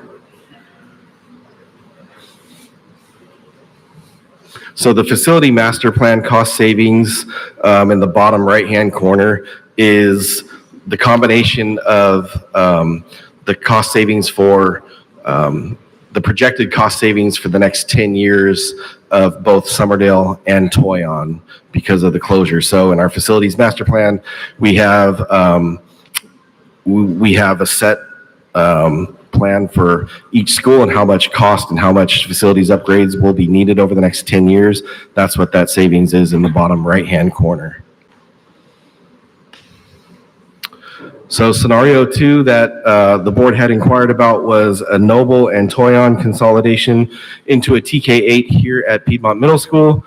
This is how those numbers would come out if we combine those and utilize those 2 school sites in the same type of situation where you have all of the resident students of Noble and Toyon, including the students that are in the PPP program, located here at Piedmont in a TK8. So you can see there are less middle school students, 296. And then you can see then the TK through 5 numbers for both Noble and Toyon and what that total enrollment is. Now, one thing that I do want to point out is that even though the total enrollment may be under what is listed as the total capacity for the school site, we have to remember that the capacity is broken up into the 2 grade spans, TK through 5 and 6 through 8. So when you do this scenario, the TK through 5 exceeds the capacity by 74 students. So TK through 5, I believe, had had a total capacity of 528 seats. And when you look, you would be over by 74 when you look at the Noble and Toyon TK through 5 numbers combined here at this particular school site. So where you have that excess capacity is in the upper grades, but you wouldn't have it in the lower grades. So in this case, that scenario would not be a viable scenario. The savings is also considerably smaller. And one thing that I did want to point out with the savings here on this particular scenario, going back to scenario 1, the reason why this scenario of Summerdale and Toyon doesn't quite add up to the same figure that I had presented before of what the savings would be between the 2 school sites is because when I know the exact school sites that are going to be combining together, what we can do then is take a look at what the projected enrollment would be and what that projected staffing would be. So utilizing that configuration, I'm able to recalculate the savings, which is why that number is slightly higher than would have been presented before. Okay. So again, doing the same thing here, the staffing does not change when you combine that, so that 1.5 million should be pretty close to what was estimated previously. And then again, relocating Toyon SDC classes that are currently located at that school site. Noble also has 2 SDC classes that would need to be relocated. But the parent participation program, as I mentioned, would be here at Piedmont Middle School. Any questions about this particular scenario? Okay. So moving on from the middle school. Yes. Just to clarify, so with this iteration, we not only exceeded capacity, but we also impact more Piedmont Middle School students with the scenario? Correct. There's just a larger number of students in those resident areas. So the way that this configuration could work is not only doing this, but doing a boundary change to reduce the number of elementary students. The reason why we asked for this scenario was because then we could move the entire Mandarin immersion to Summerdale, which Correct. is the closest school, right? Correct. So just to clarify why we have this one. Yes.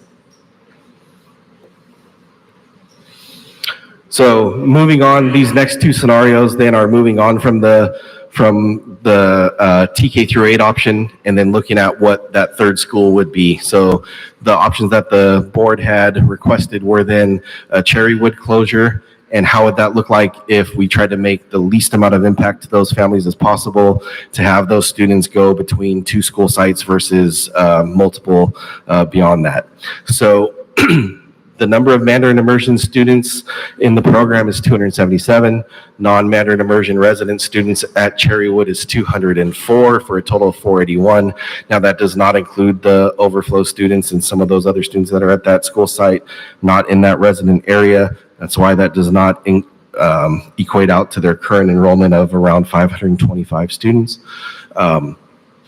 So those overflow students would return to their homes resident school sites. In this instance, the Mandarin Immersion Program, which is 12 classrooms. And again, we talk about the Mandarin Immersion Program in classrooms versus capacity because they have a specific number of students in each class. Once they get into the upper grades, there are not additional students that then come into those classes like you would typically have in your 4th and 5th grade general ed classes or English only classes. So it would be 12 classrooms moving from Cherrywood to Ruskin in this case. Non-Mandarin immersion resident students would be relocated to Brooktree, and just one of the iterations that we went through that made sense based on some of the housing locations would relocate 70 students to Brooktree and then 96 students to Ruskin. And then the Cherrywood SDC class would need to be relocated to a different school site. If we did this particular configuration, it would utilize every classroom at Ruskin, and we would probably look at adding a couple of portables just to give some extra space, to have additional space, for music or art, so that then it's not impacting some of the other classrooms by utilizing their multi-purpose room or fifth space that could impact their classes. So adding an additional 3 portables at Ruskin, it's possible to do. That would be a cost of about $500,000, and that's utilizing existing portables within the school district and not purchasing new portables. If we wanted to purchase new portables, that would be in addition to that particular cost. And then again, from the closure of Cherrywood, the 10-year savings on the facility would be just under $19 million. Can you further clarify the 500,000 and the source of funds? So the $500,000, that's an estimate based on all of the site work that would need to be done to be able to add those portables, potentially restroom facilities, and then the source of the funds would be bond program or developer fees. And also to clarify too, Brooktree Elementary is one of the closer schools to Cherrywood as well, right? Correct. So Brooktree, Vinci Park and Majestic Way are all similar distance. Brooktree is a little bit closer than Majestic and Vinci Park, but I believe Vinci Park and Majestic are both under 2 miles away. I believe they're 1.9 miles. So Cherrywood, Brooktree is 1.8 miles. Ruskin's actually 1.9 miles away. Oh, actually, sorry, that's wrong column. Majestic's 1.9 miles, Vinci Park's 1.9 miles, and Brooktree's 1.3. I also wanted to ask too, this would mean that Cherrywood, if it were to close, we would only be looking at 2 schools where Cherrywood students would go, either Ruskin or Brooktree, only those 2 schools. Correct, in this scenario. So, as I said, Ruskin would end up being pretty much full to their capacity. It would be just under 800 students. It'd be a very large elementary school compared to our other elementary schools. And so, if we wanted, if that was concerning, then we could look at, different configuration if needed. Brooktree, though, adding an additional 70 or 80 students there, that's an impact where they're around 430, 450 students. Can the, looking at that now, the one is DC class, that's only one section, correct? Can that be absorbed either at Brooktree or Ruskin? If we added classrooms to Ruskin, it could go there, but again, you're already kind of at the max, and so you'd be adding an additional 10 students or so. There is space at Brooktree. There's also plenty of space at other school sites. Laneview, Majestic Way, Noble, they all have capacity. But Brooktree is the nearest school to Cherrywood. Correct, right? but the students in that SDC class are not necessarily Cherrywood resident students. Yeah, that's right. That's true too. Okay. Yes. So did I hear you say in this configuration, Ruskin will have how many students total? 800? It'd be a little under 800 students. I think it was around 700. Yeah, around 770 students. So that's pretty much the size of our middle school, right? I mean, yes. So, have you seen the traffic? I'm sure you've seen the traffic in that area because of the elementary, middle, and high. Right. All in that same area. Now we have 800 students converging to that place, especially some of the Mandarin immersion students. They don't have a choice. They'll have to drive from wherever they are because we have very few Ruskin students. So is that a concern? I'm sure. I mean, it's definitely a concern for me. Is that a concern, and what are the how do we address that? Because it'll be bigger than even Sierra Mont. Sierra Mont is just about the same size, and the traffic is a nightmare there. This configuration was brought to the board based on your request to minimize disruption of students going to more than one or two different elementary locations. Yeah. To bring those numbers down, you would need to do an additional boundary change for the families. Yeah, for instance, there could be, the Mandarin immersion students going to Ruskin, and then you could split the resident students, the 204 resident students between Brooktree and Vincy Park, for instance.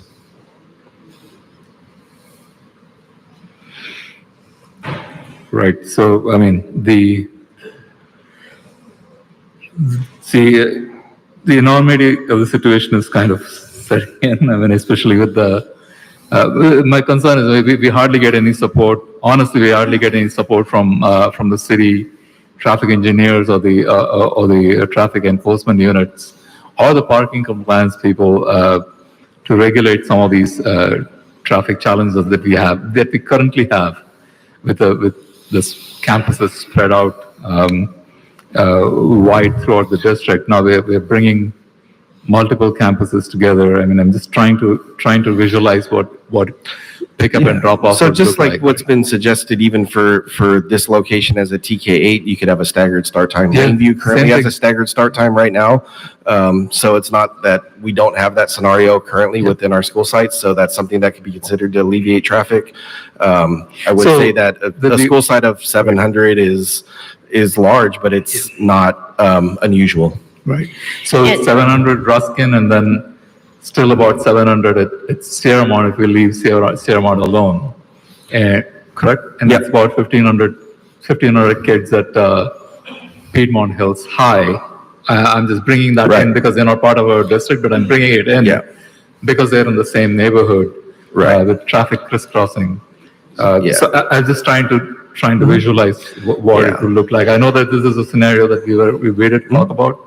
But I'm just trying to visualize how that. Yeah, and one thing to remember too, back in 2019, because I took a look at these figures before the meeting today. Back in 2019, Sierra Mont had a school population of just under 1,000, and Ruskin was around 560 or 570 students. So about the same number of students that you're talking about between the two school sites, approximately.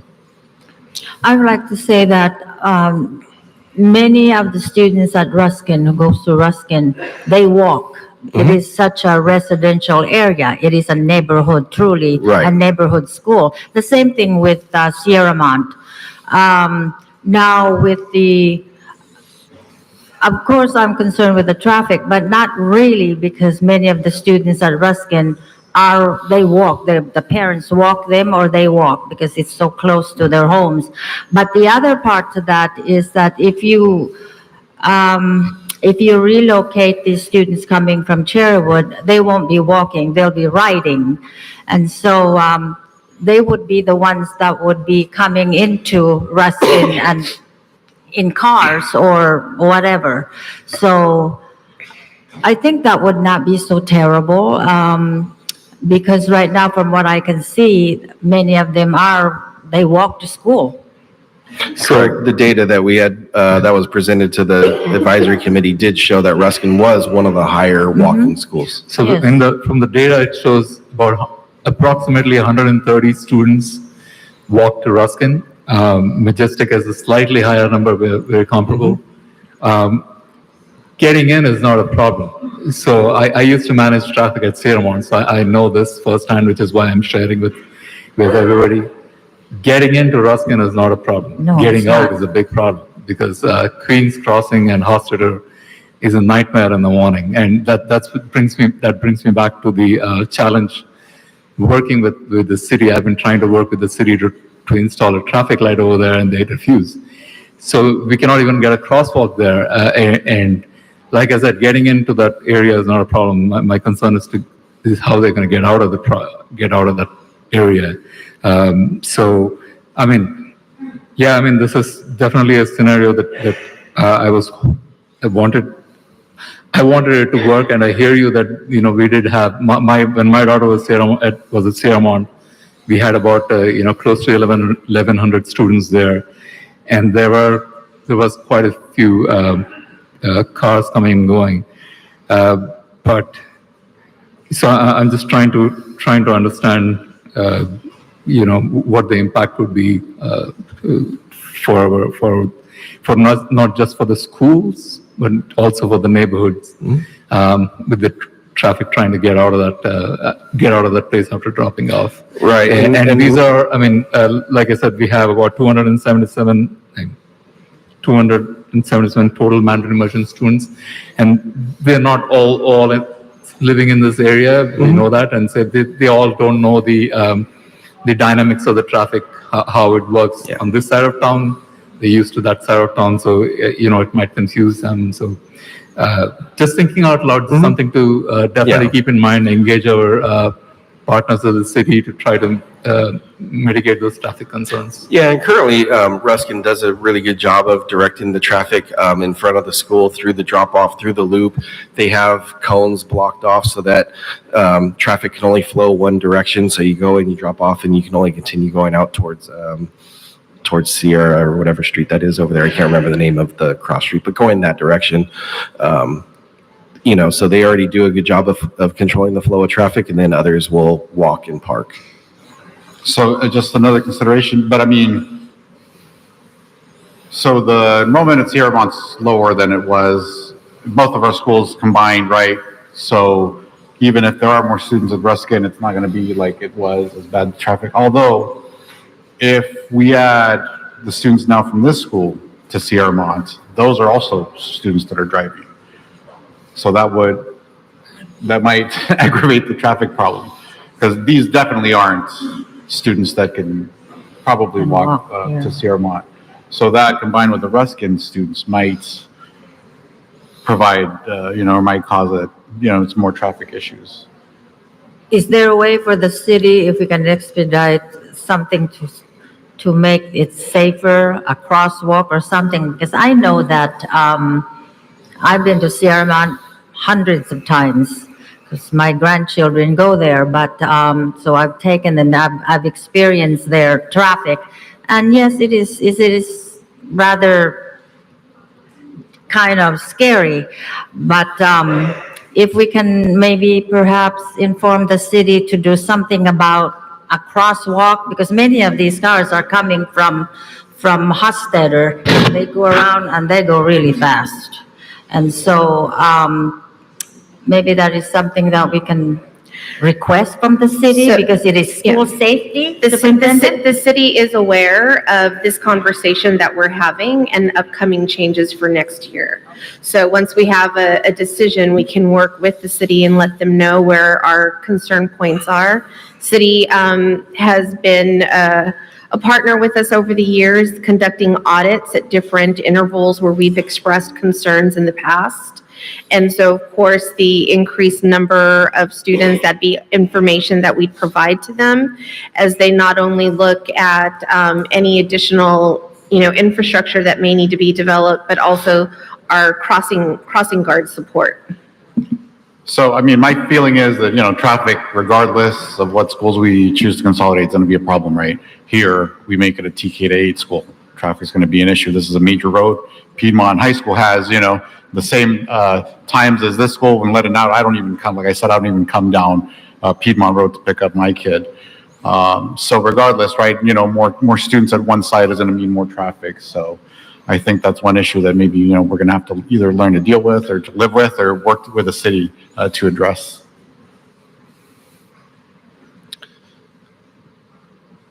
Any additional questions about the Cherrywood scenario?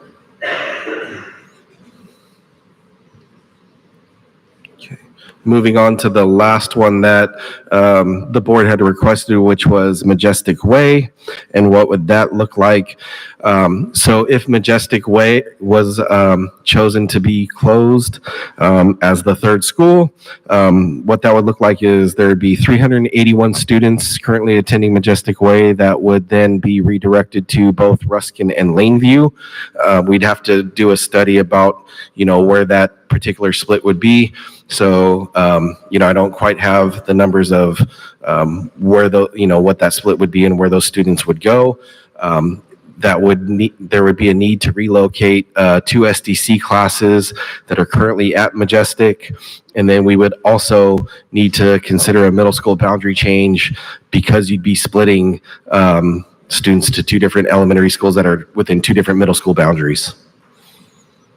So depending on that impact and how that impacted those middle schools, we would probably have to do a middle school boundary change as well. So for Majestic Way, I just had a quick, logistical question.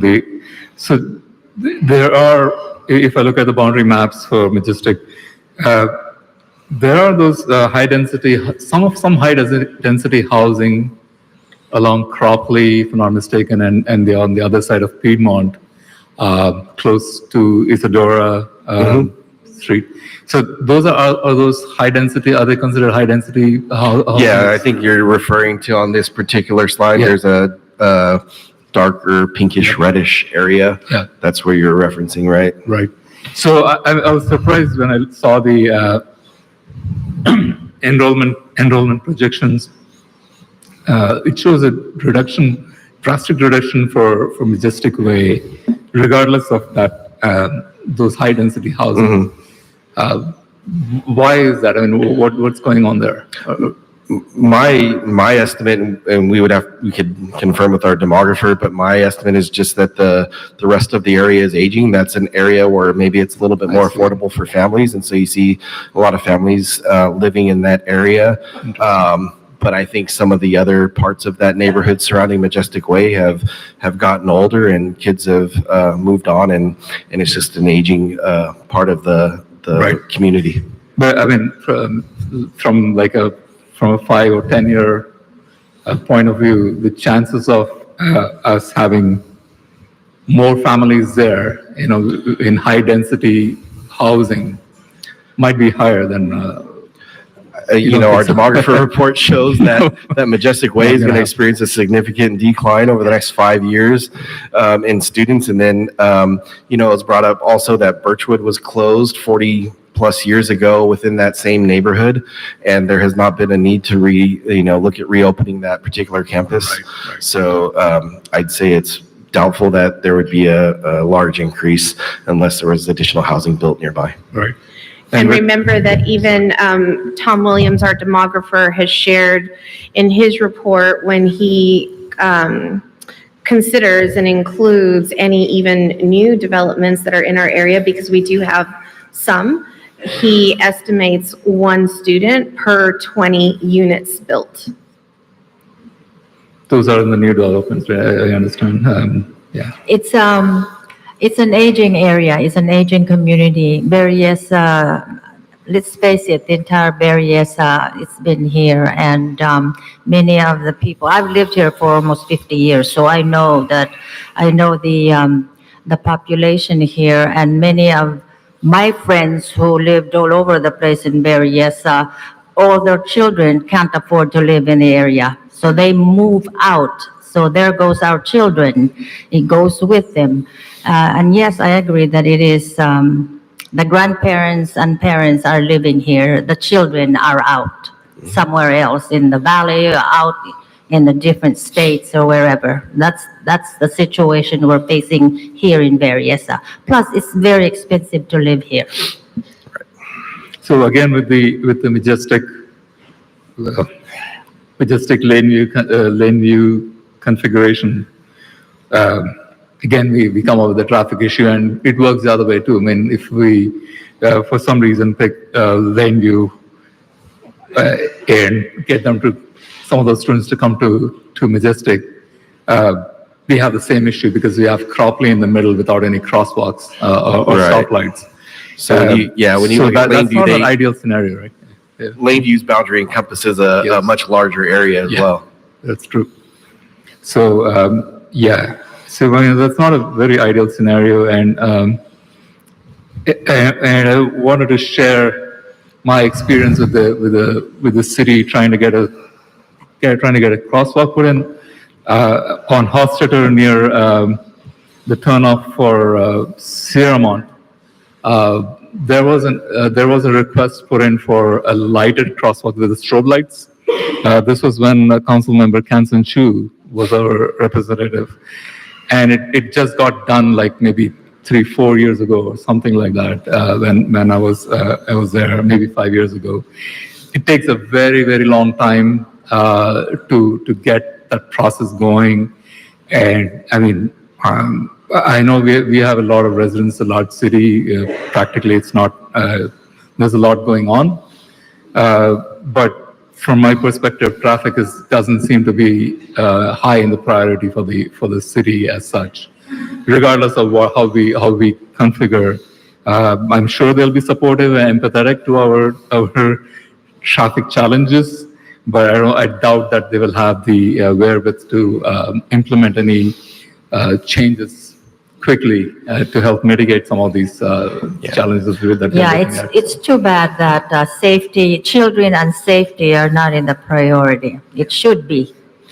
And I think one reminder too, based on the demographer's report, to remember that no matter what scenario is chosen, that the district is still projected to decline by almost 1,000 students over the next 5 years, leading to lessening of some of that traffic that we're talking about, because there will be less students amongst all of the school sites moving forward as well, because we're still going to be continuing to decline in enrollment.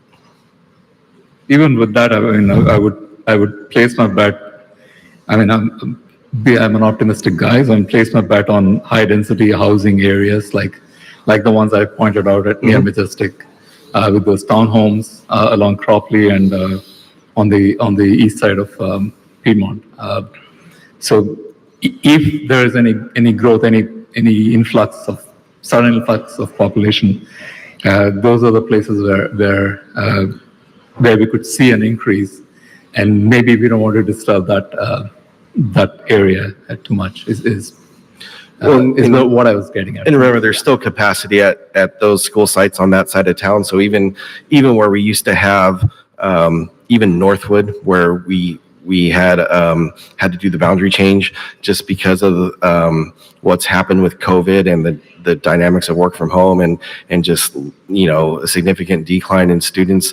Even Northwood has capacity where we thought we weren't going to have that capacity based on all of the pre-COVID data that we had.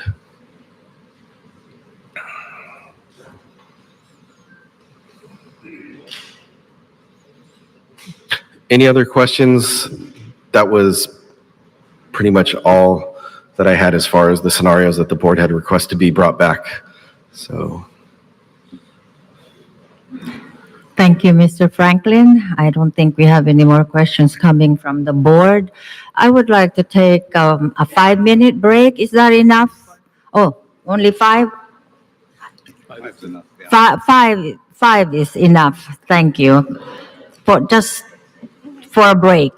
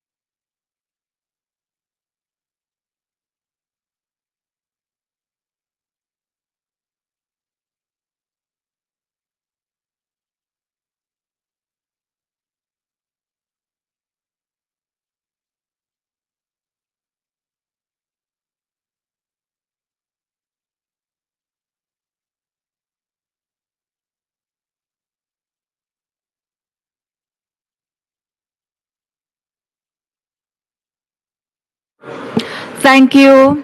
The Board of Trustees will now reconvene after a very short break. Let's continue with our discussion. Superintendent, right now the board is discussing this whole situation. All right, let's continue with our discussion. Any ideas from the board? I just want to say a couple opening comments before we start discussion. I just first want to say thank you to the administration, our parents, all the Berryessa staff who took part in this process, and all the Berryessa families for being out here and advocating for your community and making your voice heard. You know, as a former student, and I'm a lifelong resident of Berryessa, this entire process has been really emotional for me. It's been really difficult, and no one wants to be up here making the decisions that we're making tonight. But with the difficult budget situation that we're in, we're forced to make these decisions. But I just really wanted to express my gratitude for, the parents and the families, the teachers who met with me at my office hours or emailed me their thoughts and opinions. And, that has really centered my viewpoint for being on the board. And my priority on the school board from the entire beginning of this process was to ensure transparency for this process, make sure that our most vulnerable students are considered in this process. And, in the beginning, I was advocating for town halls, making sure that the committee process was public and open, and it was. And so with how our district is configured right now, we're not doing the best for our students. We can do more, and these school consolidations will enable us to do that. We have to share our social workers and school psychologists with their time being split between 2 to 3 different schools. And I also just want to voice that this process has taken us years, and dozens of voices were integrated into this process. And I really just want to take a moment to say really thank you to our school consolidation committee members who took a deep dive into the information that was presented to them, and we entrusted them with this recommendation, and they made the best recommendation that they could with the information that was provided to them. And so, after reading all of the emails and meeting with parents and teachers, I really, as we start this process, and, we looked at the data for other schools that were not on the original list, and we can clearly see that these are not the right options, and that was for a reason. The original school consolidation committee didn't have those schools on there for a reason, and so I want to encourage my fellow board members to stick to the 5 that were recommended to us. I don't think that we should touch the other schools. But I also want to say this, as various families, parents, staff, and students, we also have to have a good amount of respect for one another. And there were a lot of comments that were made that were not respectful towards our fellow schools, our school board members. And I want to continue that respect throughout this process. I want us to be inclusive as possible. With the schools accepting new students, I want you to be welcoming to those students. This is, at the end of the day, for our students. And students is what is driving us to make these decisions, because we can offer them more with the decisions that we're making tonight. And so please continue to be respectful, continue to be mindful. We are Berryessa, and this process is going to be really hard for our students, number one. And so, with this, I really want to make sure that we do not cut from our students' classrooms, and we take a look at things outside of that. And we are looking at options, as we saw tonight, for revenue. That discussion is ongoing. And so this is not an isolated incident. We are doing a lot of things in our school district to ensure that we have fiscal solvency. And we are not the only school district going through this process. Alum Rock, Evergreen has gone through this process. Franklin McKinley is right behind us. So it's not unique to Berryessa. And so with that, that's my first remarks for that. So I would encourage us to just look at the scenarios that don't include the schools that weren't on the original 5 or the original list. Any more comments from the board? So to me, it's important to look at every single option. Yes, we got the committee's recommendations. There were schools, on lists, but they also ranked them. So, if we want to go strictly by the committee's recommendation, we can just go 1, 2, 3.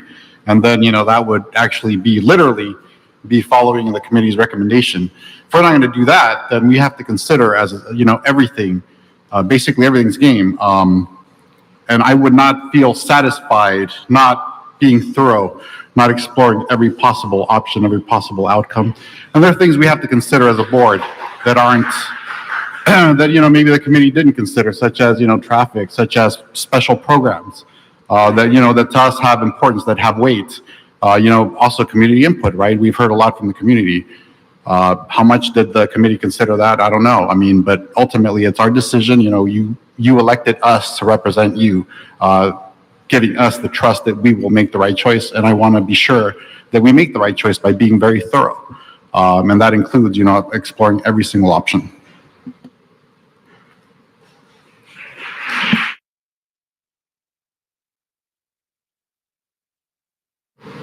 Any other comments from the board? Opinions, comments? No? I'll say something if you were looking at me, so I'll provide my input as well. So I think I started the last meeting by saying that I based on my rudimentary analysis of whatever all the hard work that went into forming this list of schools, I was comfortable with where the committee landed based on my own analysis and the presentation of the data and the numbers and everything. It made sense. Where I might differ, I won't say differ, is I would see the 5 schools presented to us as 5 schools presented to us, maybe not in the exact ranking order that we may that we may like or we may choose, but those are the right schools according to me that they landed on. Specific things like programming and things like that we can always talk about more, and how to accommodate those, or how to keep those in the current school sites and things like that. But and I agree. I don't think we should deviate from what's there. I do appreciate Trustee Jimenez's point that we should, do our own due diligence to make sure that we are exhausting all possible options. But at the same time, we tasked the Consolidation Committee to come up with the best recommendation, and we all know that they faced immense challenges, immense pressure from the community, had to endure insults, threats, I don't know, but in spite of all that, they came up with an objective list that makes most sense from a economic point of view for us. At the end of the day, we're trying to achieve fiscal solvency, so we don't end up, in a position where the state has to come and take over our budget. And when the state comes after us, they're ruthless. They don't care about anything. They just start cutting. So it's best we keep control of what the outcome is, and then go based on what our committee that we appointed recommended to us. So I like where they landed. So I appreciate all their hard work.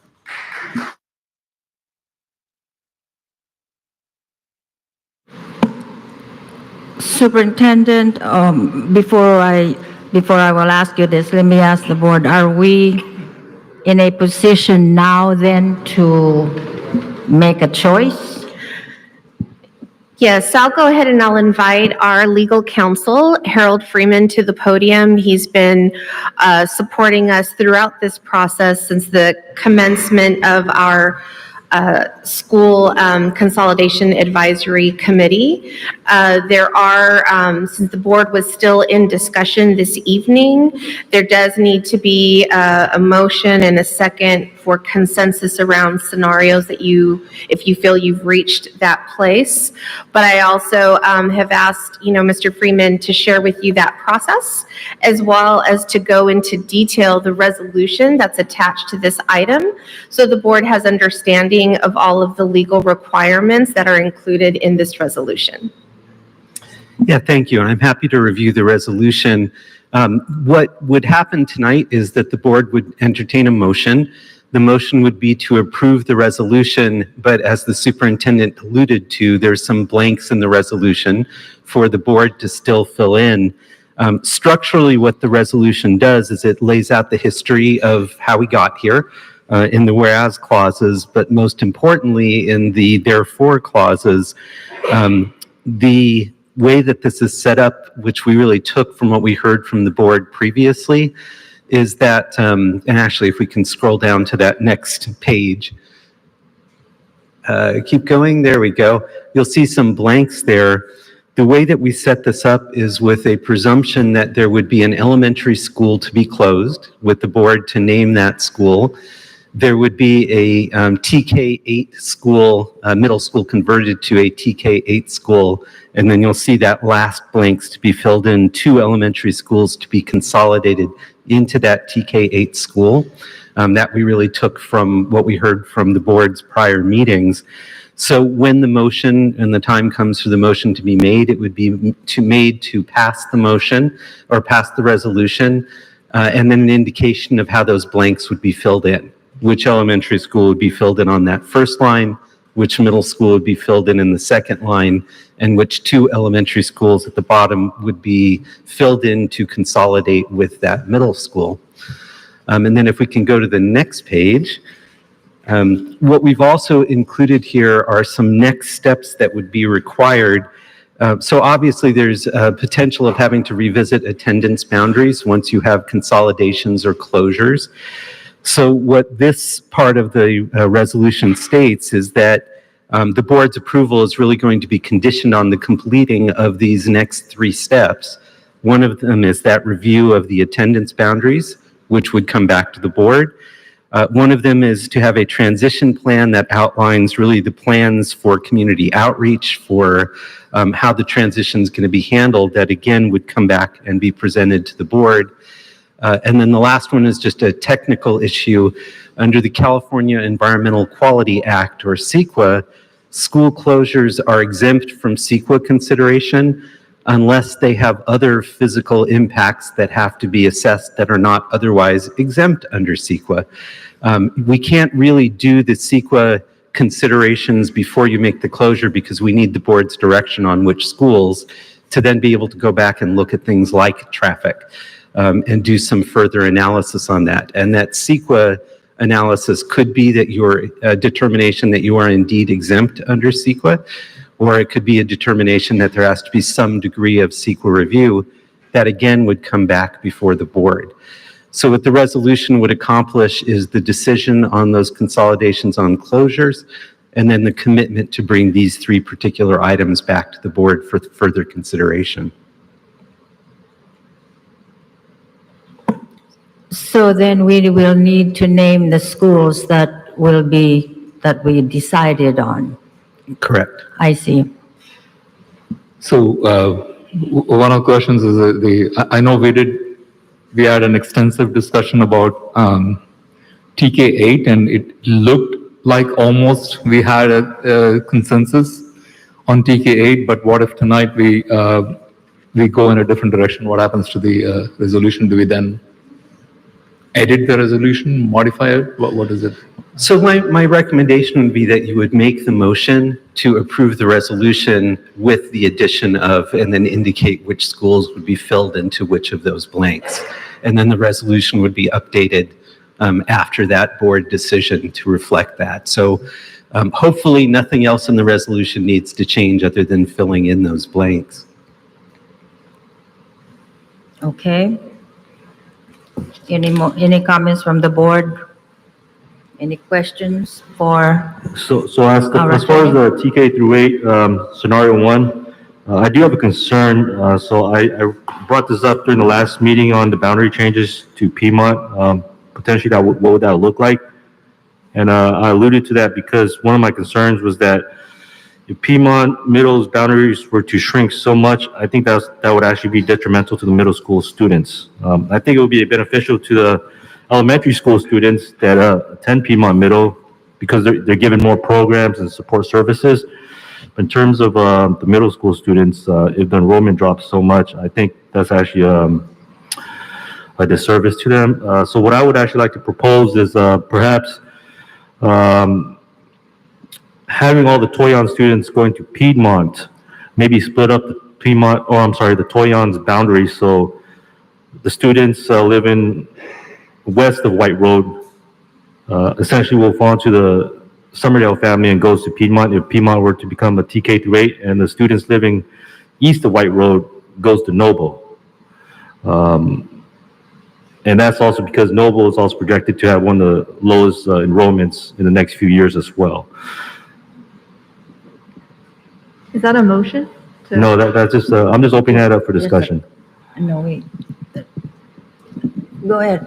If you have any. Well, I also have a question. I mean, one of the parts of the resolution says that we'd eventually have to shift all of the district boundaries. So just because students currently go to, Noble, they go to Majestic Way, doesn't mean that even if we preserve those schools, that they will remain at those schools.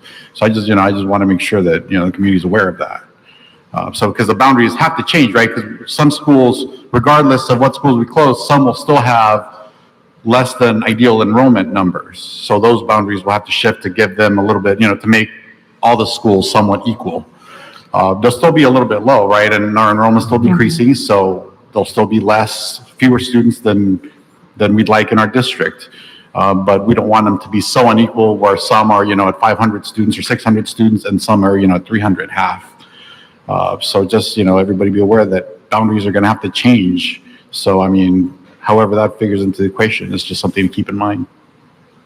My understanding then is that once we have the resolution all approved, that these situations, traffic and whatever else, that will come back to us, the board, to make some changes.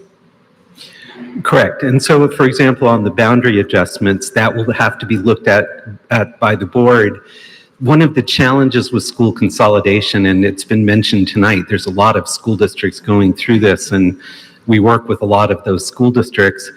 It's the catch-22 that it would be great to get that all worked out in advance, but you can't do it until you know which schools are actually the decision is made around. Right. Or you literally would have to do it for every possible combination. So once we mention the schools that will be closed or reconfigured with Piedmont Middle, all the situations, all the challenges, traffic and all will come back to us later on. That is after we've made the resolution or approved the resolution. Am I right?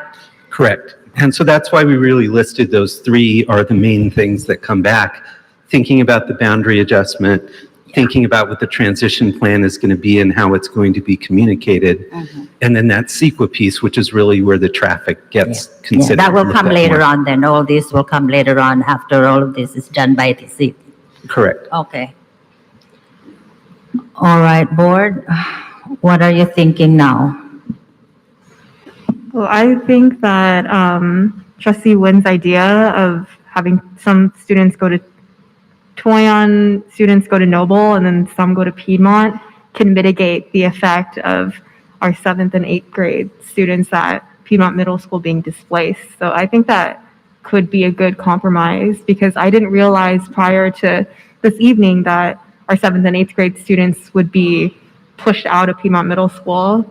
So I would be open to that. I think that would be a good solution if Noble has the space, of course. Would it be possible to see the different options that we were reconsidering? Could we have that up on the board? I mean, up there, the option 1, option 2, option 3. And I just wanted to add on to that too. In scenario 1, it was proposed that Noble families would then go to either Sierramont or Morel. I would like to propose that they continue going to Piedmont Middle because they're right across the street from it. And the reason why I'm saying is that I'm trying to prevent Piedmont Middle's middle school enrollment from dipping too low. Because I think once middle school enrollment goes too low, becomes detrimental to the students going there. So that's what I'm trying to address. So, but in essence, it would be the same thing because then you'd have Toyon students going to Noble, and they would just come here because now they're Noble students. So in essence, it'd be about the same number. Correct. But in the scenario 1 that was proposed, Noble's family or 7th and 8th grade Noble students wouldn't come to Piedmont because there'll be too many student enrollment already at Piedmont.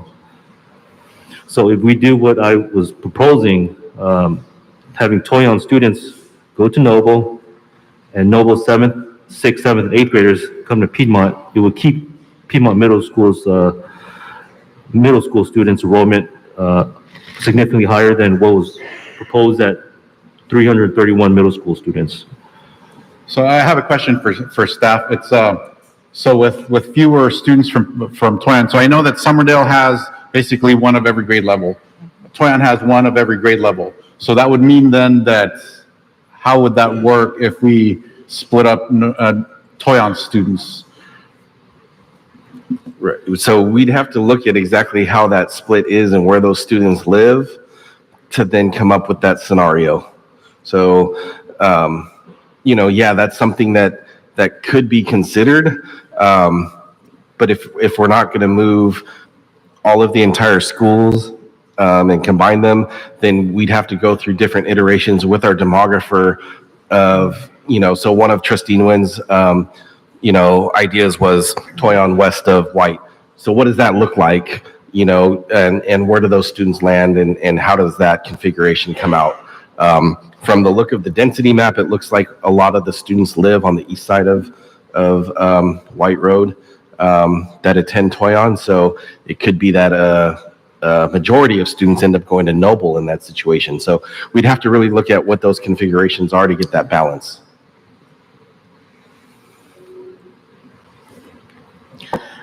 Summerdale then could come up here. The entire school could come up here. Yes. But Toyon, now we are thinking of perhaps splitting those kids that are closer to Noble. Am I right? That's correct, based on what was just suggested. Okay. This scenario that was presented this evening was based on last study session and the board's interest in keeping our communities as whole as possible. So my concern is Piedmont Middle School is right now is hovering around 600 students, correct? Mm-hmm. This scenario effectively cuts the middle school population in half. That's what I'm trying to prevent. So I'm trying to add the Noble families and having them continuing to come to Piedmont Middle, so that way we wouldn't have to drop down to 331 students. So that's what my scenario would hopefully address. Because in this scenario, the Noble families are being moved to either Sierra Mon or Morel. Yes, that's correct. Currently, the students that attend Noble, half of the students approximately attend Piedmont, the other half go over to Sierramont. Similar with Vincy Park, currently a portion of the students attend Piedmont, a portion go to Morrill. Because of the total enrollment with the new configuration, there wasn't space to be able to grandfather those students in under this scenario. And that's why it's presented the way that it is.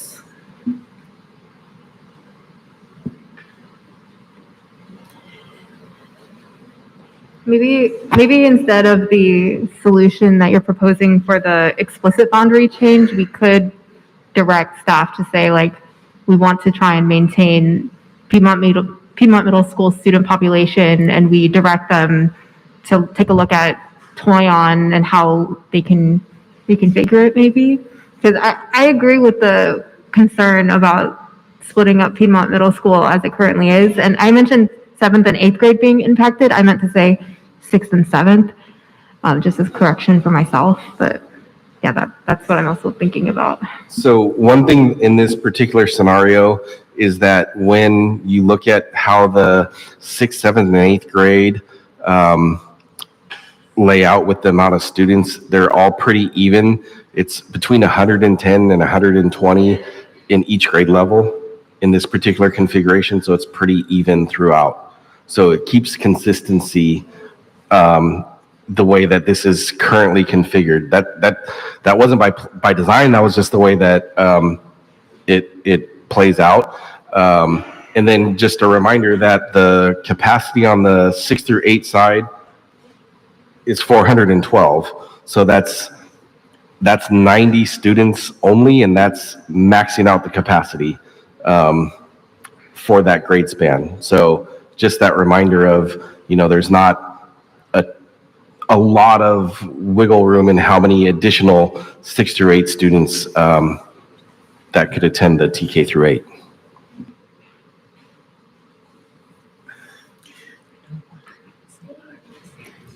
So to add one more complexity in this, if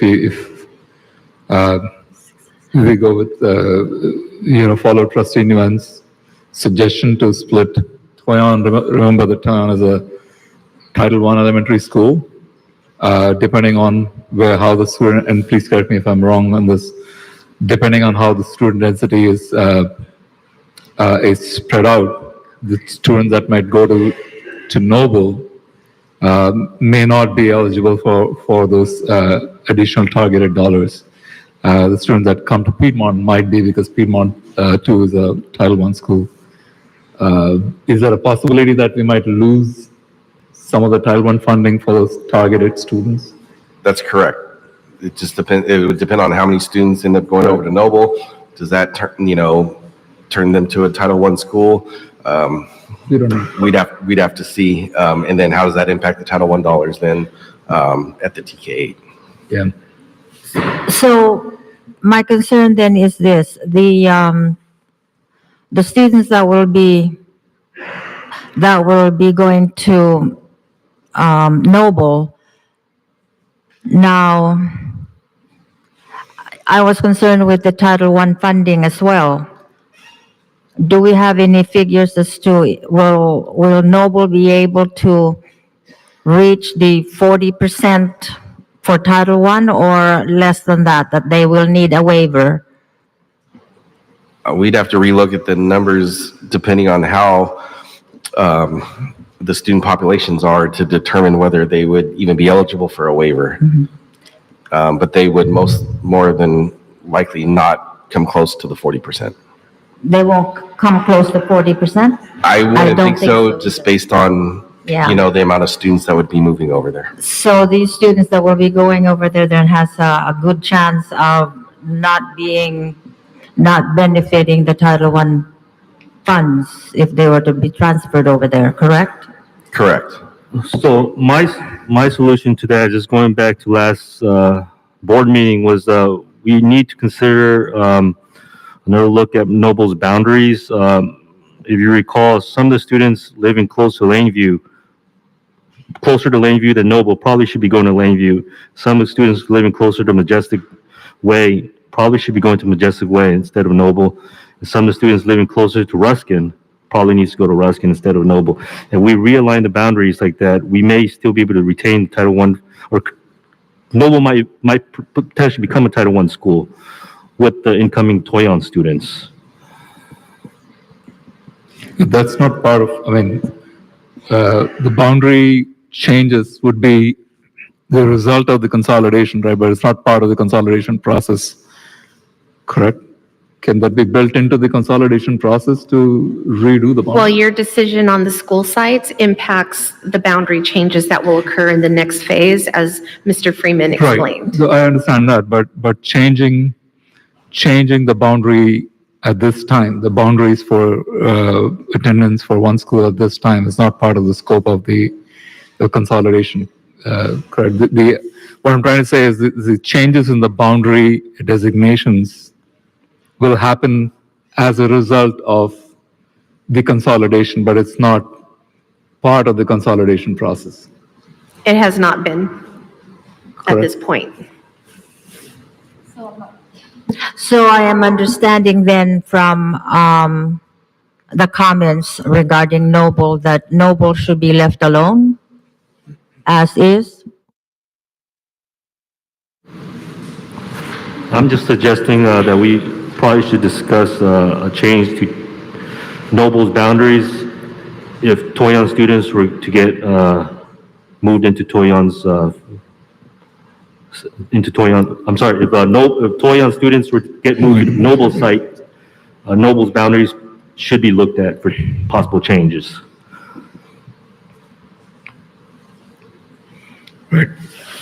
Can you repeat that, Trustee Nguyen, please? If Toyon students were to be moved to Noble's site, Noble's boundary should probably be looked at to get changed to retain the Title I funding for the Toyon students that will be moving to Noble. So why not, I mean, logistically, it might be challenging, but have we looked at consolidating Toyon with Summerdale? I know that the distance might be a challenge for some of the families there. Is that something that we want to consider, keep Summerdale intact and move Toyon there, and drop the TK8 idea? I mean, as much as I like having it. We still have 2 other schools to consolidate at that point. Yeah. So we'd have Cherrywood and then we'd need one more. So one thing, one step at a time. So I'm trying. Well, we've been having a hard time doing that, so looks like we have to, I'm thinking we have to think of it as a, as a whole unit to make it make sense. Because we thought about this idea and then we came up with the problem of Cherrywood's Mandarin immersion and where are they going to go? And now this is another issue, right, is Piedmont's lower enrollments. I mean, one suggestion, like I said earlier, hey, we can just go down the list, 1, 2, 3, or 1, 2 in elementary schools, and then 3 for the middle school, if we don't want to do the combination. And why are middle schools more sacred than our elementary schools, So if we're going to go with the recommendations, let's go 1, 2, 3, or 1, 2, and 1, 1 for the middle school. Right. So it's Toyon, it's Cherrywood. Can we see the list of the schools? Yeah, if we are going with the 1, 2, 3, as you mentioned, Trustee Jimenez, that would be which schools are we talking about? Yeah. Toyon? So Trustee Jimenez, you're recommending pulling a middle school back into consideration for closure? Like I said, nothing's off the table.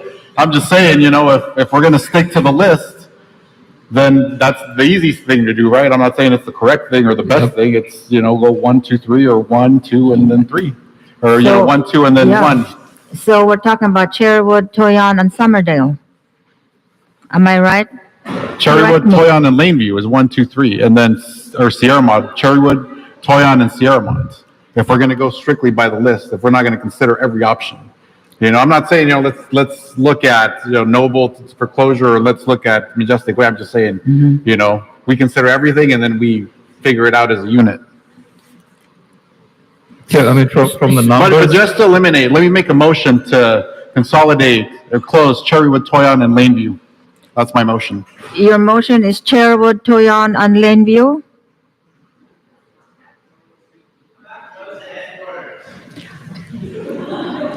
Cherrywood, Toyon, and Laneview. Get a second on that. Can I just kind of get an understanding on how the families will get impacted? So let's say there's a second in Trustee Jimenez's motion. Where would the families from Cherrywood, where would the families in Toyon, where would the families in Laneview be going to? So, and again, I'm just playing the devil's advocate here. I'm not advocating for, obviously, I did make the motion. I guess I will advocate for that. So this is, it represents a good spread in the district, right? So we're affecting both ends of the district and in the middle of the district. So to me, that's geographically fair. Cherrywood, Toyon, and Laneview. For me personally, Cherrywood, Toyon, and Summerdale.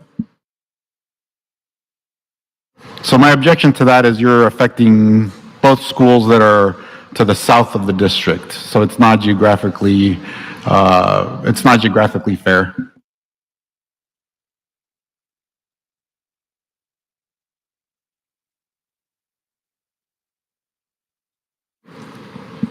When you mention not geographically, because the fact that Cherrywood and Summerdale are in the same area, is that Actually, what you all mean? 3 of them Actually. are in the same area. Yeah, Toyon and Summerdale are close proximity, and then Cherrywood, Right. they're all very close proximity to one another. Yeah, they're too close. I'm sorry, Trustee Jimenez, I didn't mean to push you to come to a conclusion. I was just trying to figure out where you're at that particular point, whether you wanted to consider, because you spoke about middle schools being sacred. I mean, I was trying to see where you're coming from my perspective, like what I mentioned and what Trustee Nguyen alluded to is the reduction in strength of the middle school population itself. That might again, it's speculation, might end up affecting some of our electives specifically for the middle school students. That's where I was coming at. District staff, if we were to close Lakeview, can you please repeat where these students are to be transferred to? If Laneview is chosen, it would be between most likely Majestic Way and Northwood. Let's see. So just looking at the map, the closest schools to Laneview are Majestic and Northwood. So will we be able to accommodate that? Because we recently had boundary changes for Northwood where those families were moved to Laneview. That's correct. So would Northwood be able to accommodate students that were just moved from Northwood Yes, back to Northwood? because everything changed with the pandemic, and Northwood then has started to have a decline where Northwood was a growing area. We've been experiencing a decline in Northwood's attendance or in their enrollment. So Northwood currently has, let's see, I have,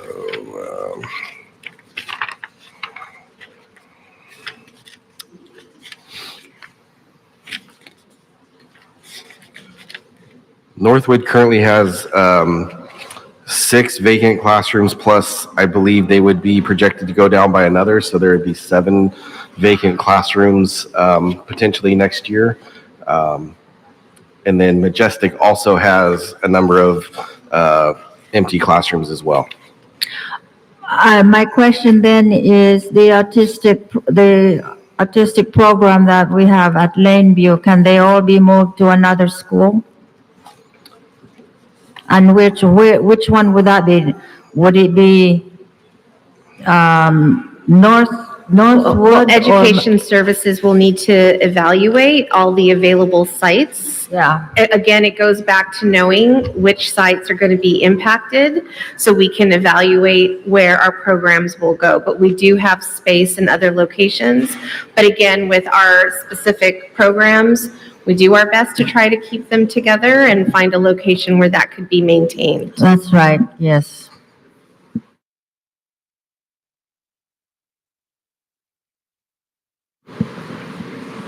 There is no easy answer to this. In that scenario, also splitting Laneview between Majestic Way and Northwood, you'd be splitting a Title I school to 2 non-Title I schools. Just Can you to repeat keep that in that? mind. So currently, Laneview is a Title I school. Yes. Majestic Way and Northwood are not Title I schools currently. So you'd be splitting a Title I school to 2 different non-Title I schools. Majestic is not a Title I school. No. If we were to put students there from Lakeview, would they be able to have a waiver to have the Title I funding? Potentially, it all depends on the demographics of the students that end up going to, that attend that school. How much would we lose in Title I dollars?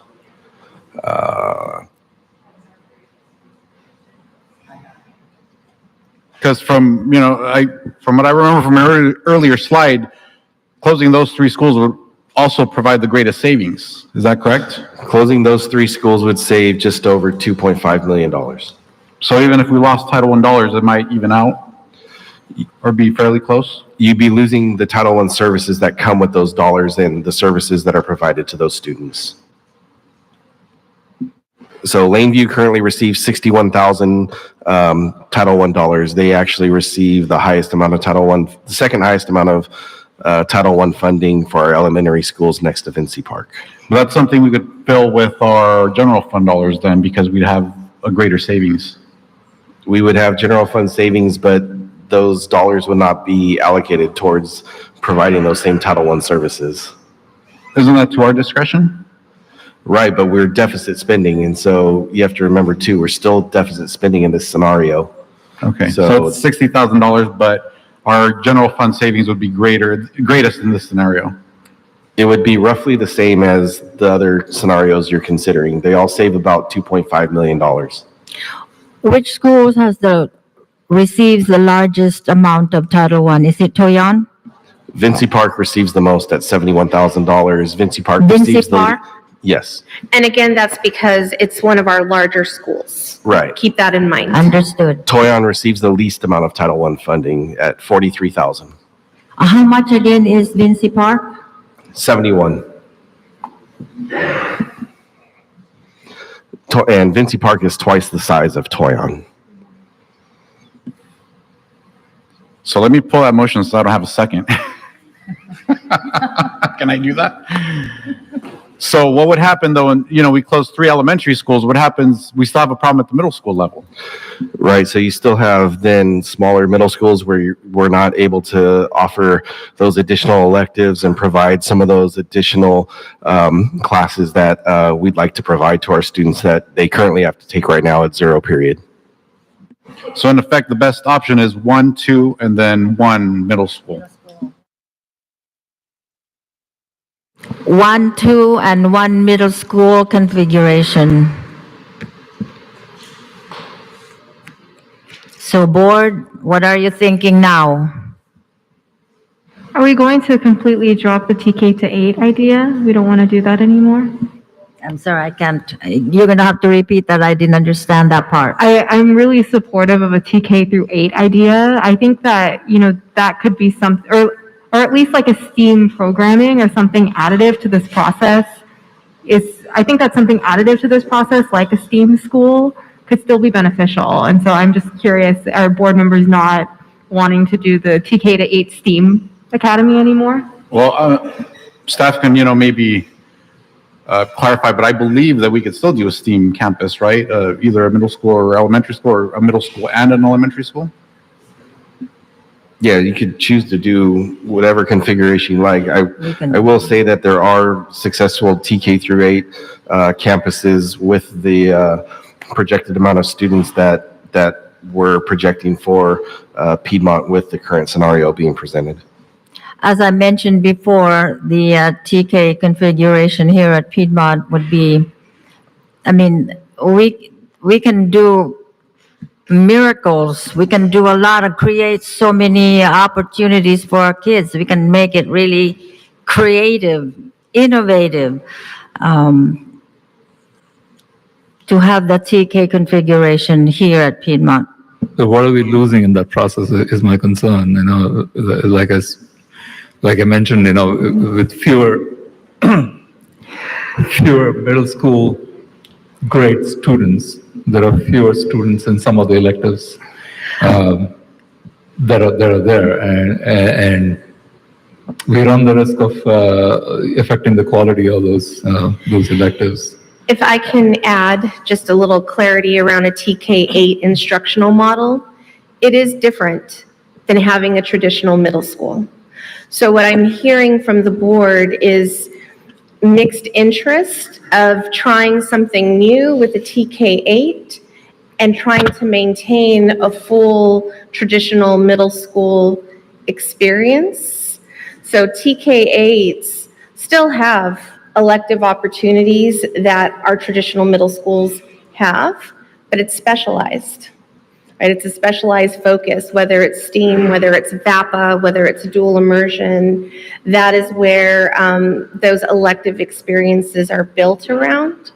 And so, it really depends on what the board's interest is in providing different educational options for our students. It is a choice. It is a different model. They typically, a K-8 program does not typically have the same high number of middle school students that a traditional middle school would have. It's a smaller size of students because it's a targeted specialized program for them. Yeah, I know I spoke at length with the TK8 model, especially considering that we were looking at 3 Title I schools and having the added revenue of that. But I'm not starting to rethink that, rethink my own logic. Traffic mitigation, yes, definitely, it's a concern. Maybe it could be alleviated, but I am definitely concerned about some of the programs that are targeted, especially like band, orchestra, and choir that have those additional number of students, middle school level students with combined classes in those specific programs. I don't know whether Avid has a similar setup, whether Avid is only for 6th graders. Avid goes from elementary, middle through high school. So for Piedmont specifically, do we Avid is for all grades, correct?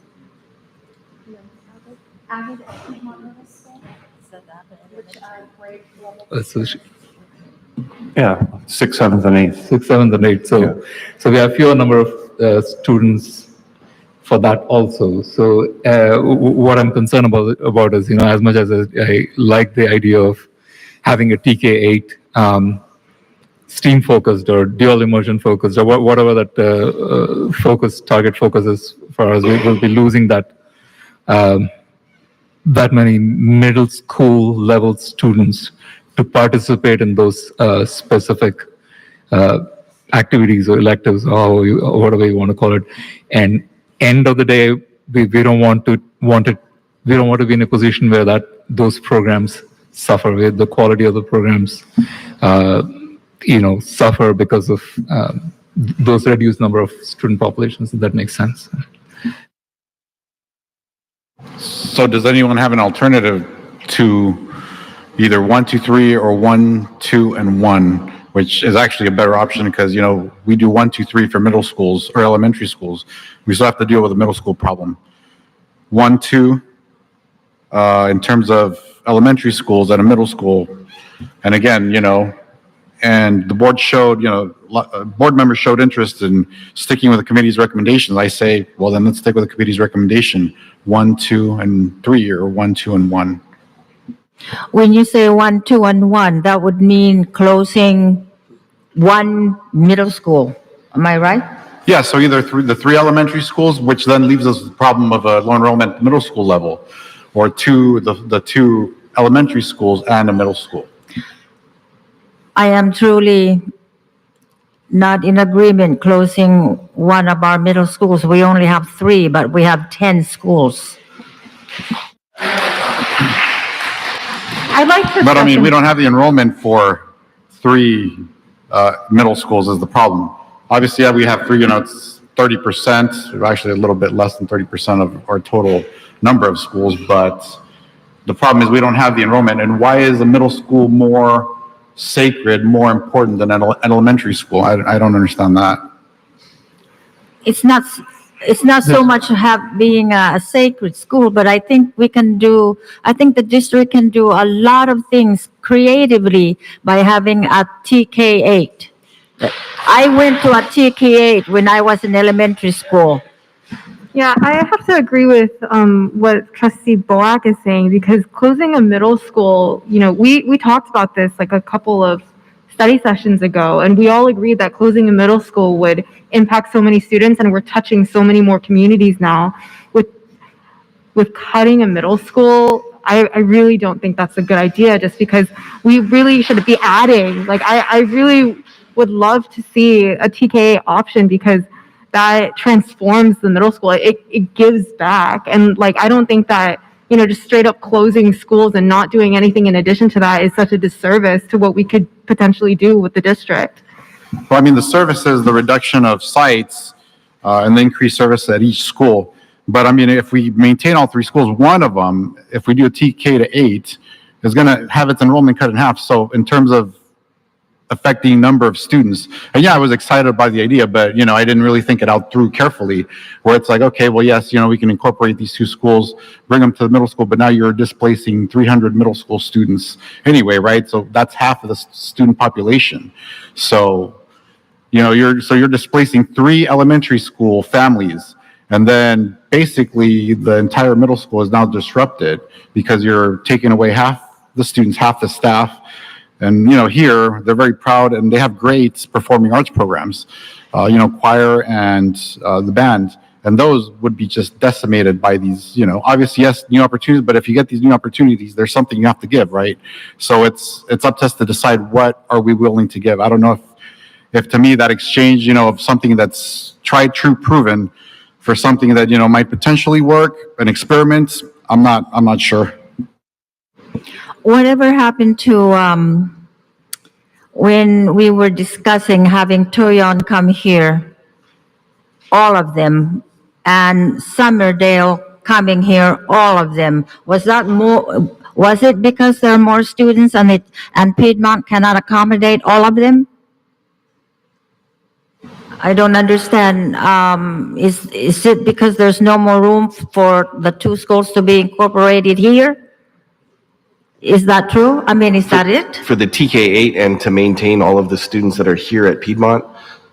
Is that the question? Yeah, my question then is if we were to have Toyon, all of them come here, Summerdale, all of them come here. Right.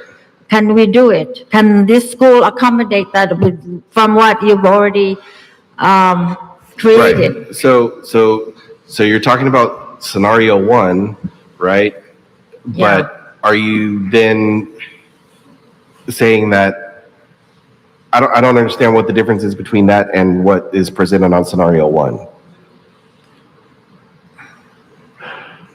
So we cannot keep all Piedmont students and all Summerdale and Oh, all we can't keep all three of them in here. That includes Piedmont Middle. Some of the Piedmont students will have to go. We'll have to move. Yeah, you would have a school of over 1,100 students between TK through Yeah. 8. So with this model, because it wouldn't just end here, we'd have to close another school. We'd be affecting 4 schools as opposed to 3. So that's just something to keep in mind, 4 different campuses. I see in there the capacity is 940 students. That's the 940 students capacity that's here. So the capacity as a TK through 8 is 940 split as shown here with 528 for TK through 5 and 412 in 6 through 8.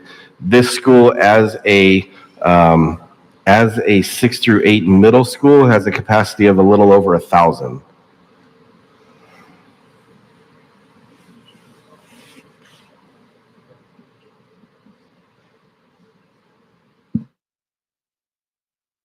A little over 1,000, that would include the enrollment here at Piedmont Middle, along with Summerdale and? No, that's middle school students only. There's different space requirements because of their class size ratios. Right, so middle schools can have, middle school capacity calculation is based off of either a 30 or 32 students per classroom calculation, and the elementaries are different based on grade level.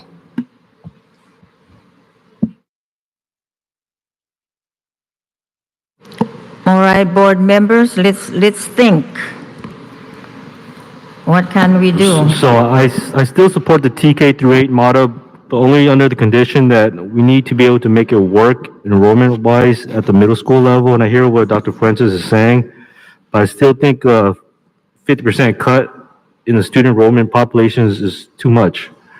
So going back to my earlier suggestion is I still think that in order to make the TK through 8 model work here at Piedmont, perhaps we should consider having the Toyon families go to Noble, the Noble 6th, 7th, 8th grade families go to Piedmont Middle. So that way we keep the middle school enrollment up. Trustee Nguyen, say that again, please. I propose that the Toyon families go to Noble and the Noble middle school families go to Piedmont Middle.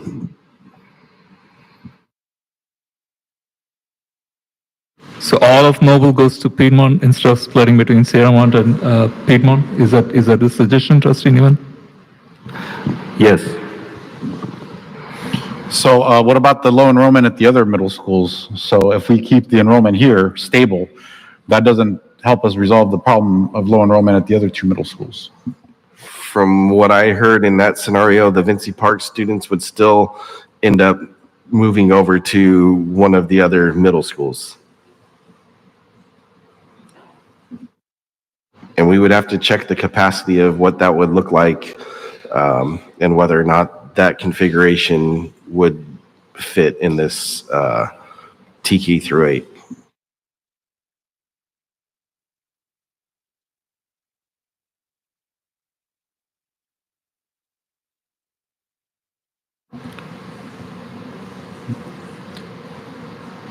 No-win situation. I mean, 1, 2, 3 is looking like a better option each time the more we discuss it. Didn't look like a great option now. Of course, closing any school is not a good option, but you know, I think we've reviewed pretty much every scenario that's possible. Board seems to want to preserve middle school, so maybe, you know, and you want to go by the recommendations of the committee, so I think maybe 1, 2, 3 might be the way to go. I am beginning to agree with the 1, 2, 3 elementary schools.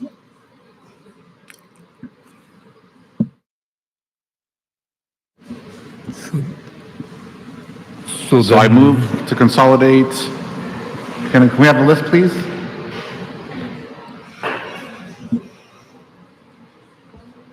Which one? Cherrywood, Toyon, and Lakeview.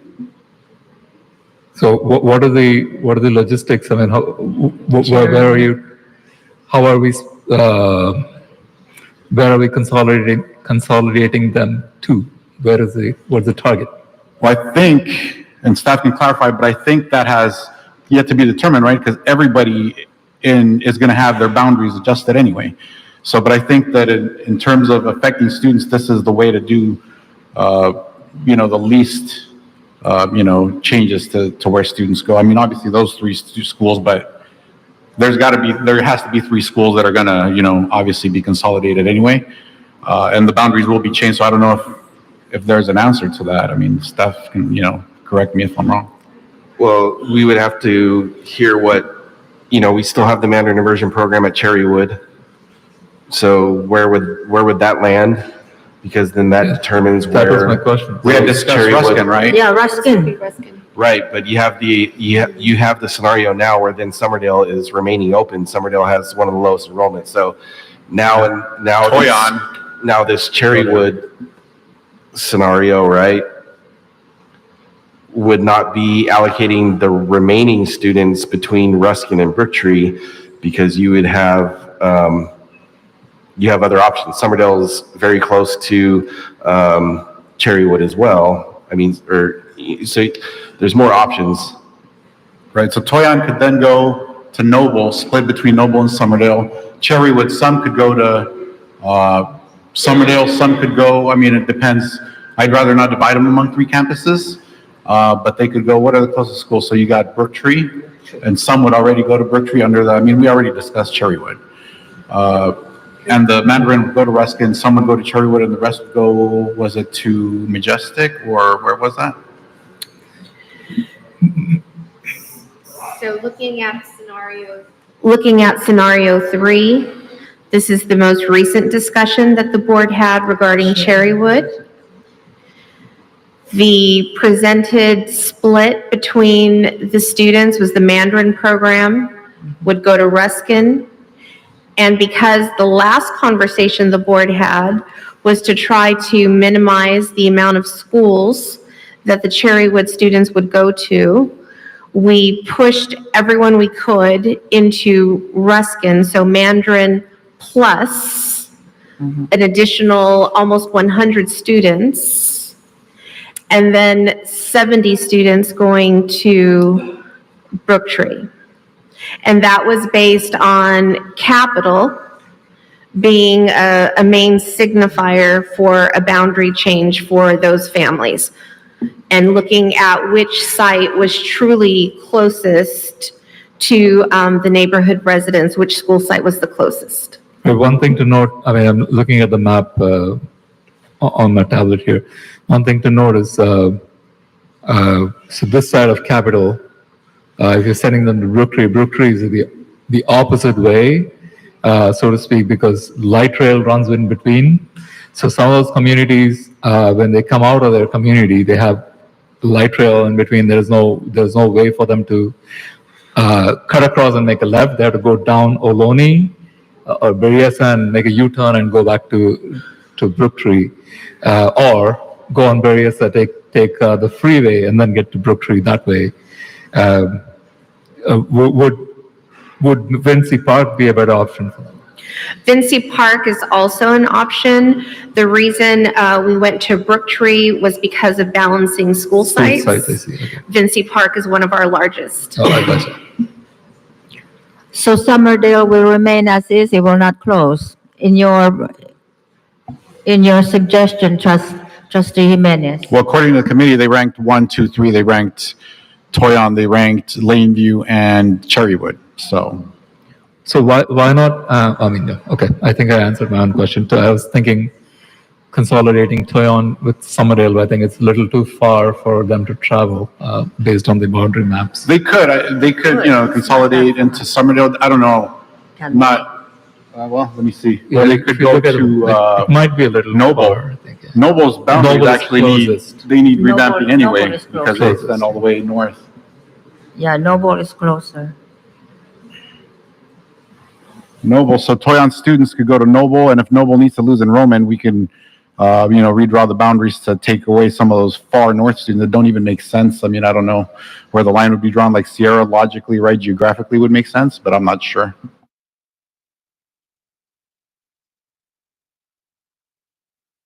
So with the Cherrywood Mandarin Immersion Program, so you spoke about now having more number of students being able to go to Ruskin, correct? So that gives them. So we have, let's say we move the Mandarin Immersion Program as it is at Ruskin, and are we capturing more English-only students that also go to Ruskin? Yes. So the chances of them, I know there's no guarantee, but there's chances of them having that one-on-one switch that they currently have, which is critical for them. Continuing, I know there's no guarantee. Yeah, that always depends on the number configurations, understand. no matter what the school location. But with the increased number of students, English-only students, is there a better chance that they could continue that model? Potentially. Yeah, I mean, even without moving any of the English-only residents, Cherrywood students to Ruskin already has more classes currently at their school than Cherrywood.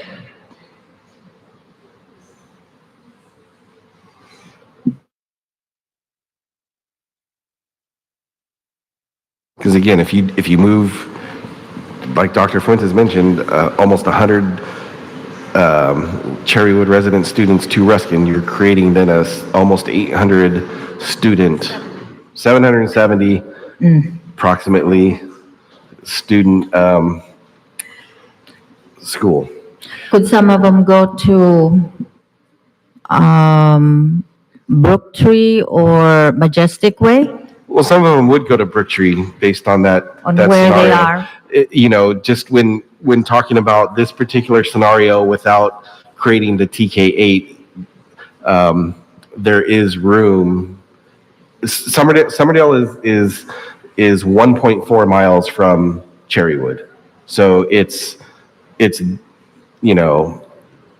closest school to Cherrywood besides Brooktree. So it's actually closer than Ruskin. So Ruskin is 1.5 miles from Cherrywood, Brooktree is 1.3 miles from Cherrywood, and Summerdale is 1.4 miles from Cherrywood. So it would make sense that some of those students that were close to Summerdale would then go to that school rather than creating a large school. It all depends too on how you redraw the Toyon boundaries. Most of the Toyon resident students live around Toyon and not on the other side of White or Piedmont Road around Summerdale. When you look at the density map, a lot of the Summerdale resident students do not live right around the campus. They live closer to Vinci Park versus living closer to Toyon. So, we'd really have to look at what those numbers are. But, if you're looking at redrawing the boundaries and using White Road there as the delineator, Summerdale would still remain very small. Taking a look at then how many of those Toyon students would come over, it's very few according to the density map. So then you would be capturing more students by having some of those Cherrywood students go over to Summerdale.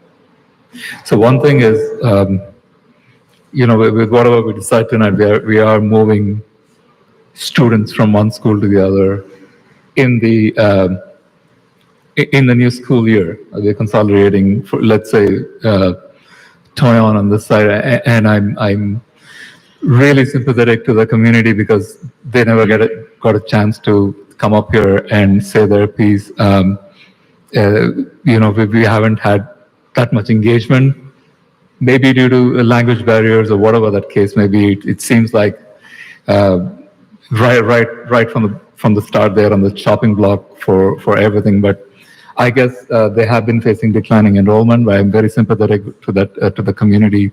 I know there are a lot of students with challenges over there, but excuse me. So if we for the next school year consolidate Toyon, for example, with Noble, right? Toyon goes into Noble, and all those students say, okay, now Noble is my home.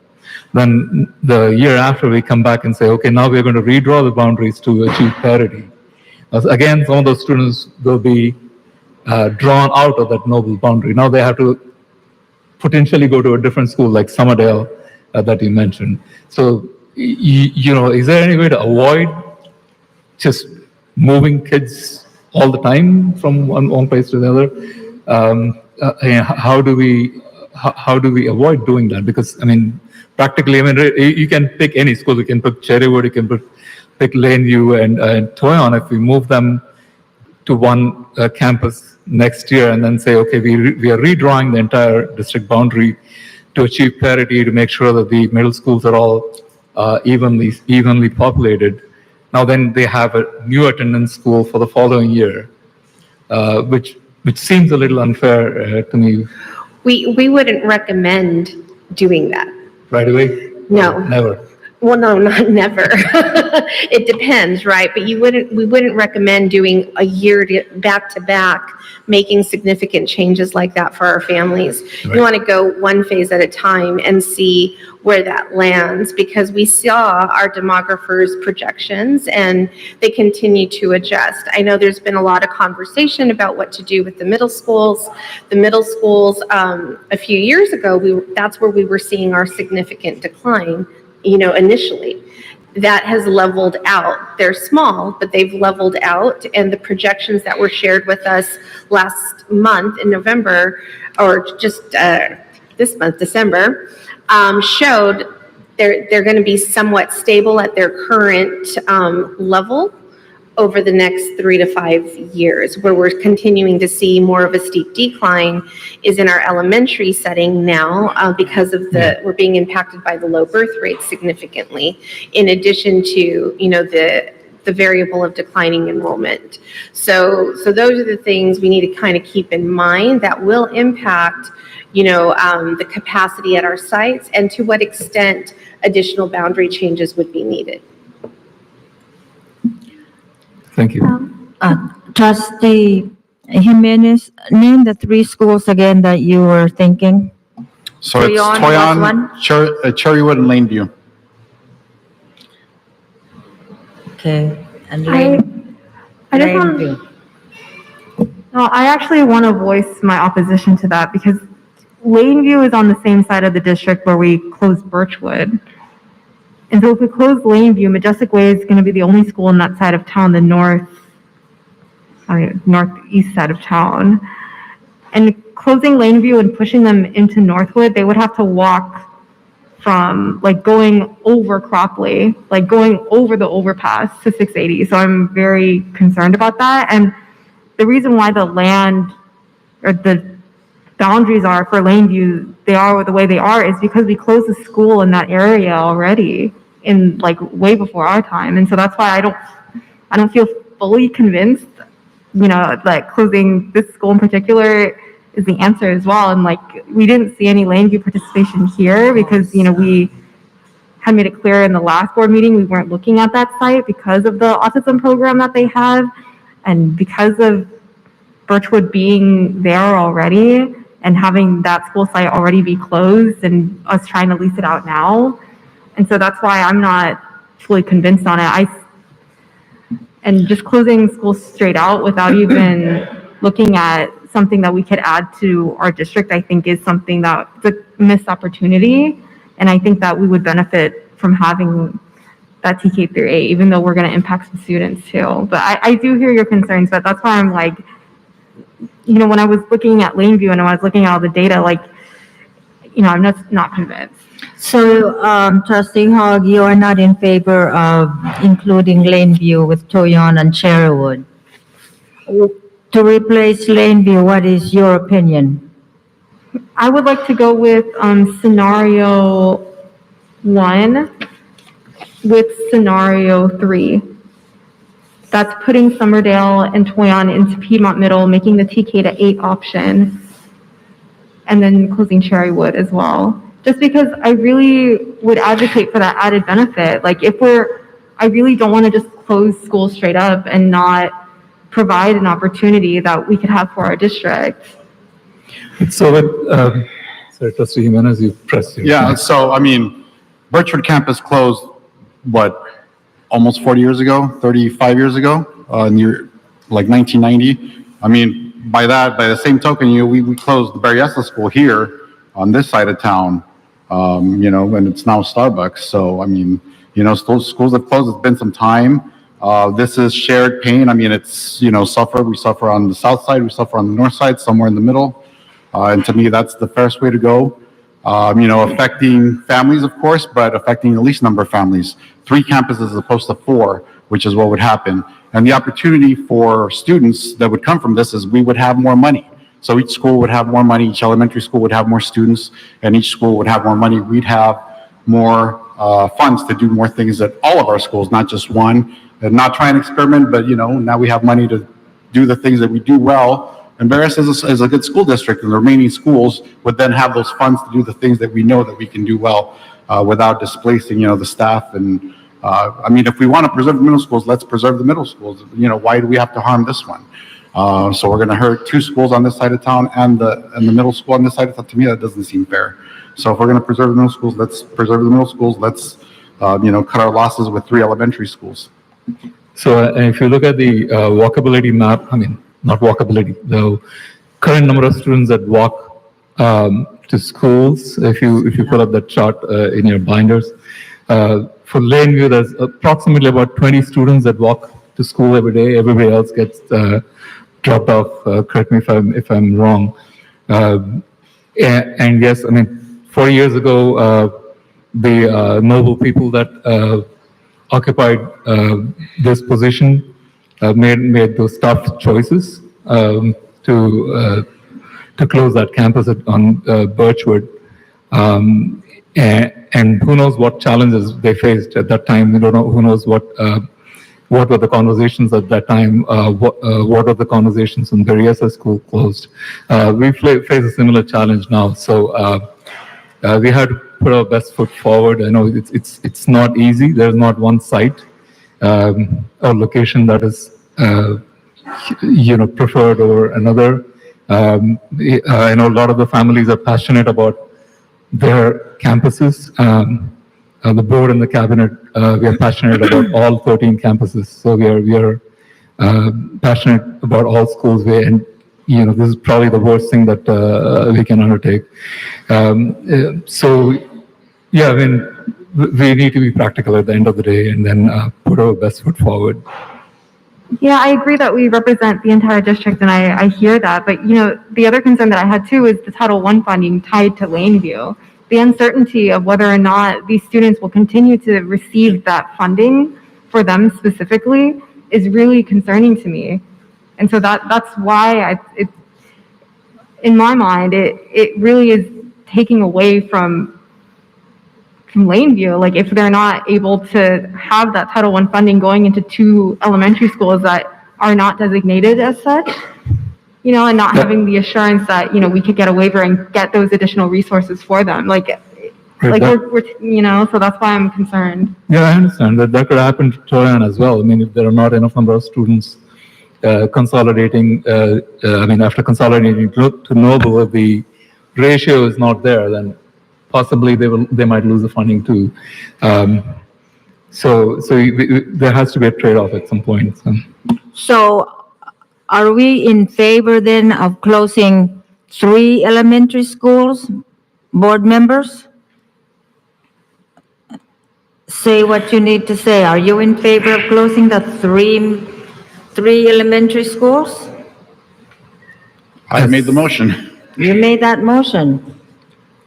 And everyone else, you have any discussion regarding, and I believe the 3 middle schools that were mentioned is Toyon, Cherrywood, and Laneview. Am I correct, Trustee Jimenez? Yes. So are we 5 board members in favor of closing 3 elementary schools, yes or no? But really, only 3 of us have to be in favor of it. Huh? Only 3 of us have to be in favor of it.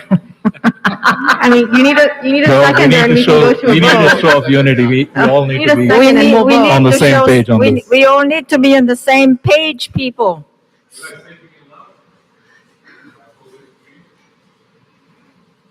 That's another question. Are we saving enough, Mr. Franklin, if we were to close 3 of these So schools? this scenario actually is This the scenario. biggest savings, the biggest savings.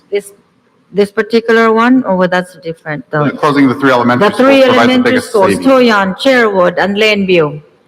Yeah, this provides just over $2.5 million. $2.5 million?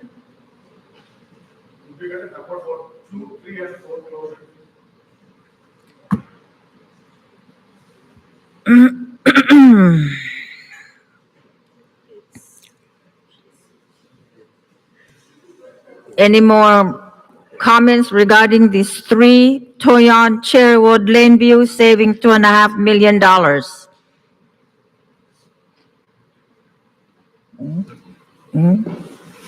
Oh, board. Oh, here it is.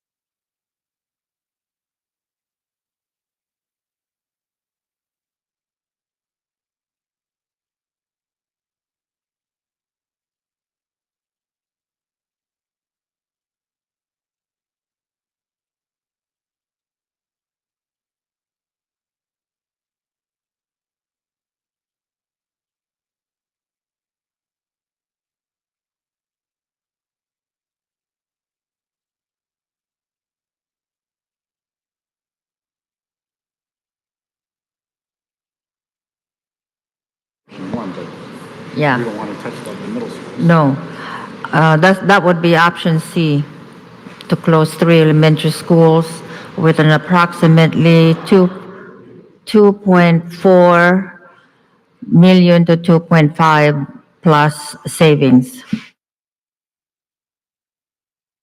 Yeah. So my fellow board members, are you in This configuration saves agreement? 2.5 million. I'm sorry, go ahead, Mr. Franklin. This particular configuration, Cherrywood, Toyon, Laneview, saves 2.5 million. 2,506,914. So it's 2.5 million, right, you said? For these 3, Toyon, Cherrywood, and Laneview. My fellow board members, what are you thinking?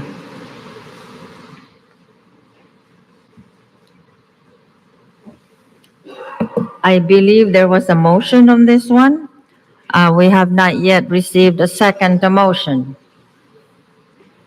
I think we are still thinking about the 3 because the second motion has not been We received. get a second and, it doesn't approve anything.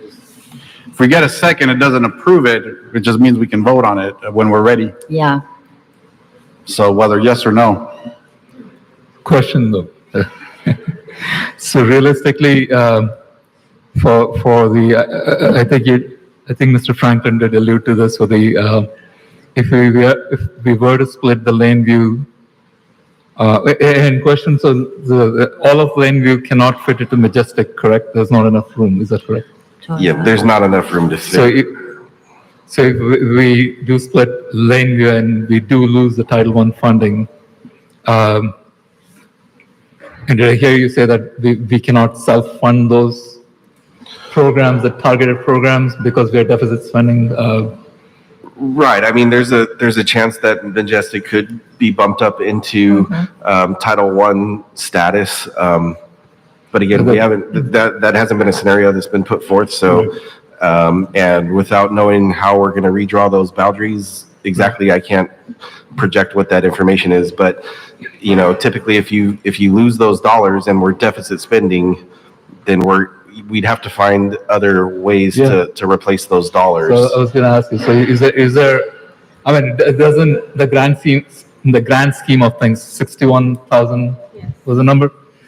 Doesn't seem like a lot. I mean, we are dealing with a $101 million budget. So 61 million doesn't seem to me a lot. I'm sure there's something, we give up a copier or something like that, lease on a copier or something. That could fill that bucket. So if you remember that chart that I showed, there's very few things outside of right. But it's 61. Students at Lakeview, if we were to choose Lakeview, students at Lakeview would be attending Majestic Way and Northwood. Am I right on that one? I'm just trying to imagine because I know where they're located. So students of Lakeview would be attending, Majestic Way and Northwood. Am I right? Yes, I mean, depending on how we want to redraw the boundaries, the proximity is close to Brooktree, Majestic Way, Northwood. Because you can see that, it's an L shape for Laneview's boundary. Now, Brooktree is a Title I school, correct? Correct. So the distance between Lakeview and Northwood, is it comparable with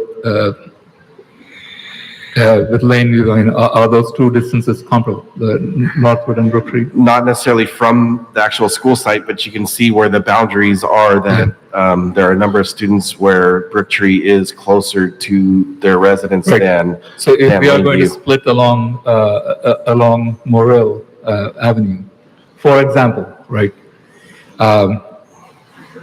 So this side of Morrill, is it closer to Brooktree, then potentially they merge with the Title I school. The other side, probably slightly higher population of students go to Majestic, maybe bumping up their numbers to capture those Title I dollars. Is that a possibility? Potentially, depending on where those students that meet those requirements live.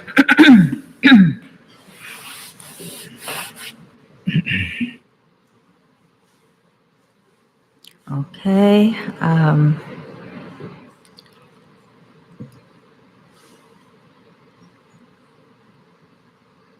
Now, okay, so if we were to make a decision on this one regarding Toyon, Cherrywood, and Lakeview, all the challenges that come with it can be brought back to us. And see what we can do with it, with everything else, including traffic, including boundaries. Am I right on that one? Yes, so again, we need to know what the schools that are being selected are so that deeper drill can be done, if Right. you will, and the boundaries can be looked at. I'm sorry. So right now, when we talk about boundaries, that's really kind of premature because we don't really know. Plus, that has to be studied anyway. So is our main goal then to select the 3 schools and let that decision come later.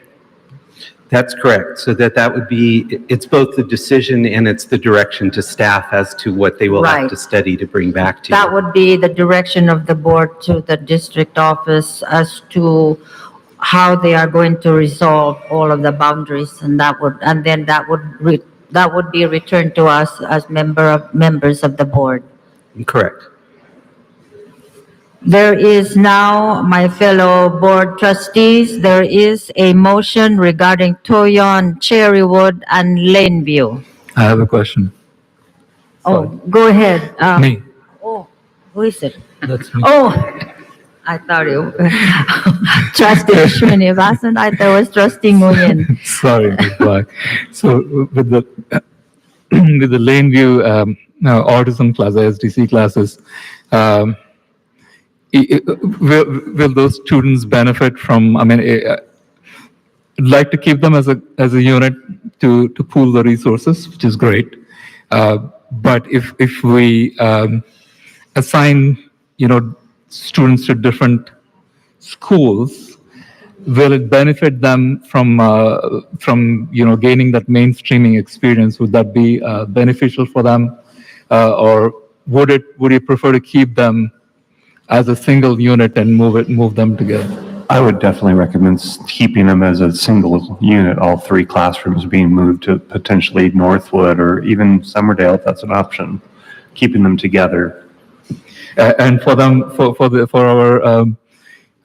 our special needs students, commute is not an issue because we do provide bus services. Correct. Right. Mm-hmm.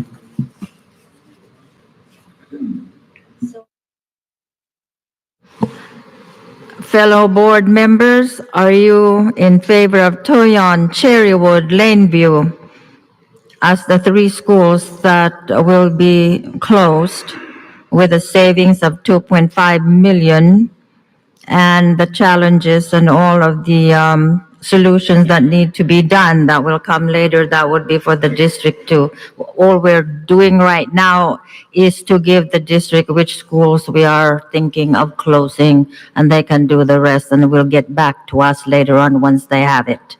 In other words, the plans that they have. How are you feeling?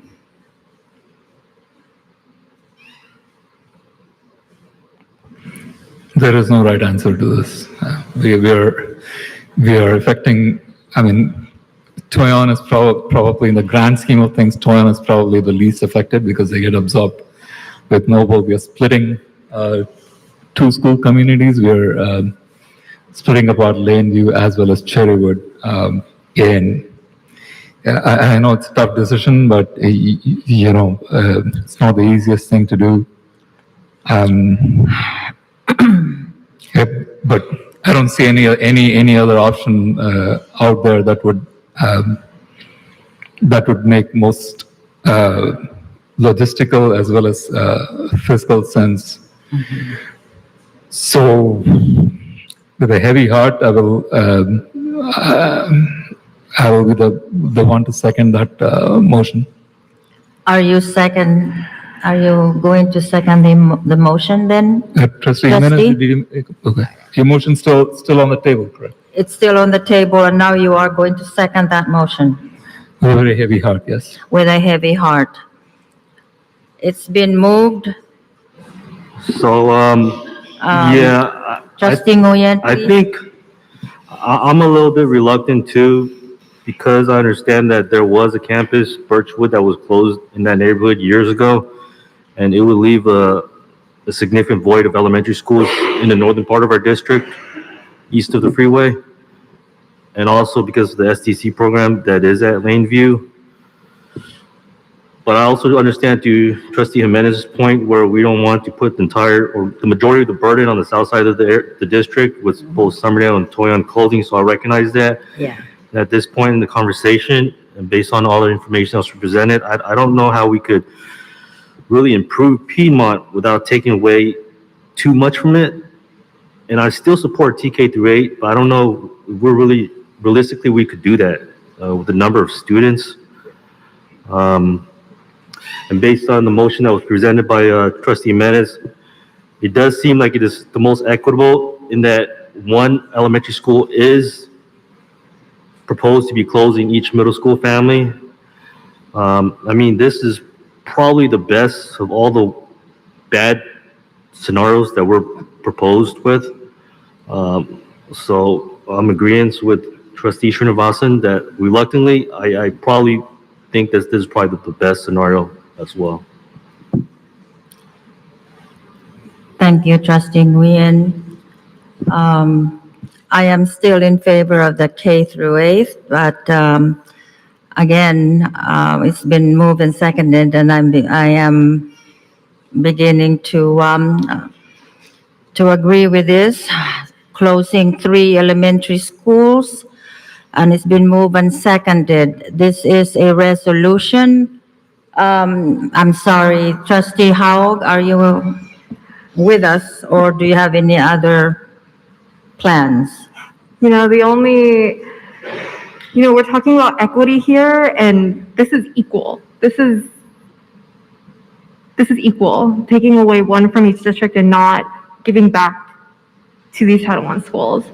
But, I understand the concerns that you all have, and pursuing the K through 8 model does impact our Piedmont middle school students, but I cannot vote in favor of something when I know that Lakeview is going to be, or Majestic Way is going to be the only school in our northeast corridor, and we're not going to continue on the journey of adding something new to our district. I really think it's a lost opportunity, but I can see and I can understand where you all are standing, and I apologize I can't come up with something brilliant right now to try and make the K through 8 model successful, but I can't in good and full conscience vote with all of you knowing this. Like, I always keep in mind equity, and equity is acknowledging the fact that there are some students, there are some families who are already set back, and we're not giving more to them. But we should just go with the vote. So are you, Where do you see the inequities, Trustee Hogg? Where do you see, specific to Lakeview, do you see the potential loss of the Title I funding, or the? I'm really concerned about that Title I funding, and So like I mentioned just a little while ago, so you could look at potentially, merging some of those students with, sending some of those students to Brooktree, which is the Title I school. And it's not really in the vicinity, but neither is in Northwood. It's the similar kind of a setup there. So we could potentially look into that if that makes sense, but we can only do that once we come to a conclusion as to what we're doing. But I think the logistics of how we structure that, how we make sure we provide those services can be worked through. And again, like I said, in the grand scheme of things, the amount that we are talking is very minimal, and I don't think. I firmly believe that we should be able to find it somewhere or the other. It's not millions of dollars. It's a few $1,000s, and I'm pretty sure I can find savings somewhere. I'm confident about it that we can do that even if we lose that funding. Does that kind of give you hope? And let me say this, with Trump in the White House starting January, McMahon in charge of the Department of Education, we might lose all Title I. Every school in the country might lose Title I funding. So to me, that is true. I'm being pessimistic, but that's just, that's the direction the country's headed. I'm sorry, but I'm also thinking of the same thing, even though I do want the Title I funding to continue, especially at Lakeview, but if we're going to close Lakeview and they're going to the students are going to be in different schools, we hope that the Title I that they already have over there, with not Title I, but students who qualify for Title I plus students from Lakeview, I hope that there is enough there to have some kind of a waiver. I hope that will be the case. But it seems to be, for me, that I will go ahead with this one and and agree with it. So is everybody there already or what? Let's vote. Let's vote. It's the fact that it's been moved and seconded. This is a resolution. It's a roll call vote. Ms. Gomez, can you please have your roll call for voting? Yes. President Boak, Aye. Trustee Srinivasan, May our future generations be kind on our souls. Aye. Trustee Jimenez, Aye. Trustee Howe, No. Trustee Nguyen, Aye. I'm sorry, what was the vote for Trustee Hobb? Was it no? All right, so it is 4 yes, 4 ayes and 1 no. It is, so the motion is passed for 4-1. Yes, so district, these are the 3 schools. Toyon, Cherrywood, and Lakeview.